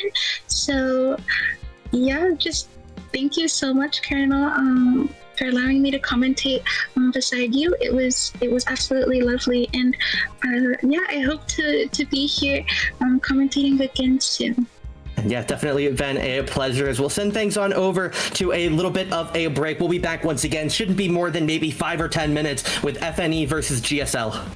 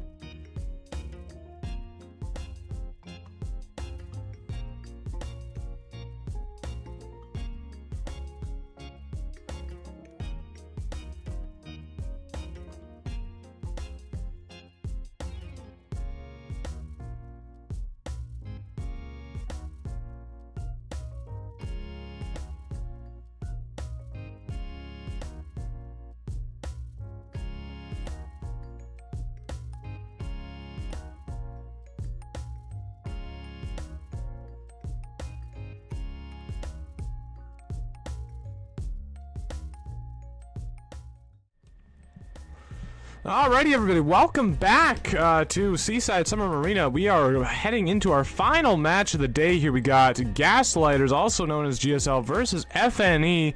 It's going to be a great match. Both of these teams have shown us some fantastic stuff in the past, so I'm excited to see more from them. What do you have to say, Gigi? Hello. I'm been low-key. Personally, I think the team I'm looking forward to for this tournament is Gaslighters, just because I feel like they never disappoint with their clips.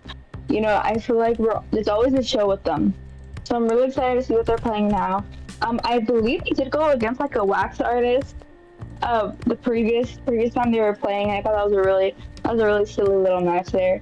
But I'm pretty excited.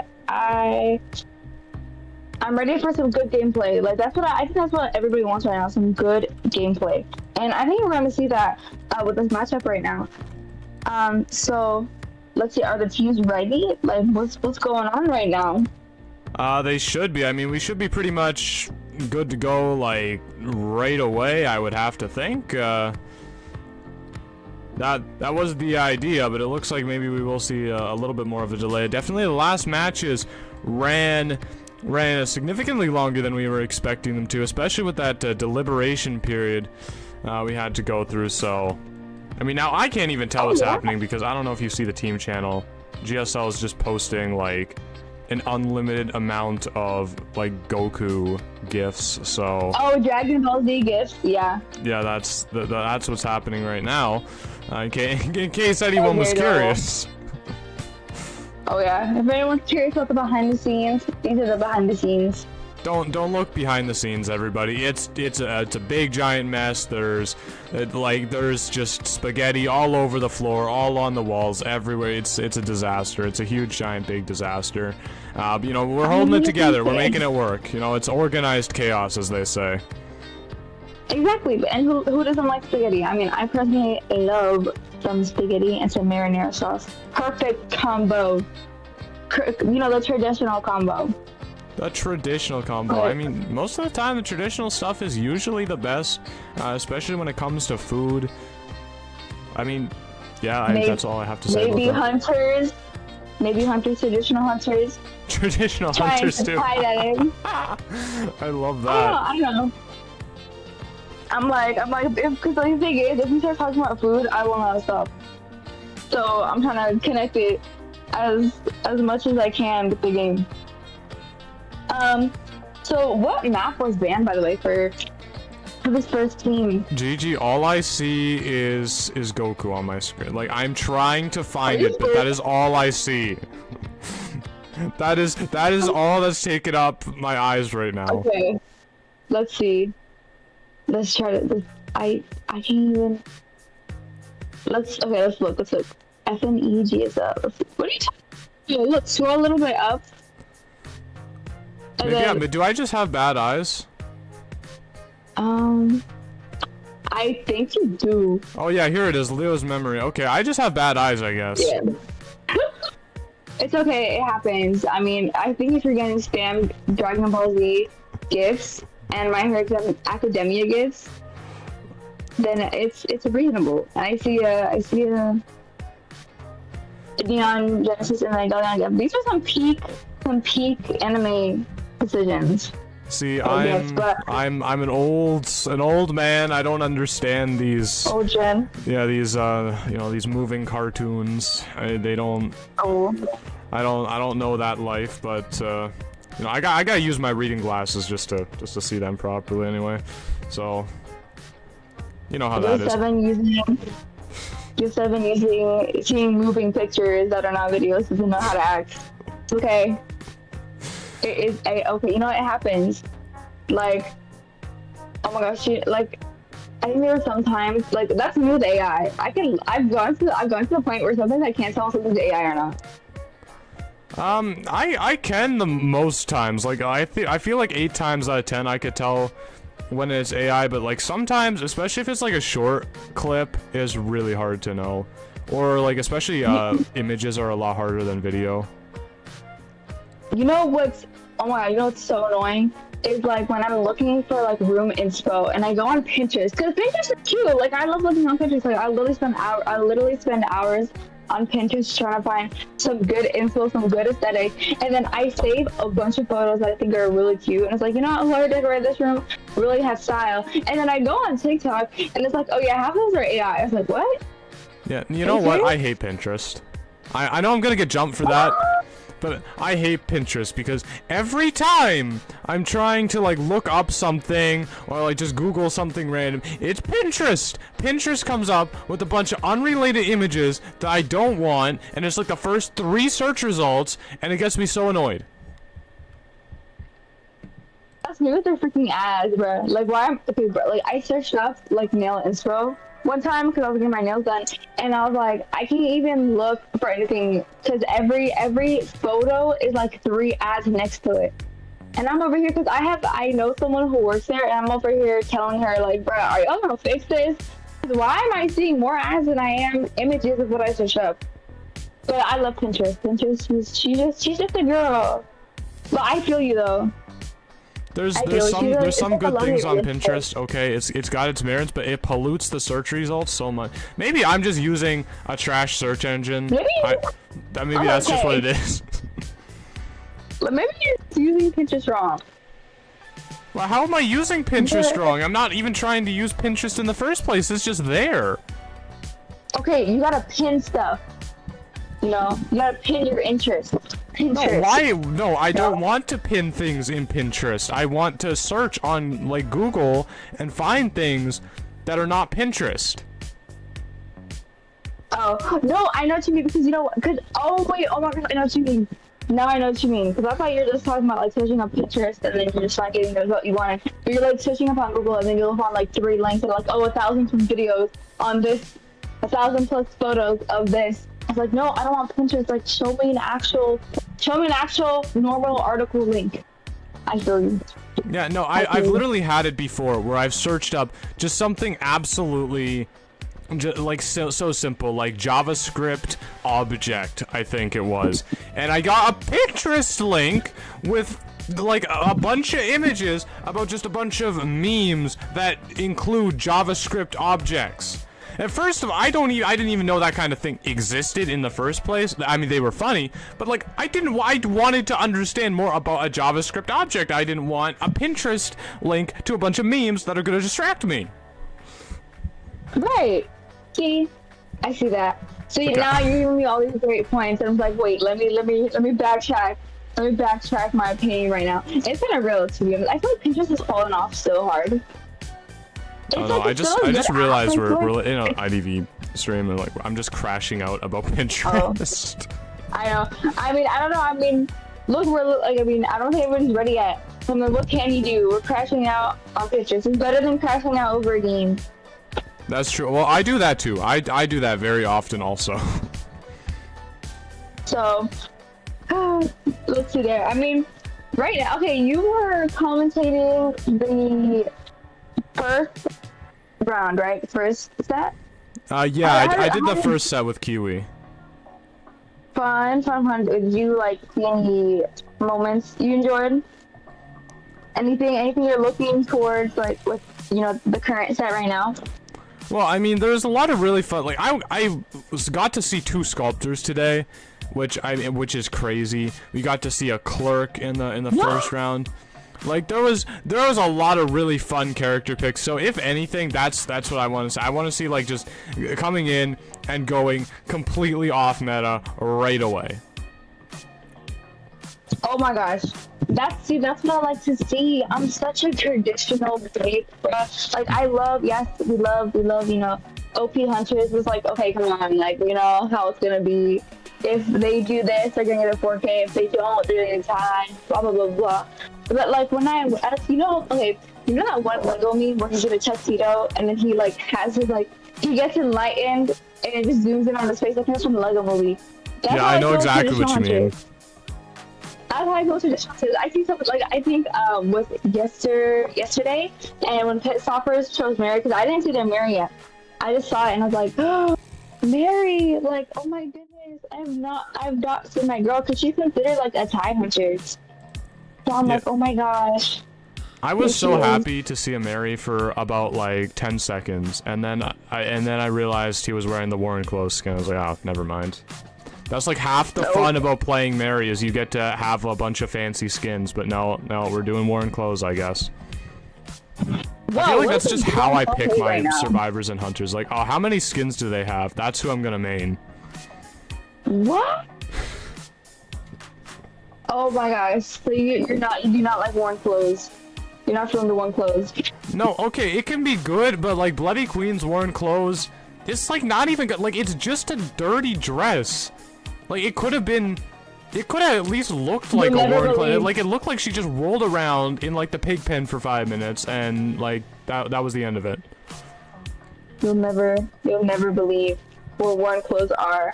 But let's get back to the game right now, because it's like happening in front of our eyes. I think the Explorer band, which I'm pretty shocked. I'm like, okay, what's this? Like, I've never seen Explorer band up until this point. Has Explorer been banned at all today? I mean, he has, and I'll tell you what, I haven't understood it a single little bit more than I do now. Oh. He has. Why y'all blocking my good man Kurt right now? Because that's his name. Why y'all blocking him? And Magician? No! Magician, I understand. Explorer, I guess. I mean, Z's was saying yesterday that, you know, maybe he's a little bit gimmicky, and, you know, maybe Hunters just they don't want to deal with that. It's kind of annoying, and I mean, I do have to agree. Sometimes you see, like, you're just existing, and then an Explorer comes and hides in the most like minuscule cranny between like the most ridiculous objects. You know, okay, well, all right then, I guess I'll check there next time. Good, congratulations on your one escape or whatever it is. Explorer, after hiding in the smallest crack of a locker, and then oh my gosh, sometimes Explorer is just, I don't know, Explorer always like runs past my nose. I can never find Explorer, and I just get so mad at myself. If you ever save a match and be like, oh, so this is where he was, and you're like, how did I not see him? Like, oh my gosh, I had a clip like that before where I literally just walked right past the survivor and I didn't know she was there. Like, I generally just walked past, like Joseph kind of blindness, where I just walked past her and I didn't know what she was. Yeah, there's been some times, because, you know, I've been trying to improve my hunter a lot lately, actually, and so one thing I did to start doing that was review some of my matches, and sometimes, you know, once you have the outlines, it really hurts seeing myself just like blissfully walk right beside somebody, not even notice that they were there, like just getting my steps in, going all the way across the entire map when there was just a perfectly good chase like right beside me the whole time. Right, but I guess Explorer's just that kind of character. I guess, you know, we gotta hand it to Kurt, and he can hide really well, and I think he does have a tactic to hide against Anne. But forget about, okay, we're talking too much about Explorer. Let's get back into the bans and picks. I think all the survivors are good to go. We're waiting for just the hunter, but we're facing Gravekeeper and Scrying and Puppeteer Psychologist for our first survivor, you know, round. I think it's a good team. You know, I feel like the Psychologist and answering it banned so much. Yay, finally. I was just about to say, Gigi, and I was just about to say that picking Goatman into this, I mean, probably not the greatest plan, because all four of these survivors, you know, pretty hard counter to Goatman. But oh, you're right. You know, I guess that's what we're seeing. I guess Dreamer's very confident with this Goatman to be bringing it up, because I would be scared. Okay, I know I'm not the best Goatman. Okay, I understand that. But like, even if I had spent time to master Goatman, I would be scared to go against these survivors. Like, this is a very difficult situation to be putting yourself in with the Goatman. With the, you know, everything available. Like, the world is your oyster as the hunter in the first round. I'm gonna have to agree with you there, Yo7, just because I was expecting like the characters that we see on the team now to be the band, you know, not the team. So I was really surprised when I saw like that Explorer band, that Aeroplanist band. But I think from just those bands itself, you can just tell how pretty much confident their hunter is right now. Considering, like you said earlier, this team comp goes really well against Goatman, and I'm kind of surprised with their spawn point thing right now. But maybe we know something they don't. Because I was assuming that one of the survivors would spawn into Shack, but they did not. So I'm trying to see what's going on. Maybe they're trying to leave Shack open for Gravekeeper or Puppeteer for the first chase. Yeah, I mean, this makes sense if you're gonna put the Antiquarian over by, over where she spawned, then the Gravekeeper can just go into Shack, or Puppeteer can rotate. Like, it basically, if I'm understanding it correctly, allows for more proper rotation. So, like, Puppeteer is a little bit more free to rotate where he wants, and he has a little bit more resources than if he spawned where Dreamer spawned in this moment, and, like, Antiquarian went to Shack, and then you're kind of running, and then, you're trying to get to Shack, but Antiquarian's in. Like, you don't really have an amazing places to go.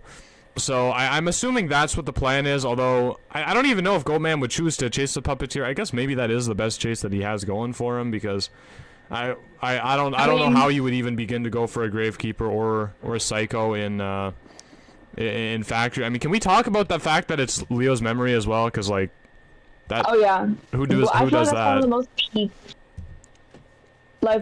peak,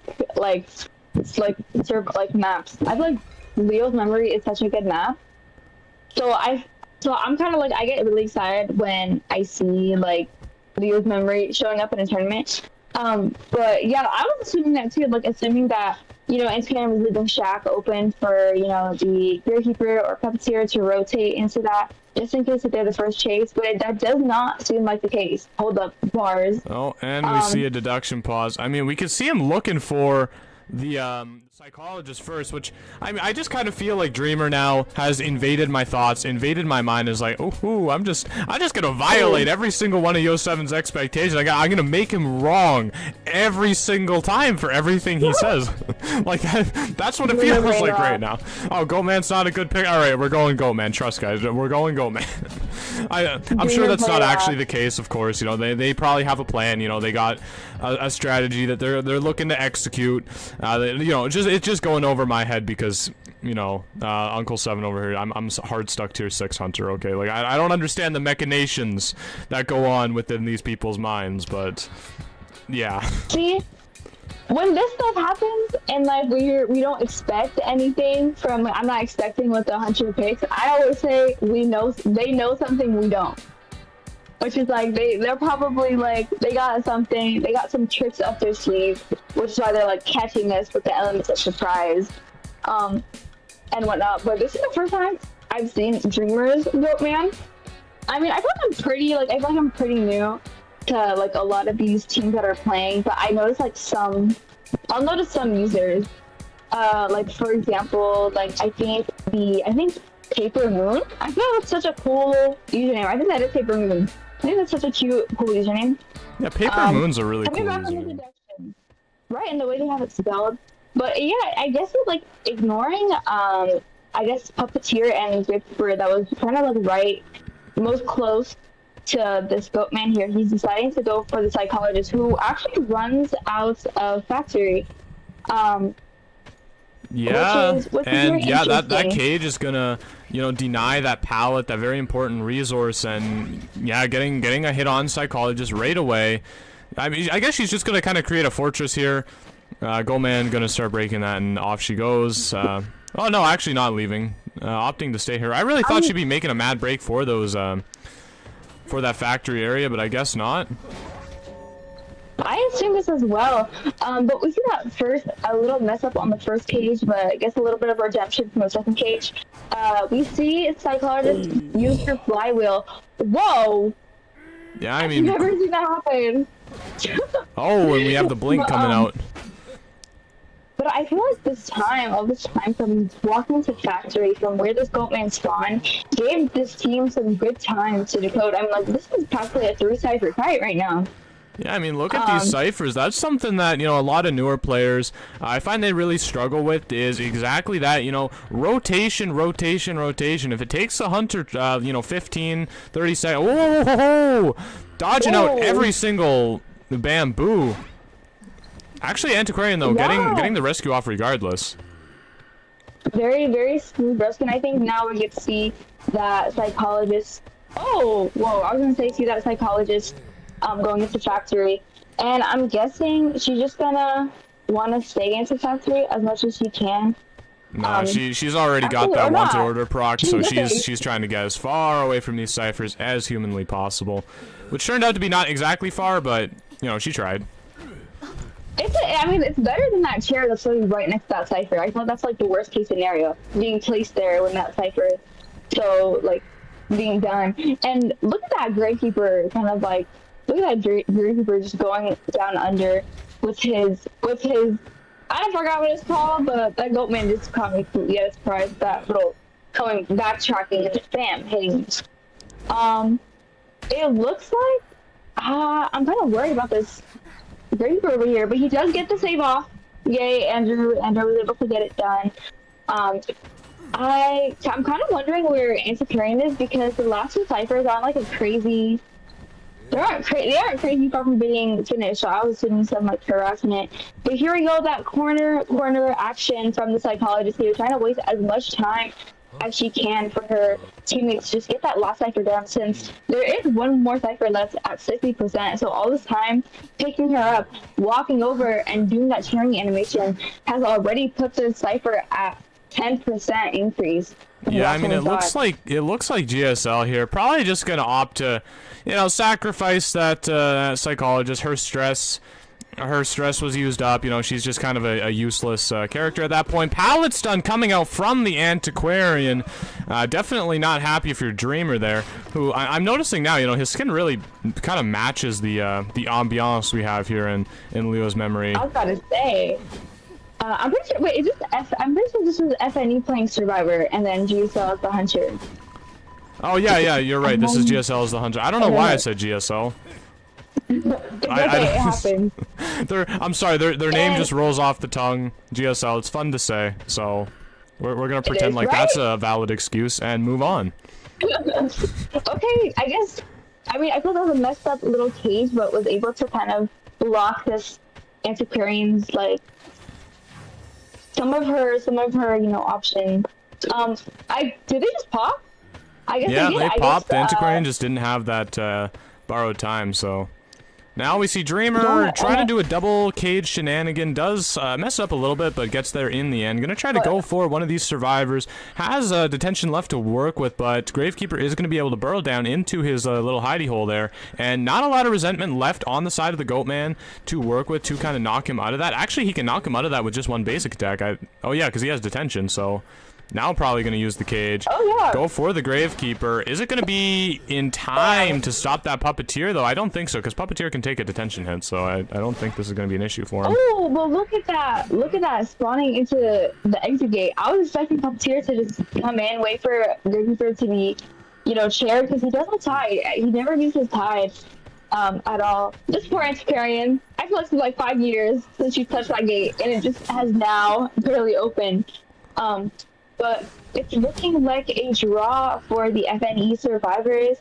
You know, especially with that, I was not expecting that pop, but it makes sense because she does not have borrowed time. So that was a pretty good match. Especially because I feel like these characters counter Goatman, but he was able to do so well against them. And I feel like we did have like I think 2 messed up cages, but I feel like he was able to utilize them so well. Like I don't know, I've seen a few Goatman matches, and I feel like as long as the gate hits are crisp, then you got it in the bag. Yeah, it looks like I guess that's 2 points for each team. Yeah, that is indeed correct. 2 points apiece. I mean, definitely. I don't know. I would consider getting a draw, honestly, against a Goatman. I would consider that like a win in my book. Okay, if I was writing the book, a Goatman equals win. Okay, because you know, Goatman's really difficult, and you expect a Goatman to come out in the first round, and you honestly expect that Goatman when you see him, like, it's just a 4 elimination. It's a 4 elimination, like, that is what you kind of expect from a Goatman. So for FNE to come out as the survivors and really get a great result against that first round Goatman pick, I think is honestly a really, really great result for them to get in the first round. It's definitely going to put GSL at a bit of a back foot here because, you know, there's survivor side. They're going to have to match that exact same energy from FNE's Hunter. Probably going to bring out another sort of meta idea, you know, whether that be the Hullabaloo, the Goatman, you know, whatever it's going to be. You know, those 4 horsemen I was talking about earlier, and they're going to probably bring that out. And, you know, GSL survivors, they got to match that. They got to match that draw, or they're going to concede a round win. Yeah, so I'm kind of expecting that as well, just because we see that in the with the FNE, with the ties. I mean, I would have to agree with you personally there. I feel like a tie against the Goatman is a win.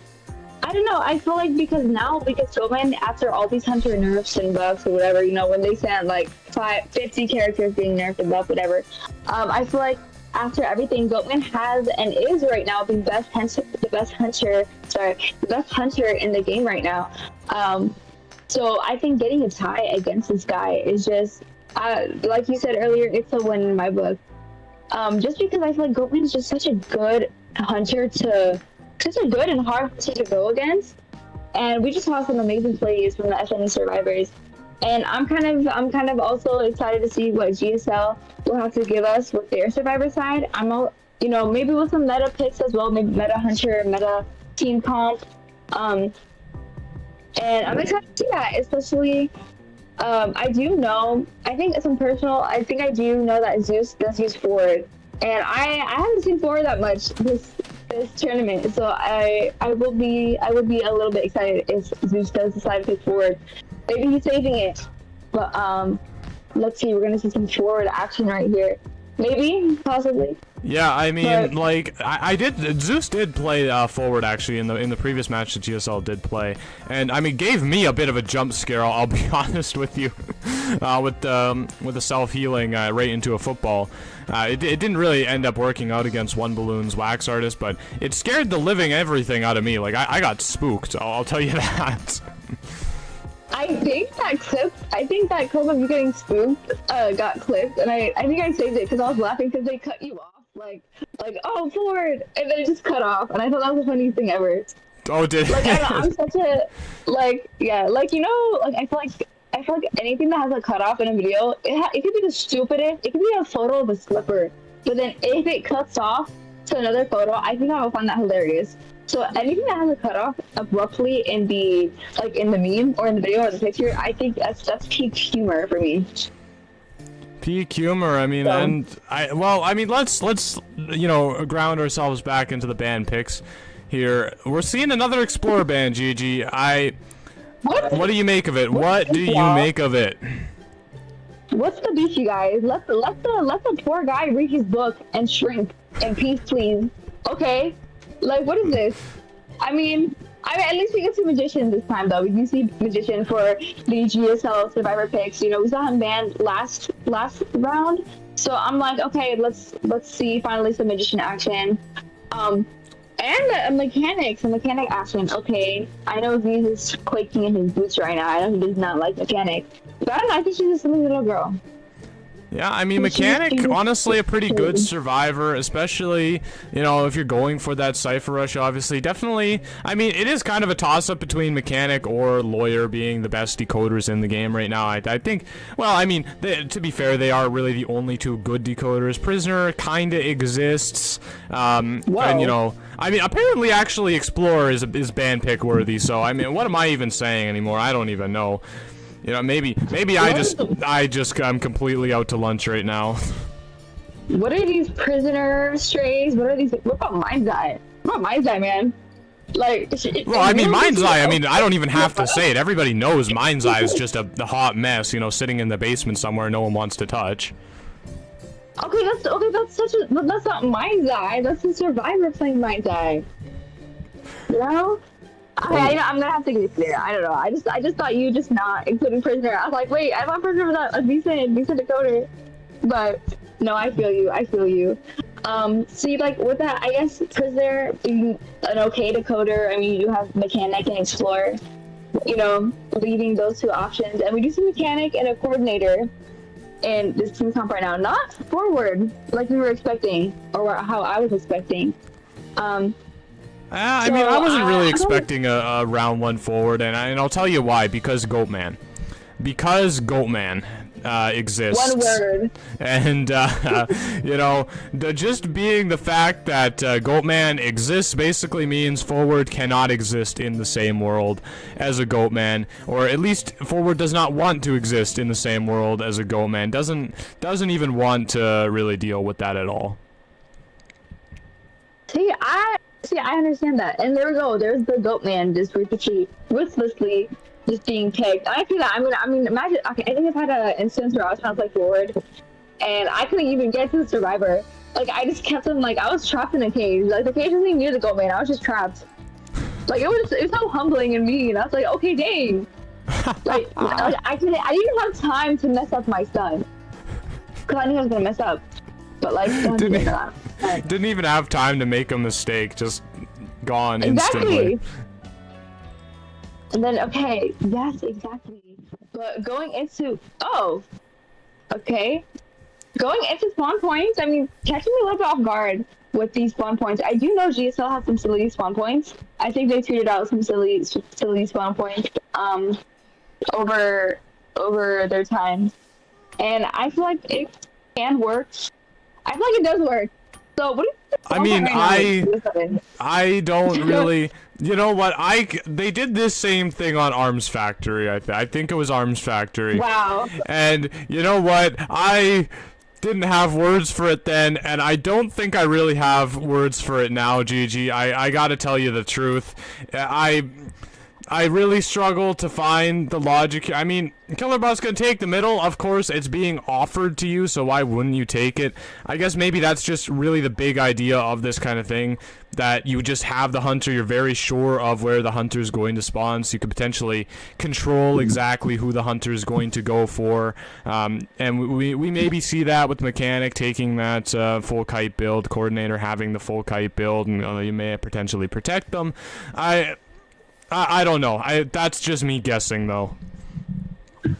Yeah, I mean, I don't know. I feel like I was expecting maybe Mechanic in Factory, like kind of Mechanic in addition have the switch. I'm kind of seeing, like, I want to see what this spawn point is gonna like look into. Like, how is its rotation gonna look like? Just because survivors are so close to each other, and I feel like if the hunter goes towards one direction, I feel like you're just finding both of them. Like there, and you have your pick there. So I feel like, of course, most likely the scope man's gonna go up towards the Mechanic. But I feel like this area the Mechanic did spawn in has some pretty good spots where she can hide her bot. So if you can just get her bot out there, do a quick little peekaboo, hi girl, then I feel like she'll be okay. Yeah, she does, but I do want to make a note, okay? So if the Goatman does go up towards that Mechanic in that top left-hand corner there, I mean, she's going to be kind of stuck kiting forever in that top left-hand corner there. Like, that's the big problem. And then, you know, obviously the moment Goatman picks up the Mechanic, the bot is history, so I potentially... Yeah, exactly. Yeah, I'm not too sure. I mean, I guess we'll see. Maybe we'll be able to learn the ideas behind it by how it's utilized here. But we see the Mechanic taking first chase. Not really a big surprise to anybody, but we're seeing it nonetheless. I mean, I thought she was gonna hide a little bit, just because I felt. Oh my gosh, I thought I was expecting her to hide just for a little bit. I don't think this Goatman knows where her bot is. I think he does. He's just leaving it alone there. because that's gonna make Mechanic easier to down.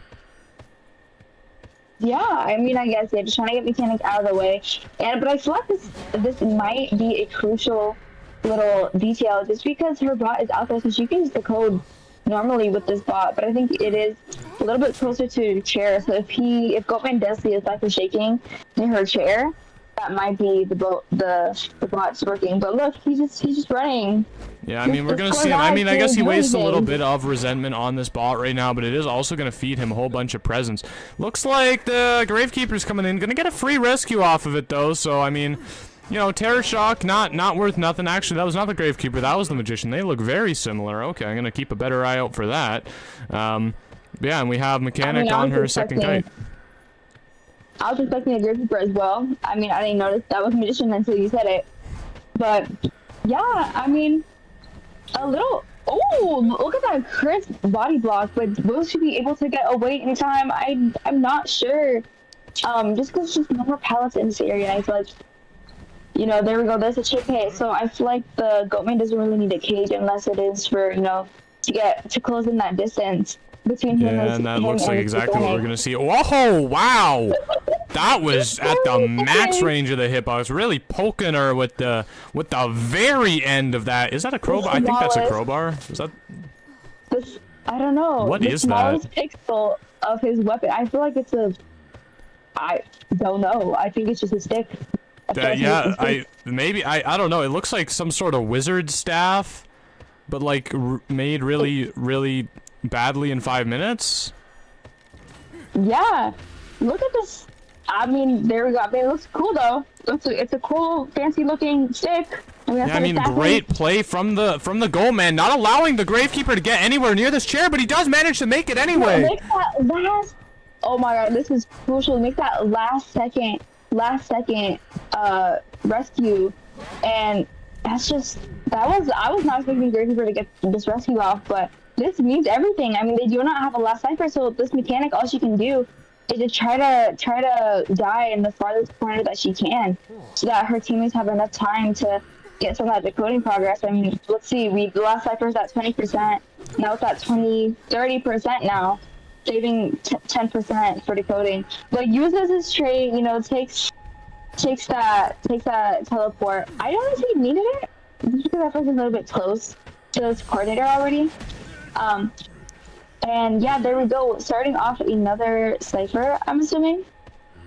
Yeah, I mean, that trump card being used, gonna go for the Gravekeeper now. Actually landing a hit, not having time to put that shovel to good use. Going back right onto the coordinator. She's gonna be able to know what he's up to, and oh, not actually getting that pallet stun, but the cage is potentially running out. Takes the riskiest vault I've ever seen in my life and gets away with it. The window of opportunity, and now this Goatman just has to. I feel like with so many like plays like that, he's kind of like wondering where's he gonna go for his next survivor pick. I mean, you have Gravekeeper, you have Zeus just hanging out in this area right here, and Magician working on that last cipher, but sadly gets a hit on the coordinator. I think this Goatman realizes that Magician is working on the last cipher, so he's just trying to cipher pressure as much as he can with, I guess these are the last 3 ciphers right here. Yeah, and they're at a pretty like close vicinity with each other, so yeah, I mean, you know, at a first glance, this looks like a great situation for GSL, but, you know, when you think about everyone's injured, they don't really have a lot of ability to reset, all their ciphers are grouped together, it's pretty precarious, you know, when you start actually breaking down the details. Basement even being added onto that long laundry list of scary things here, even though they do have a Gravekeeper, but he's the one sitting down there, so... Right. Yeah, it's a little... They're actually just going for the pop, not even bothering to try. I respect that. What can you do? I mean, I feel like by the time the Magician would come over, and I think maybe possibly because he is the only one, not the only one, but he is the only one standing that does have borrowed time. The coordinator would have not been able to get the rescue because she would have just gone down. So I feel like they're trying to maybe go for a backdoor rescue. It looks like that's what we're seeing right now. Magician, he was thinking about it, but didn't end up going there. Not a lot of resentment left on the side of the Goalman. Coordinator pushing the gate. Magician probably knows that, heading in that direction. Actually might be able to get a 2 survivor escape, but the teleport is coming back. Oh, Coordinator. Oh no, Coordinator didn't avoid the cage. I thought she did. Flywheel coming in through. Not gonna be enough. Oh, I lied. It is gonna be enough. No! Dancing around the barrels. Oh no! That was Coordinator. Crazy. I mean, Magician went in to try to get the Gravekeeper, but he didn't make it. He was not able to make it. I mean, you could just see him like going all the way back upstairs. But I mean, like, what can you do with that teleport? But I feel like this Coordinator did save a pretty good amount of time. Oh wow, but those crows just could not did have come at a do worse anything. time. I was gonna say, I was like, he could have at least hid until dungeon opened up, but sadly we do not see that because the crows just decided to. I mean, they're still going. They have no mercy for this magician right now. I mean, he might be able to hide out coordinator's chair and done detention right now, especially since he did not use any of his wands today or this match, and there we go. Yeah, 2 wands to work with, but 2 wands is not enough, and that is going to be a 4 survivor elimination from FNE, everybody. The Battle of the Goatmans has its victor crowned, and it is definitely going to be Killer Boss here. Yeah. I mean, amazing. I feel like that was such a churn. I feel like that was such a great match, just because I feel like in the first half, we feel like, oh, it's going pretty well for GSL survivors right now. But then Goatman over here was just how of a crazy hunter he is, was able to just make sure that he got all the survivors. Especially, I mean, like those unfortunate crows from the magician. I feel like I was expecting maybe the magician to get out with dungeon. I mean, what can you do when you have crows on top of you who just have no mercy? Yeah, I mean, I think. Go ahead. I was really hoping for magician to get this rescue from the basement, because I feel like he was just in the area, and then once we saw that teleport, I was expecting him to just go downstairs, like, okay, Zeus, I got you, some Gravekeeper, like, here we go, we can clutch a tie. But literally from the smallest second, and we just see magician just have to do the walk of shame back up from basement, and whatnot. So, yeah. But what do you think? What do you think? What do you think, Seven?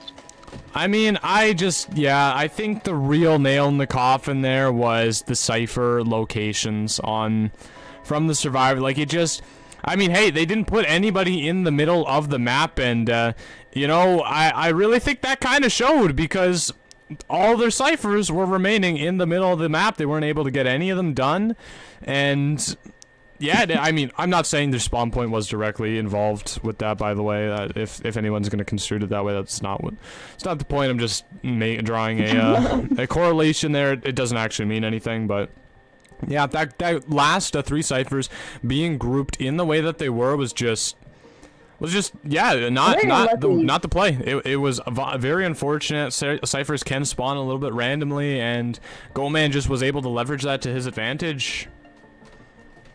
Yeah, I mean, like, I think it was just, I feel like, when picking what ciphers to choose, I feel like I didn't really know this until, like, I feel like this year when it comes to IDV, but, like, picking what ciphers to save for the first versus last ciphers is really important. And, yeah, we just see, just because, like, those ciphers are just so close together that Goatman was so easily able to just kind of navigate each one. So, like, if one survivor's there, he can just walk over there, especially with how much distance he can get with his cages. And whatnot, and just, I think it was so unlucky. I feel like it was so unlucky. I feel so bad for the survivors, just because the cipher placement. It was just not there. It wasn't work out as well as they wanted it to. But I mean, we did some really good plays from GSL survivors. Especially that first half with with mechanic and that, like, millisecond, rescue that we see from Gravekeeper. And I think it's still some good plays. It's just unfortunate with how the end game happened, but yeah, I think it was a pretty good match though. Overall, pretty good match, and I guess now Goatman will not be played anymore. So goodbye, Goatman. Yeah, goodbye, Goatman. I'm sure many people saying good riddance. No one really likes the Goatman these days. Just doesn't want to deal with it. He's too strong, all right? He's too, he's too much of a problem. So, I mean, Goatman's gone. Now we enter into round 2. Time for the time of Hullabaloo. Probably maybe Ivy, maybe Opera. I'm probably not seeing anything. Anything too interesting quite yet. I mean, the survivors do have 1 ban under their belt, so they will be able to get rid of basically whichever one of they pick, or those picks they think is the worst. There we go. I got my words out properly. Let it go, me. We're all stumbling in our words. A bunch of word vomit. Yeah, I'm terrible at saying things sometimes, although I'm not entirely sure. We may be running into an issue with the game rooms here. I really hope that I'm wrong about that because we're still in the map ban pick phase, but we will see. Game room? Like, what do you mean? The game, you know, where you go to watch the game? Oh. Oh, okay, I was not doing that. Okay, I don't know why I was expecting, like, game room. I was expecting, like, survivors. I was like, well, I mean, is that not where they're all grouped up together? No, we just got an issue on the, well, I mean, I guess, you know, all those group ciphers, you know, they could have made a party, thrown some, streamers around or whatever. They could make it their own little game room there in, Leo's memory. Yeah, right? But everybody got luck in. Everybody just luck in. These matching. But... it looks like we're gonna be going to Chinatown, though, so... Hey! That's something. There we go. Chinatown's fun. I know Chip doesn't like Chinatown, but hey, I like a good Chinatown map. I feel like there's a lot of fun areas. There's some fun areas, and there's like that, like there's only like one thing you can interact with. You know what it is? One thing you can interact with. Oh, is it the window? Like, do the windows count? Right, no. I mean, duh, you can interact with the windows. Yeah, but I mean, like the crumbling windows. I mean. No. There's no windows. What? You're making me mess up my train of thought. I was like, wait, windows, walls. There's no crumbled windows or walls. There's something you can interact with Chinatown, but do you know what it is, Year 7? You can turn it on. You can light it up, I guess. No, I have no idea. It's okay. You know where you know when basement isn't spawned in hotel? It's spawned like the other place. In the cafe. Next to the exit gate. I think so. I think that's what it's called. Yeah, I think the cafe. In the corner there's a fireplace. You can turn the fireplace on. And I always turn it on when I play on Chinatown. So. Oh, that's cool. Someone turns it on. Someone turn it on, please. I would like to. It'd be really cute if someone just started to walk over there. I feel like that is the most little-known detail about any map, literally ever. Right? Okay, but I think this is so. I feel like it's so nice, just because I feel like it's giving. Because I remember I was talking about. I feel like maps should be more interactive, like moonlit. And so I'm like, I feel like these tiny little efforts of interaction is just really nice. You know, I think it's a fireplace. I mean, it's the smallest thing. I'll show you later. If nobody does it, I'll show it to you. Yeah, okay. I'm just trying to like look at something on the back end there. Sorry. No, you're good. But I'm gonna see some Chinatown gameplay. I mean, it's a chill map. I don't know why Chip doesn't like it, but I think it's a chill map. Yeah, I mean, I'm a fan of Chinatown. I really am. Chinatown, well, so you know, there's some times where I don't like it, but there are times where I do like it. Yeah. Okay. What would be like the situation where you don't like Chinatown? When I'm playing guard. Gege, join the game room, please. Oh. Quickly, before they start without us. I'm here. Look, two of them aren't even ready yet. Like, give me some slack, okay? It was I literally it was the time when you go out. Yeah. I was looking at my phone, which I didn't have been doing. But listen, I just don't want you left behind, okay? I know. I'm gonna be like, guys, wait. I'm gonna have to ask one of the. It's okay though. We're fine. We're back, guys. I mean, we're chilling. Yeah. So we're entering into the second half here.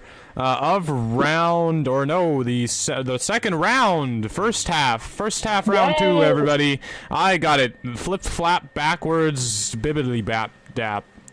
Don't read into what any of that was. Anyway. Nobody decipher it. That wasn't a code for anything. That was a suicide. There's no deciphering anything, guys. Yeah, that was just my brain. You know when like maybe this is not a reference people will understand, but that is like me trying to process information and then processing like half of it and saying things that kind of make sense but not really at all. It's like, you know, okay, I don't know. Okay, there's an anime called Cells at Work. I don't know if they depict what goes on in the brain, but I imagine it's a bunch of your brain, people who are just working in your brain, just running around. trying to figure out what sentences you're trying to conjure up. Yeah, well, I Like, mean, I people. don't know. I can't describe it. Yeah, I can't describe it properly with how I envision it in my head right now. But Yeah, it's I mean- something with like, yeah. I don't know. I feel like the voices in my head they're a little bit crazy, just a little bit. So, ooh. I mean, okay. I mean, I've had that before. The voices in my head are just really interesting. But Yeah, I mean, they're the only moving part of my on- personality that's interesting. That's why everyone's here watching right now. Voices in Yo 7's head, not for Yo 7.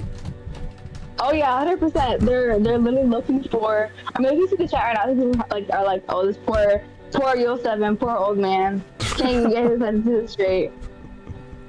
Poor old man would that's be not like even that, dude. actually old, but everyone just calls me that I know. anyway.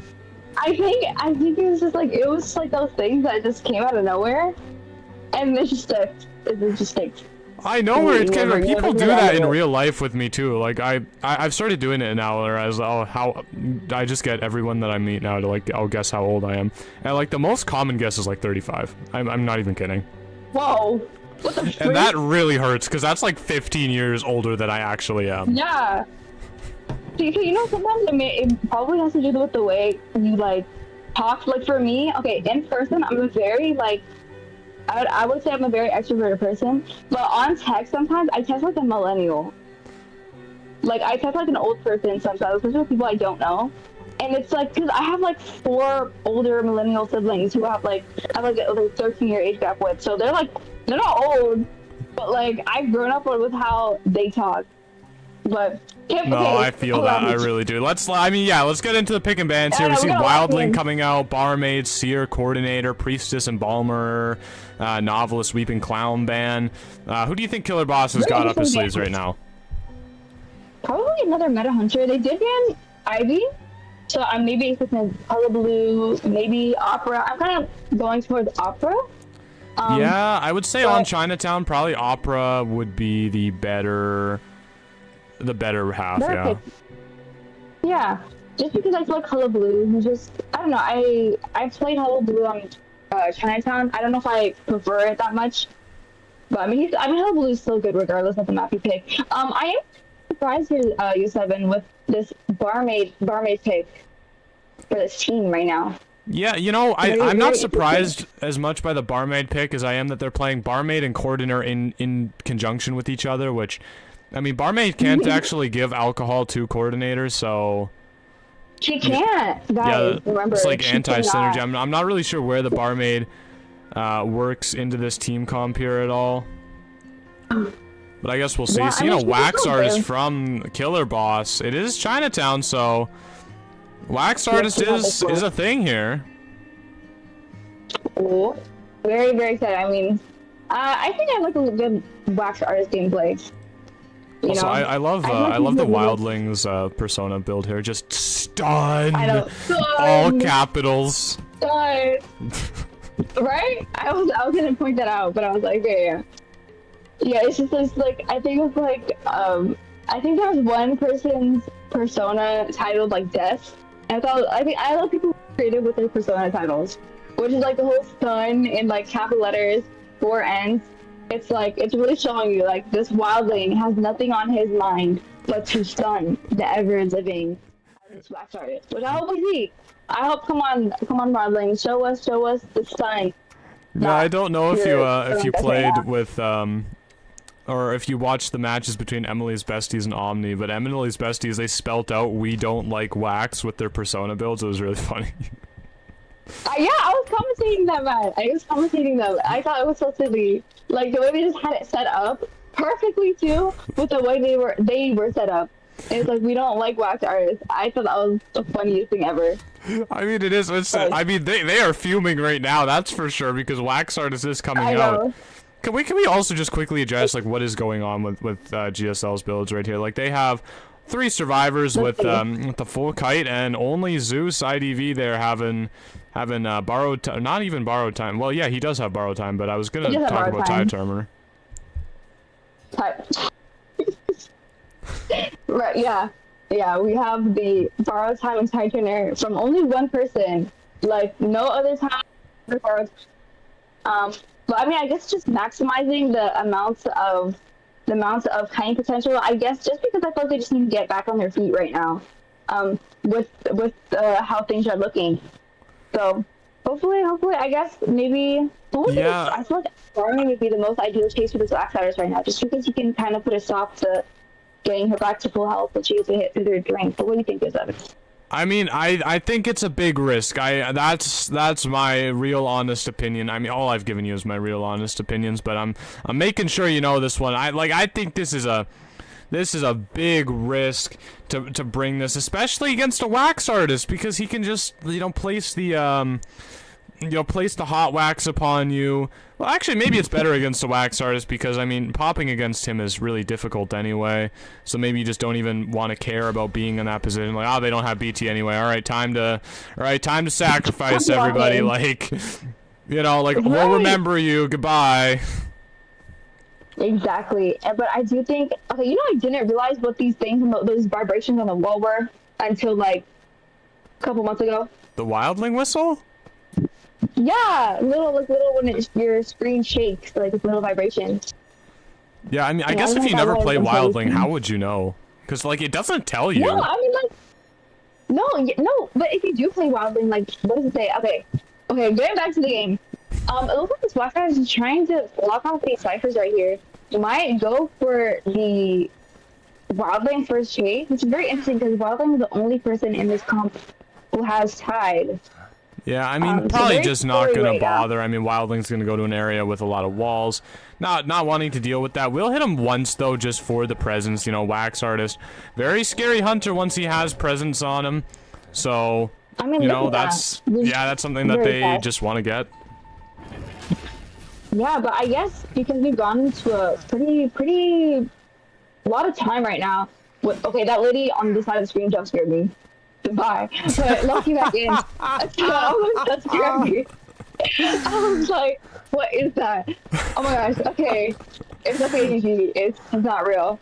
That's actually a huge miss on the wax bomb there. That's gonna allow Coordinator a lot more time to kite. She's actually removed all of this wax from herself, and that time it took wax to kind of apply all of that, sacrificing getting that first hit is really coming back to bite him right now as Coordinator continues her way up the building. The Coordinator has used her gun, so she does not have any resources left, especially with that 88% wax right now. He would be, I think, Killer Boss would be able to just wax her off right now and get that hit, but she does have flywheel. Yeah, Owl is available. Yeah, and that's exactly what we see come out. Although, I don't think Coordinator really planned it out well enough and is just going to kind of go down there anyway. I mean, we see that beautiful owl from Sierra. That was such a crisp owl. I'm going to have to give it literally props for that. But she actually got the owl and then the flywheel. I mean, that's it. She has nothing else. And I guess they would go straight into basement. But the ciphers are pretty much done. I think we're leaving that 99% cipher to be primed. Potentially. I'm not exactly sure where that 99% cipher is on the map. It might be that one in middle there. No, it definitely isn't. That one, no, I believe, is that really at 10%? Or is that the 96 one? That must be the 96 one, right? I don't know. I don't know. Yeah, it was. I think the far one, you see the one all the way over there? I think that one's 99. So yeah, this I've actually never seen this before where the survivors leave a cipher to be primed already. But yeah, I mean, one step ahead.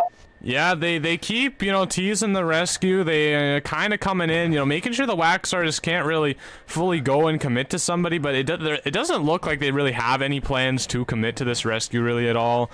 Just gonna kind of do their own thing. Yeah, wax artist just can't leave, because he knows the moment he does, Barmaid's coming, Wildling's coming. Like, it's not it's not gonna happen. Eventually does get that privilege to leave and drop onto Seer, closing off only the window, actually leaving him that exit path.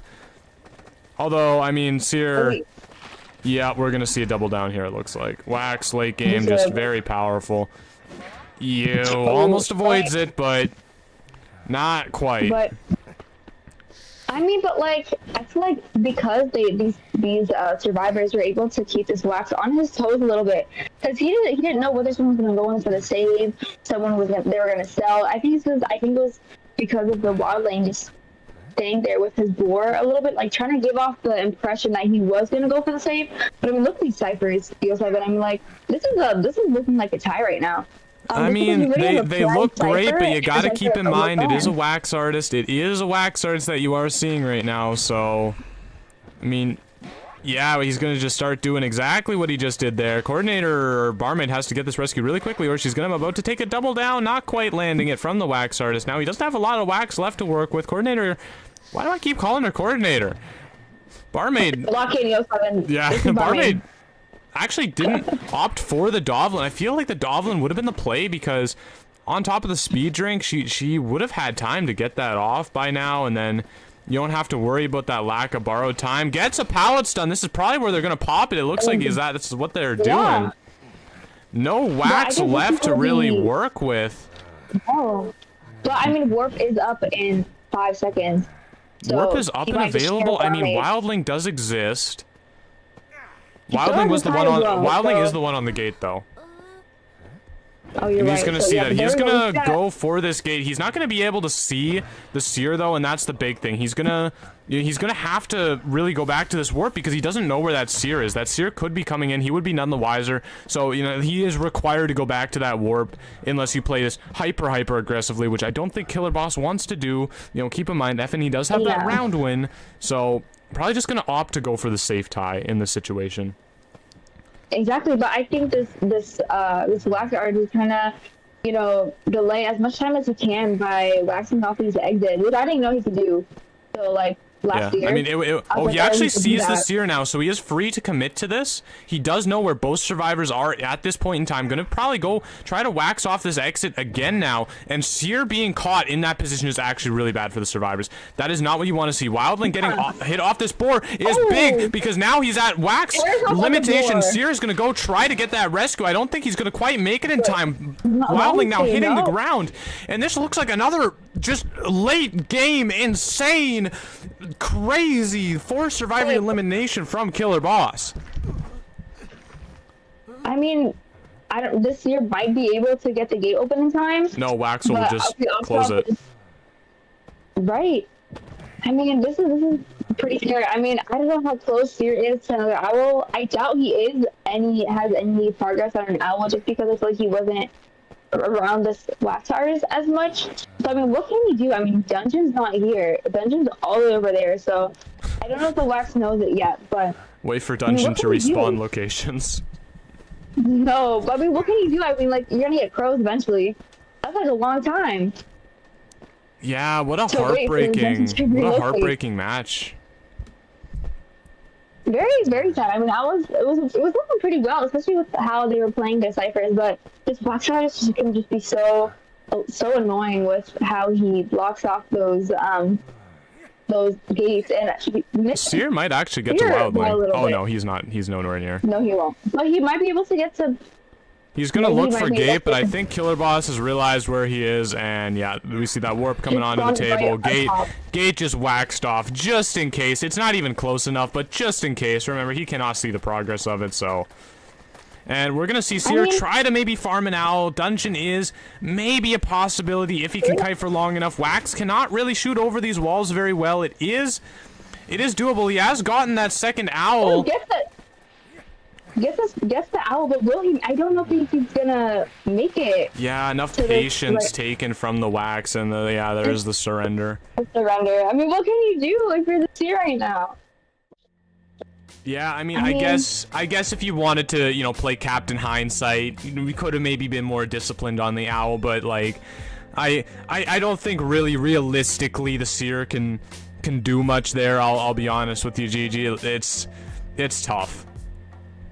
You can't do anything. I mean, I was expecting maybe like the Seer, not the Seer, but the owls to be played at a later time, just because we were so close to Dungeon, dude.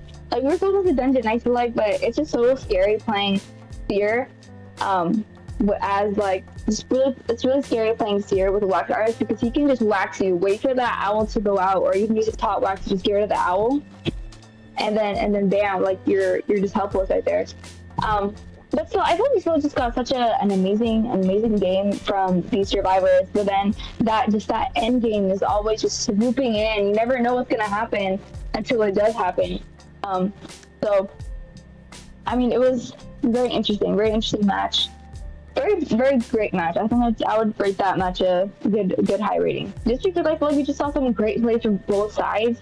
And I was constantly like on my feet, just like the edge of my seat, trying to see what the thought process was going to be. Like, how is the hunter gonna, solidify a win for them, or how the survivors gonna solidify a tie, etc., etc. But it sadly is a four-person elimination, sadly, for GSL. And how are the points doing? I mean, I feel like right now because I mean, GSL is in a hole. Like, I'll tell you that. GSL is in a hole. I don't know quite how big the hole is, but they are definitely in a hole. And keep in mind, FNE got that first round win. So if Dreamer does not get that 4 survivor elimination, it's just going to be a win for FNE. You're right. I mean, I feel like, this is probably the time where, I was saying it earlier, maybe some, like, non-traditional hunters, but, like, I feel like we're just gonna have to pick a meta hunter right now. Especially if, like, what's at stake right now, you're just gonna have to pick a hunter that's really good against, these survivors right now. Just trying to maximize how much you can get, I forgot the word, but trying to get that win.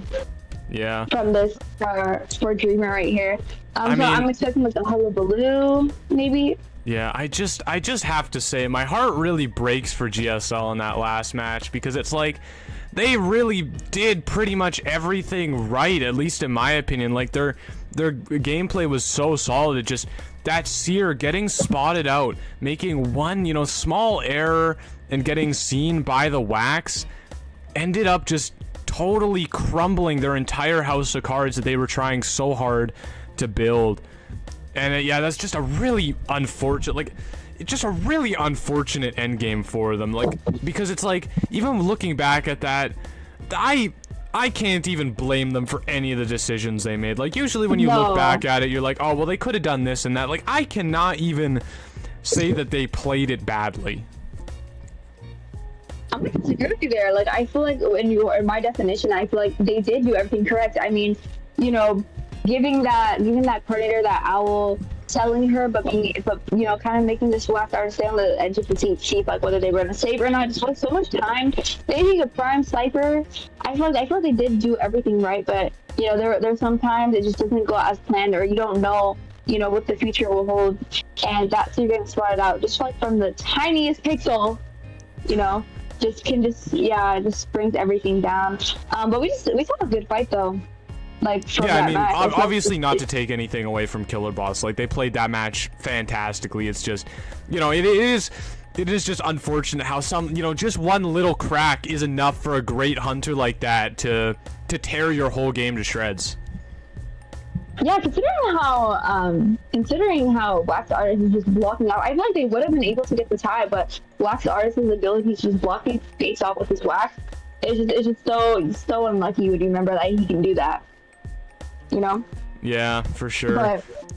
But anyway, I mean, going back to I just wanted to highlight that. I just wanted to say that because a lot of times you can go back on those matches, and I'm sure you can find stuff, but that was like one of the only matches where it's like, man, I can't fault them for any choice they made. Like, I cannot find anything I would have done differently in that game to get a better result.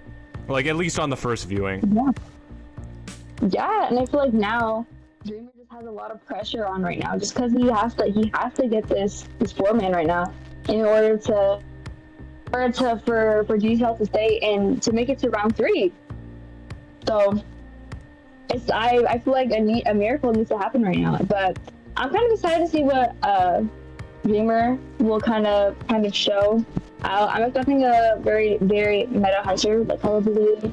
Yeah. And you can see from his bans. I don't know I think he did ban Embalmer earlier, but like, yeah. I mean, if I had access to any hunter in the game right now as Dreamer, it's Opera with Abnormal. Like, it has to be on this map.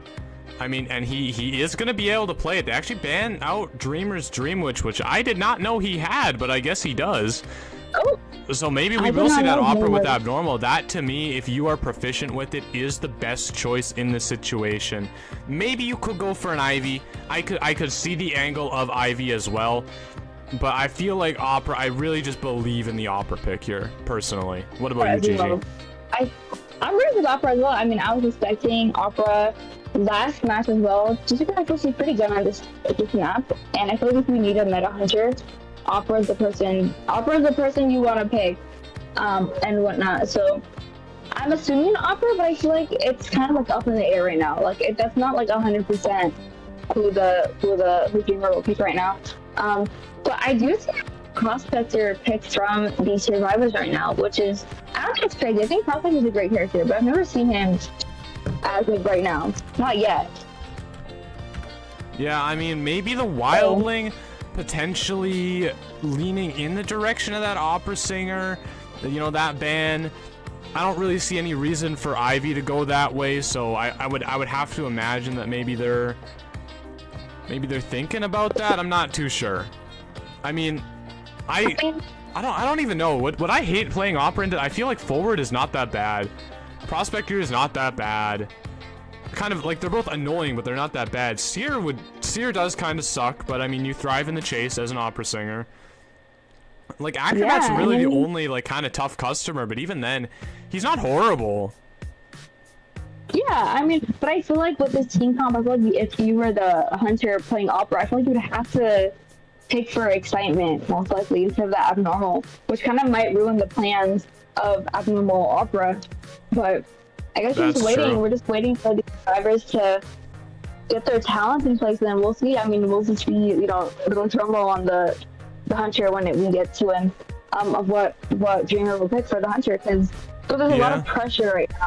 I mean, maybe by that logic, we could potentially see, because of all the harassment, and Ivy come out. You know, Opera Singer doesn't love harassment, to be fair.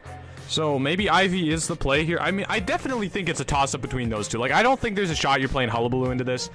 To be quite frankly honest with you, all of these do great for distance, except for maybe Seer. Like, you know, you don't want an early game against a forward. You probably don't want an early game against a pros. Like, you can, but you probably don't want to. And you probably don't want to against the Acrobats. Like, I don't see the Hullabaloo angle just at all here, to be honest with you. I must agree, yeah, because I feel like you said earlier, I feel like 3 out of 4 of these survivors right now can do pretty great distance against a Hullabaloo. So I don't think these, like, for me, like, the first person I thought when I thought of meta was Opera. So we're gonna see right now which hunter is going to be the pick of Dreamer's Dream. And yeah, I mean, Dreamer, all eyes are on him right now. This is his moment to shine, and it's going to be a smiley face. Not even something we thought was on the table, but here it is nonetheless.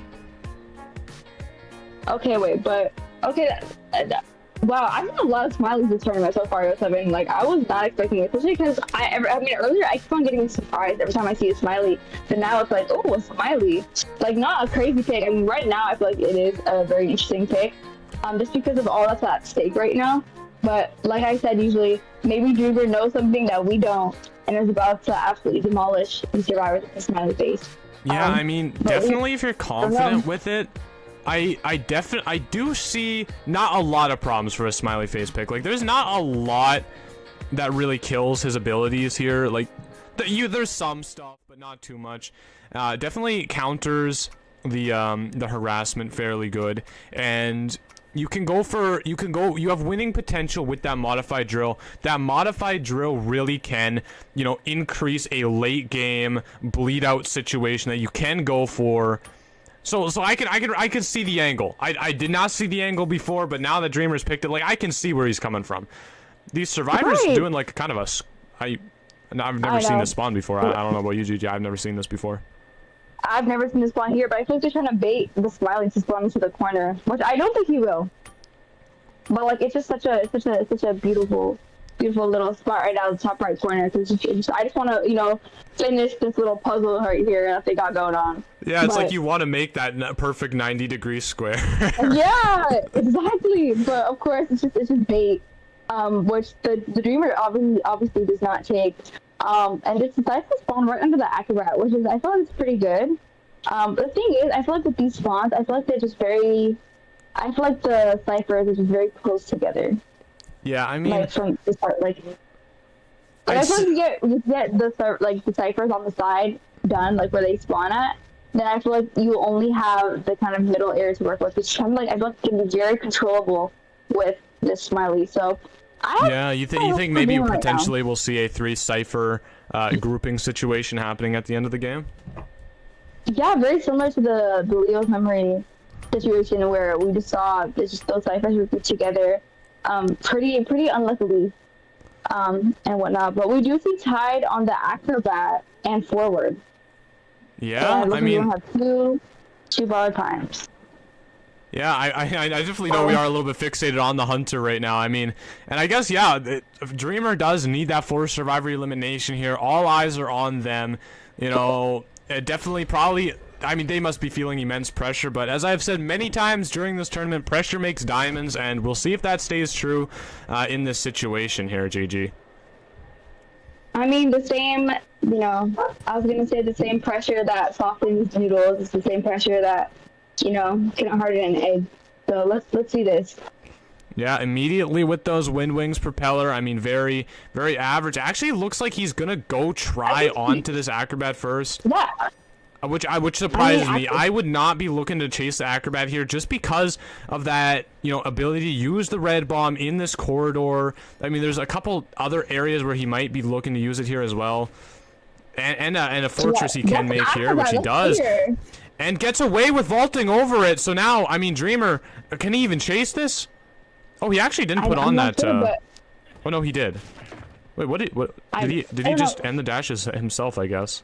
Really wants. Oh, this is not acrobat. This is Seer. What am I saying? What am I going on right now? I realized midway that was Seer, not acrobat. I was like, okay, where's the ball? I think he mistaken his owl for the red bomb, but he did not use the red bomb. Yeah. No, it's because I think this skin looks very similar to the Joker skin that Seer has. So I'm like, just gonna end up leaving. I mean, he knows he's wasted way too much time on the Seer, who still has an owl to cancel his dash if he wants to, so definitely doesn't want to do that. Actually doesn't pick up that propeller, opting to do it a little bit later. And it looks like going for the Prospector. Once again, a fortress is created here. Prospector taking away his dash. Probably gonna see the blink shortly. I mean, you just need to...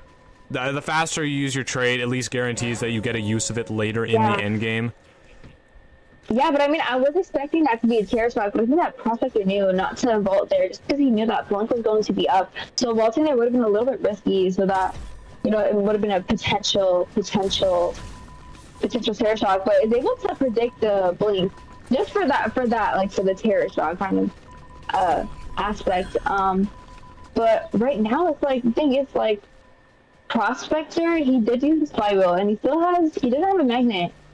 So I feel like, you know, possibly getting spectated right now from this Seer right now messes up his dash.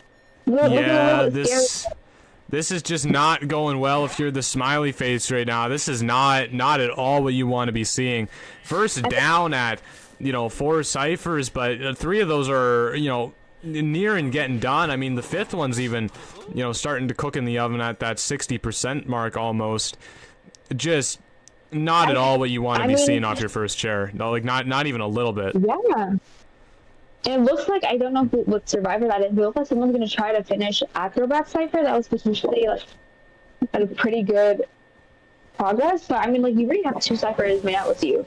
Oh, Seer Owl actually missing. I mean, that, you know, that is something. And getting that hit onto the Prospector, pretty much exactly what you want off of that rescue. Gonna be able to get the forward here? Potentially no. Hits the pallet. Forward recovering from that dash just in the nick of time. Getting to the next pallet here. Not even going for this Prospector anymore. Just wants to down this forward. Anything he can do to get some extra pressure going. Probably gonna look to trump card to something in the few. Wow, that was some great controls. Whoa. But yeah, probably gonna look to trump card to something pretty quick here. Shorten that cooldown slightly. Just make sure that you have that trait for the end game. Maybe you'll leave it as Blink. Yeah, a little bit scary for the smiley here, just because I feel like these dashes they're going well, but then sometimes like there's some unfortunate events that happen. that is just so unpreventable and annoying. But finally gets the hits on the forward. But finally the prospect is at full health. Basement is here though, so Upit might be able to, you know, use basement to the Dreamer's advantage. Maybe just double down. Yeah, I mean, might be able to claw something back here with basement potentially, but I mean, gosh, being told you need to get a 4 elimination in this situation is just, that is a very tall order. Especially with Tie Turner on the Acrobat and the Red Bomb actually successfully canceling out the attack or the abilities, the drill. And forward finding a window, sneaking past the clown. Acrobat is still here though, that's the thing. Acrobat is still here. Acrobat with the one without borrowed time. Gonna get punished here. Trump card's still available for the Hunter. That gate already being pushed. He's got to teleport to it straight away if he wants to even have a chance at stopping. I'm not even sure if he'll make it if he goes right now. But also Prospector is trying to. This is the Prospector who is kind of just laying on top of these two right now. But he does go back and looks. Oh wow! And Prospector just taking him out of that animation. No detention even on the table for him. Has to go for this Acrobat to even get something out of this match. It just, I mean, this is just a disaster. This is a disaster for Dreamer, Gigi. Just very scary. I mean, like, what can you do? No detention. Sierra's here. I mean, the gate's almost open. I mean, I guess they're gonna try to go for like, you know, they're trying to get the forced survivor escape here. That's what they're trying to do. But I don't know what's happening right now. I guess they're all just trying to maximize as much survivors they can get out. I don't think Dream will be able to get this Prospector in the basement, so I feel like he was just wasting a little of time. You know, just cheering put him. on that infinite drill already. Yeah, these survivors are really trying for it. You'd almost think it was the survivors that needed this that needed this 5 points in this game here, not the other way around. Yeah, but look at just beautiful like support from the survivor team right now, which is kind of upsetting because I was cheering on for Dreamer a little bit. The ghost gate, so just kind of blocking off any kind of like. Yeah, forward taking that hit. Acrobat gonna be able to make it out. Prospector magnet support coming in. Seer has yet another owl to use, and that is gonna be all 4 survivors out the gate. Everybody, another magnet just for a good measure, and that's gonna be. That's going to be a proper 10. It displays as 4 points there. I didn't even notice that was what it was, but that's going to be a proper 10-point game. 10-point round from FNE, folks. Very great job on FNE with the amazing support and just amazing plays. I am a little bit sad for Dreamer here. I was cheering on him. I was cheering him on just because I want to see that third match. I mean, you know, I feel like everything's more sad when everything gets cut off at the second round. But things happen. I mean, I think we still got like, you could just tell when someone has a lot of experience on a Hunter. And I mean, I feel like he still has some really great controls on his Smiley. And you could see, like, you know, maybe in other circumstances, we would have just seen some much more satisfying Smiley gameplay. But Smiley will always be a Hunter that's one of my favorites to watch, and not like, I don't know what the word is, but not disappointing. I feel like I enjoyed seeing like both sides of the match right now. Yeah, I mean, just very difficult.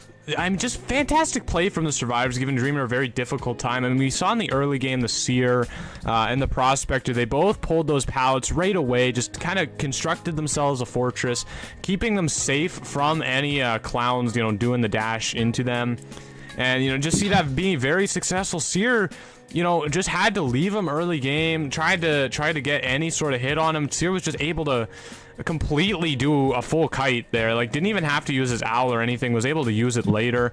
He didn't get anything for the owl later. I mean, the clown got the hit off beforehand, but you know, just amazing kiting from the survivors, just really well supported from both of them. Just, I mean, really just fantastic matches from either side. Even though we are seeing it end early, you know, it really was a joy to watch the whole way through. It was, yeah, I'm gonna have to agree with you. It was just very very enjoyable. I mean, I'm never disappointed when I see, things end a little bit shortly, but it's okay. And I enjoy watching it. I mean, we see like the support from FNE, but then just great. Still some great plays from GSL. I mean, both is like it's just not disappointing. I'm never just like chilling here. Like I'm always like on like the edge of my seat, just watching with such like curiosity to see what they're gonna do. It's just never a dull moment with these two teams right now. So.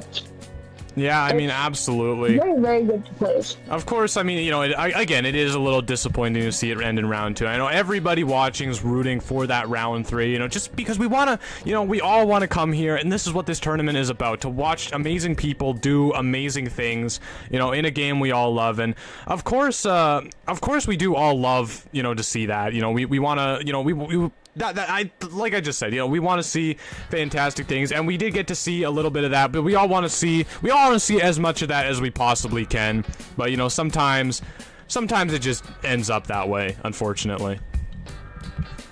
Yeah, but I mean, GG's the both team. Like I feel like it's just I just enjoy that so much. I've enjoyed, even though it was only two rounds, I enjoyed that a lot.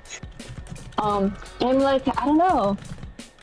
I mean, right now, I guess after this match or after this tourney day, are we going into the finals, or are we still going into the quarterfinals? I'm not sure. So I mean, with today's results being tallied, everybody, we are going to be seeing almost all the teams that are going to make it to the quarterfinals have been decided. Although we do have 2 more matchups that will be played on Wednesday, and that is going to be WWW versus Frogfin, very highly anticipated matchup there, and then CH4 versus Prototype. So Wednesday does have 2 matches on it. They will be happening, let me check my schedule here. Yeah, they'll be happening just after maintenance ends, so like as soon as maintenance ends, we're gonna be doing those matchups like straight away. As soon as we possibly can do those, we'll be doing those, just to try and do that. But yeah. Yeah, I mean, I was very surprised with the Wednesday schedule, but I'm excited. I mean, like, I feel like just getting everything done it's exciting. And then I think you said after the 2 matches on Wednesday, then it's the quarterfinals, right? Yeah, and the quarterfinals will definitely be extremely exciting. It looks like we're gonna get a post-game interview by one of the players. I don't even know which player it is, but we're gonna get a post-game interview from somebody. Here we go. They joined for a second and they're gone straight away. So I guess we'll see if they get moved in once more. I'm literally unsure whether they're on FNE or anything. So I think they are on FNE. I think so. Hi, can you hear me? Yes, we can hear you. Hello. Welcome to the show. Welcome up to where the casters sit. I mean, how do you feel about the match that just transpired? I guess we'll just start with that.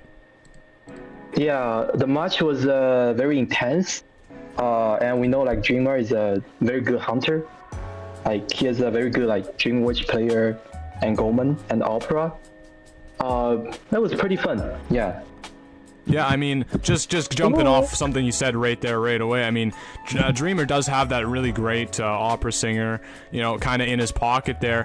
Were you surprised to not see Opera in that second round on, Chinatown, a map that's not bad for Opera, and Dreamer actually opting to go Clown instead?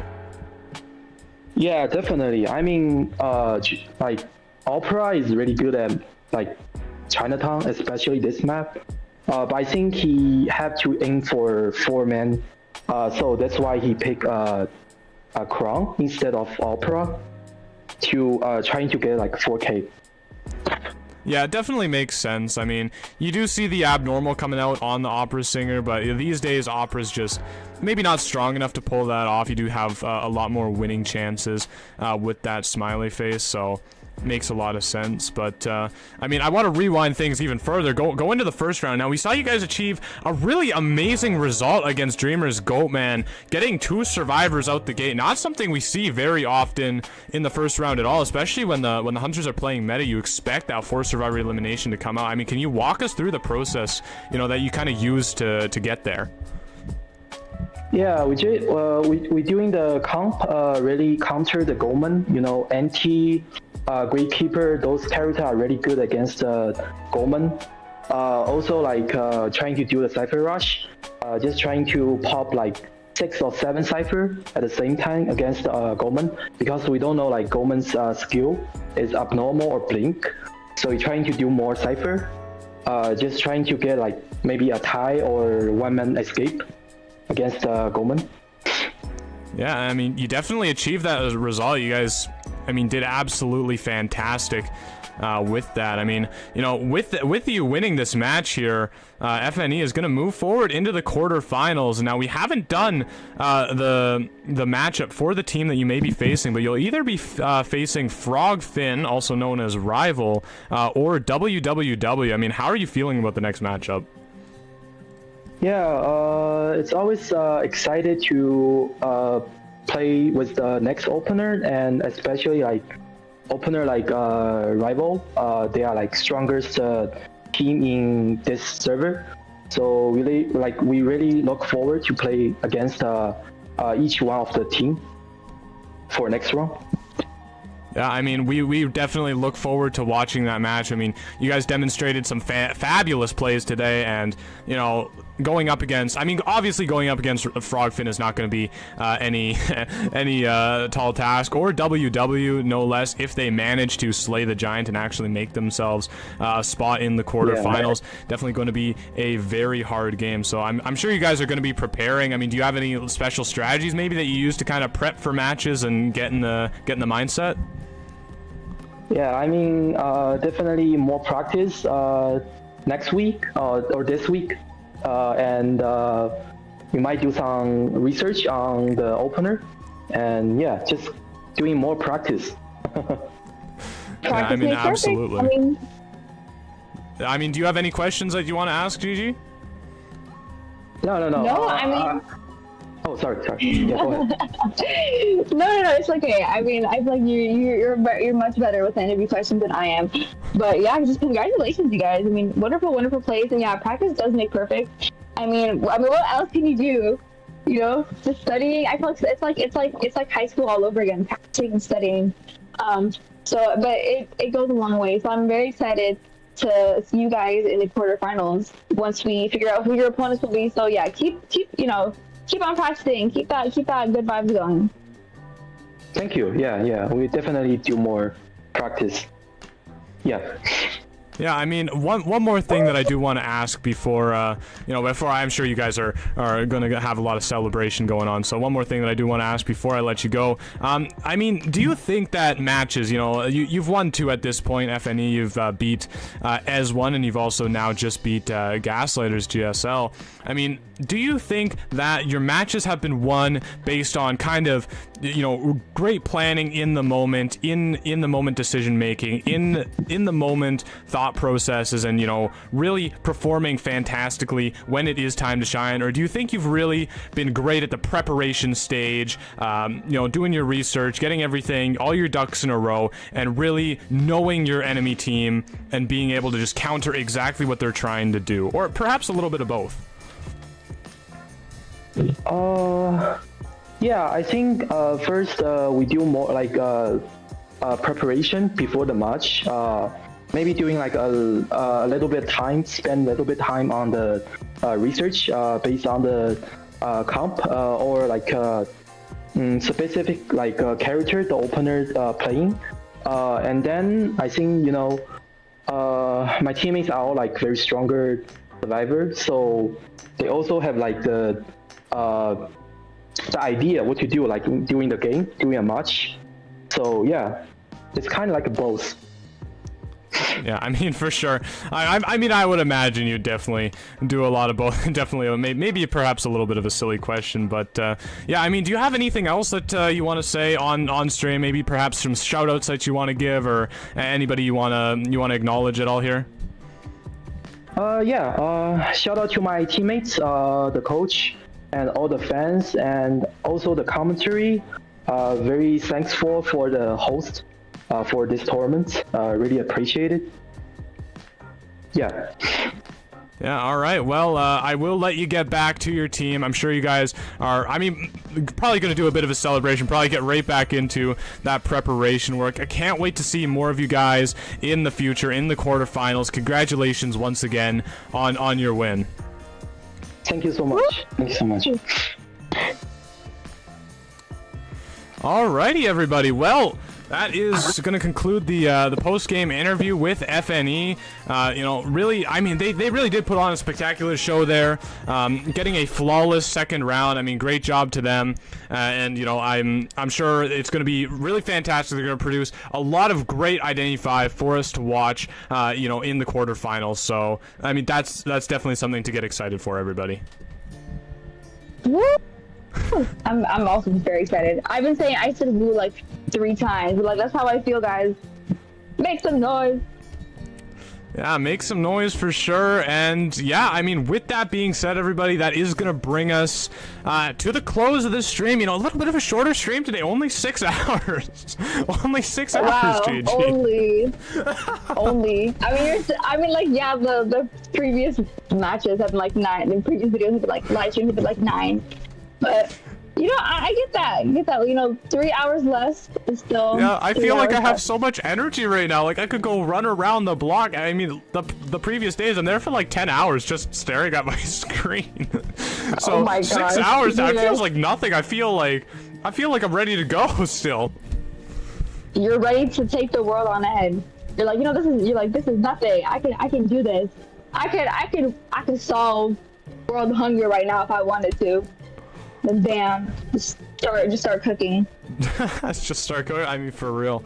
But yeah, I mean, well, jokes aside, once again, yeah, that is going to conclude today's matches. We had some really great ones. Definitely make sure to stay tuned for tomorrow. We're going to be having those 2 matchups that I mentioned previously taking place on the Wednesday just after maintenance. We got Frogfin and WWW. Once again, really highly anticipated match. I cannot wait to watch that one. And then we have CH4 and Prototype also happening in the exact same, you know, in the exact same boat, and I'm really excited to watch that as well. So yeah, just really fantastic Identity 5 coming up tomorrow. All around, it's going to be fantastic, and we're just getting better. I mean, this is still day 6. We're only halfway through the tournament, everybody. We're going to see the games get even more amazing, even more fantastic. You know, we're just going to see stellar plays all around. It's going to be, you know, like that level of gameplay is just going to be getting higher and higher, and I just cannot wait for it. Yeah, I'm gonna have to agree with you on there. I mean, like, we're getting closer. We're still like we're close yet so far, which is how I describe it. We're so close yet so far. So close yet so far. I mean, keep in mind the 21st is that ending date. So I mean, really, yeah, really only like 4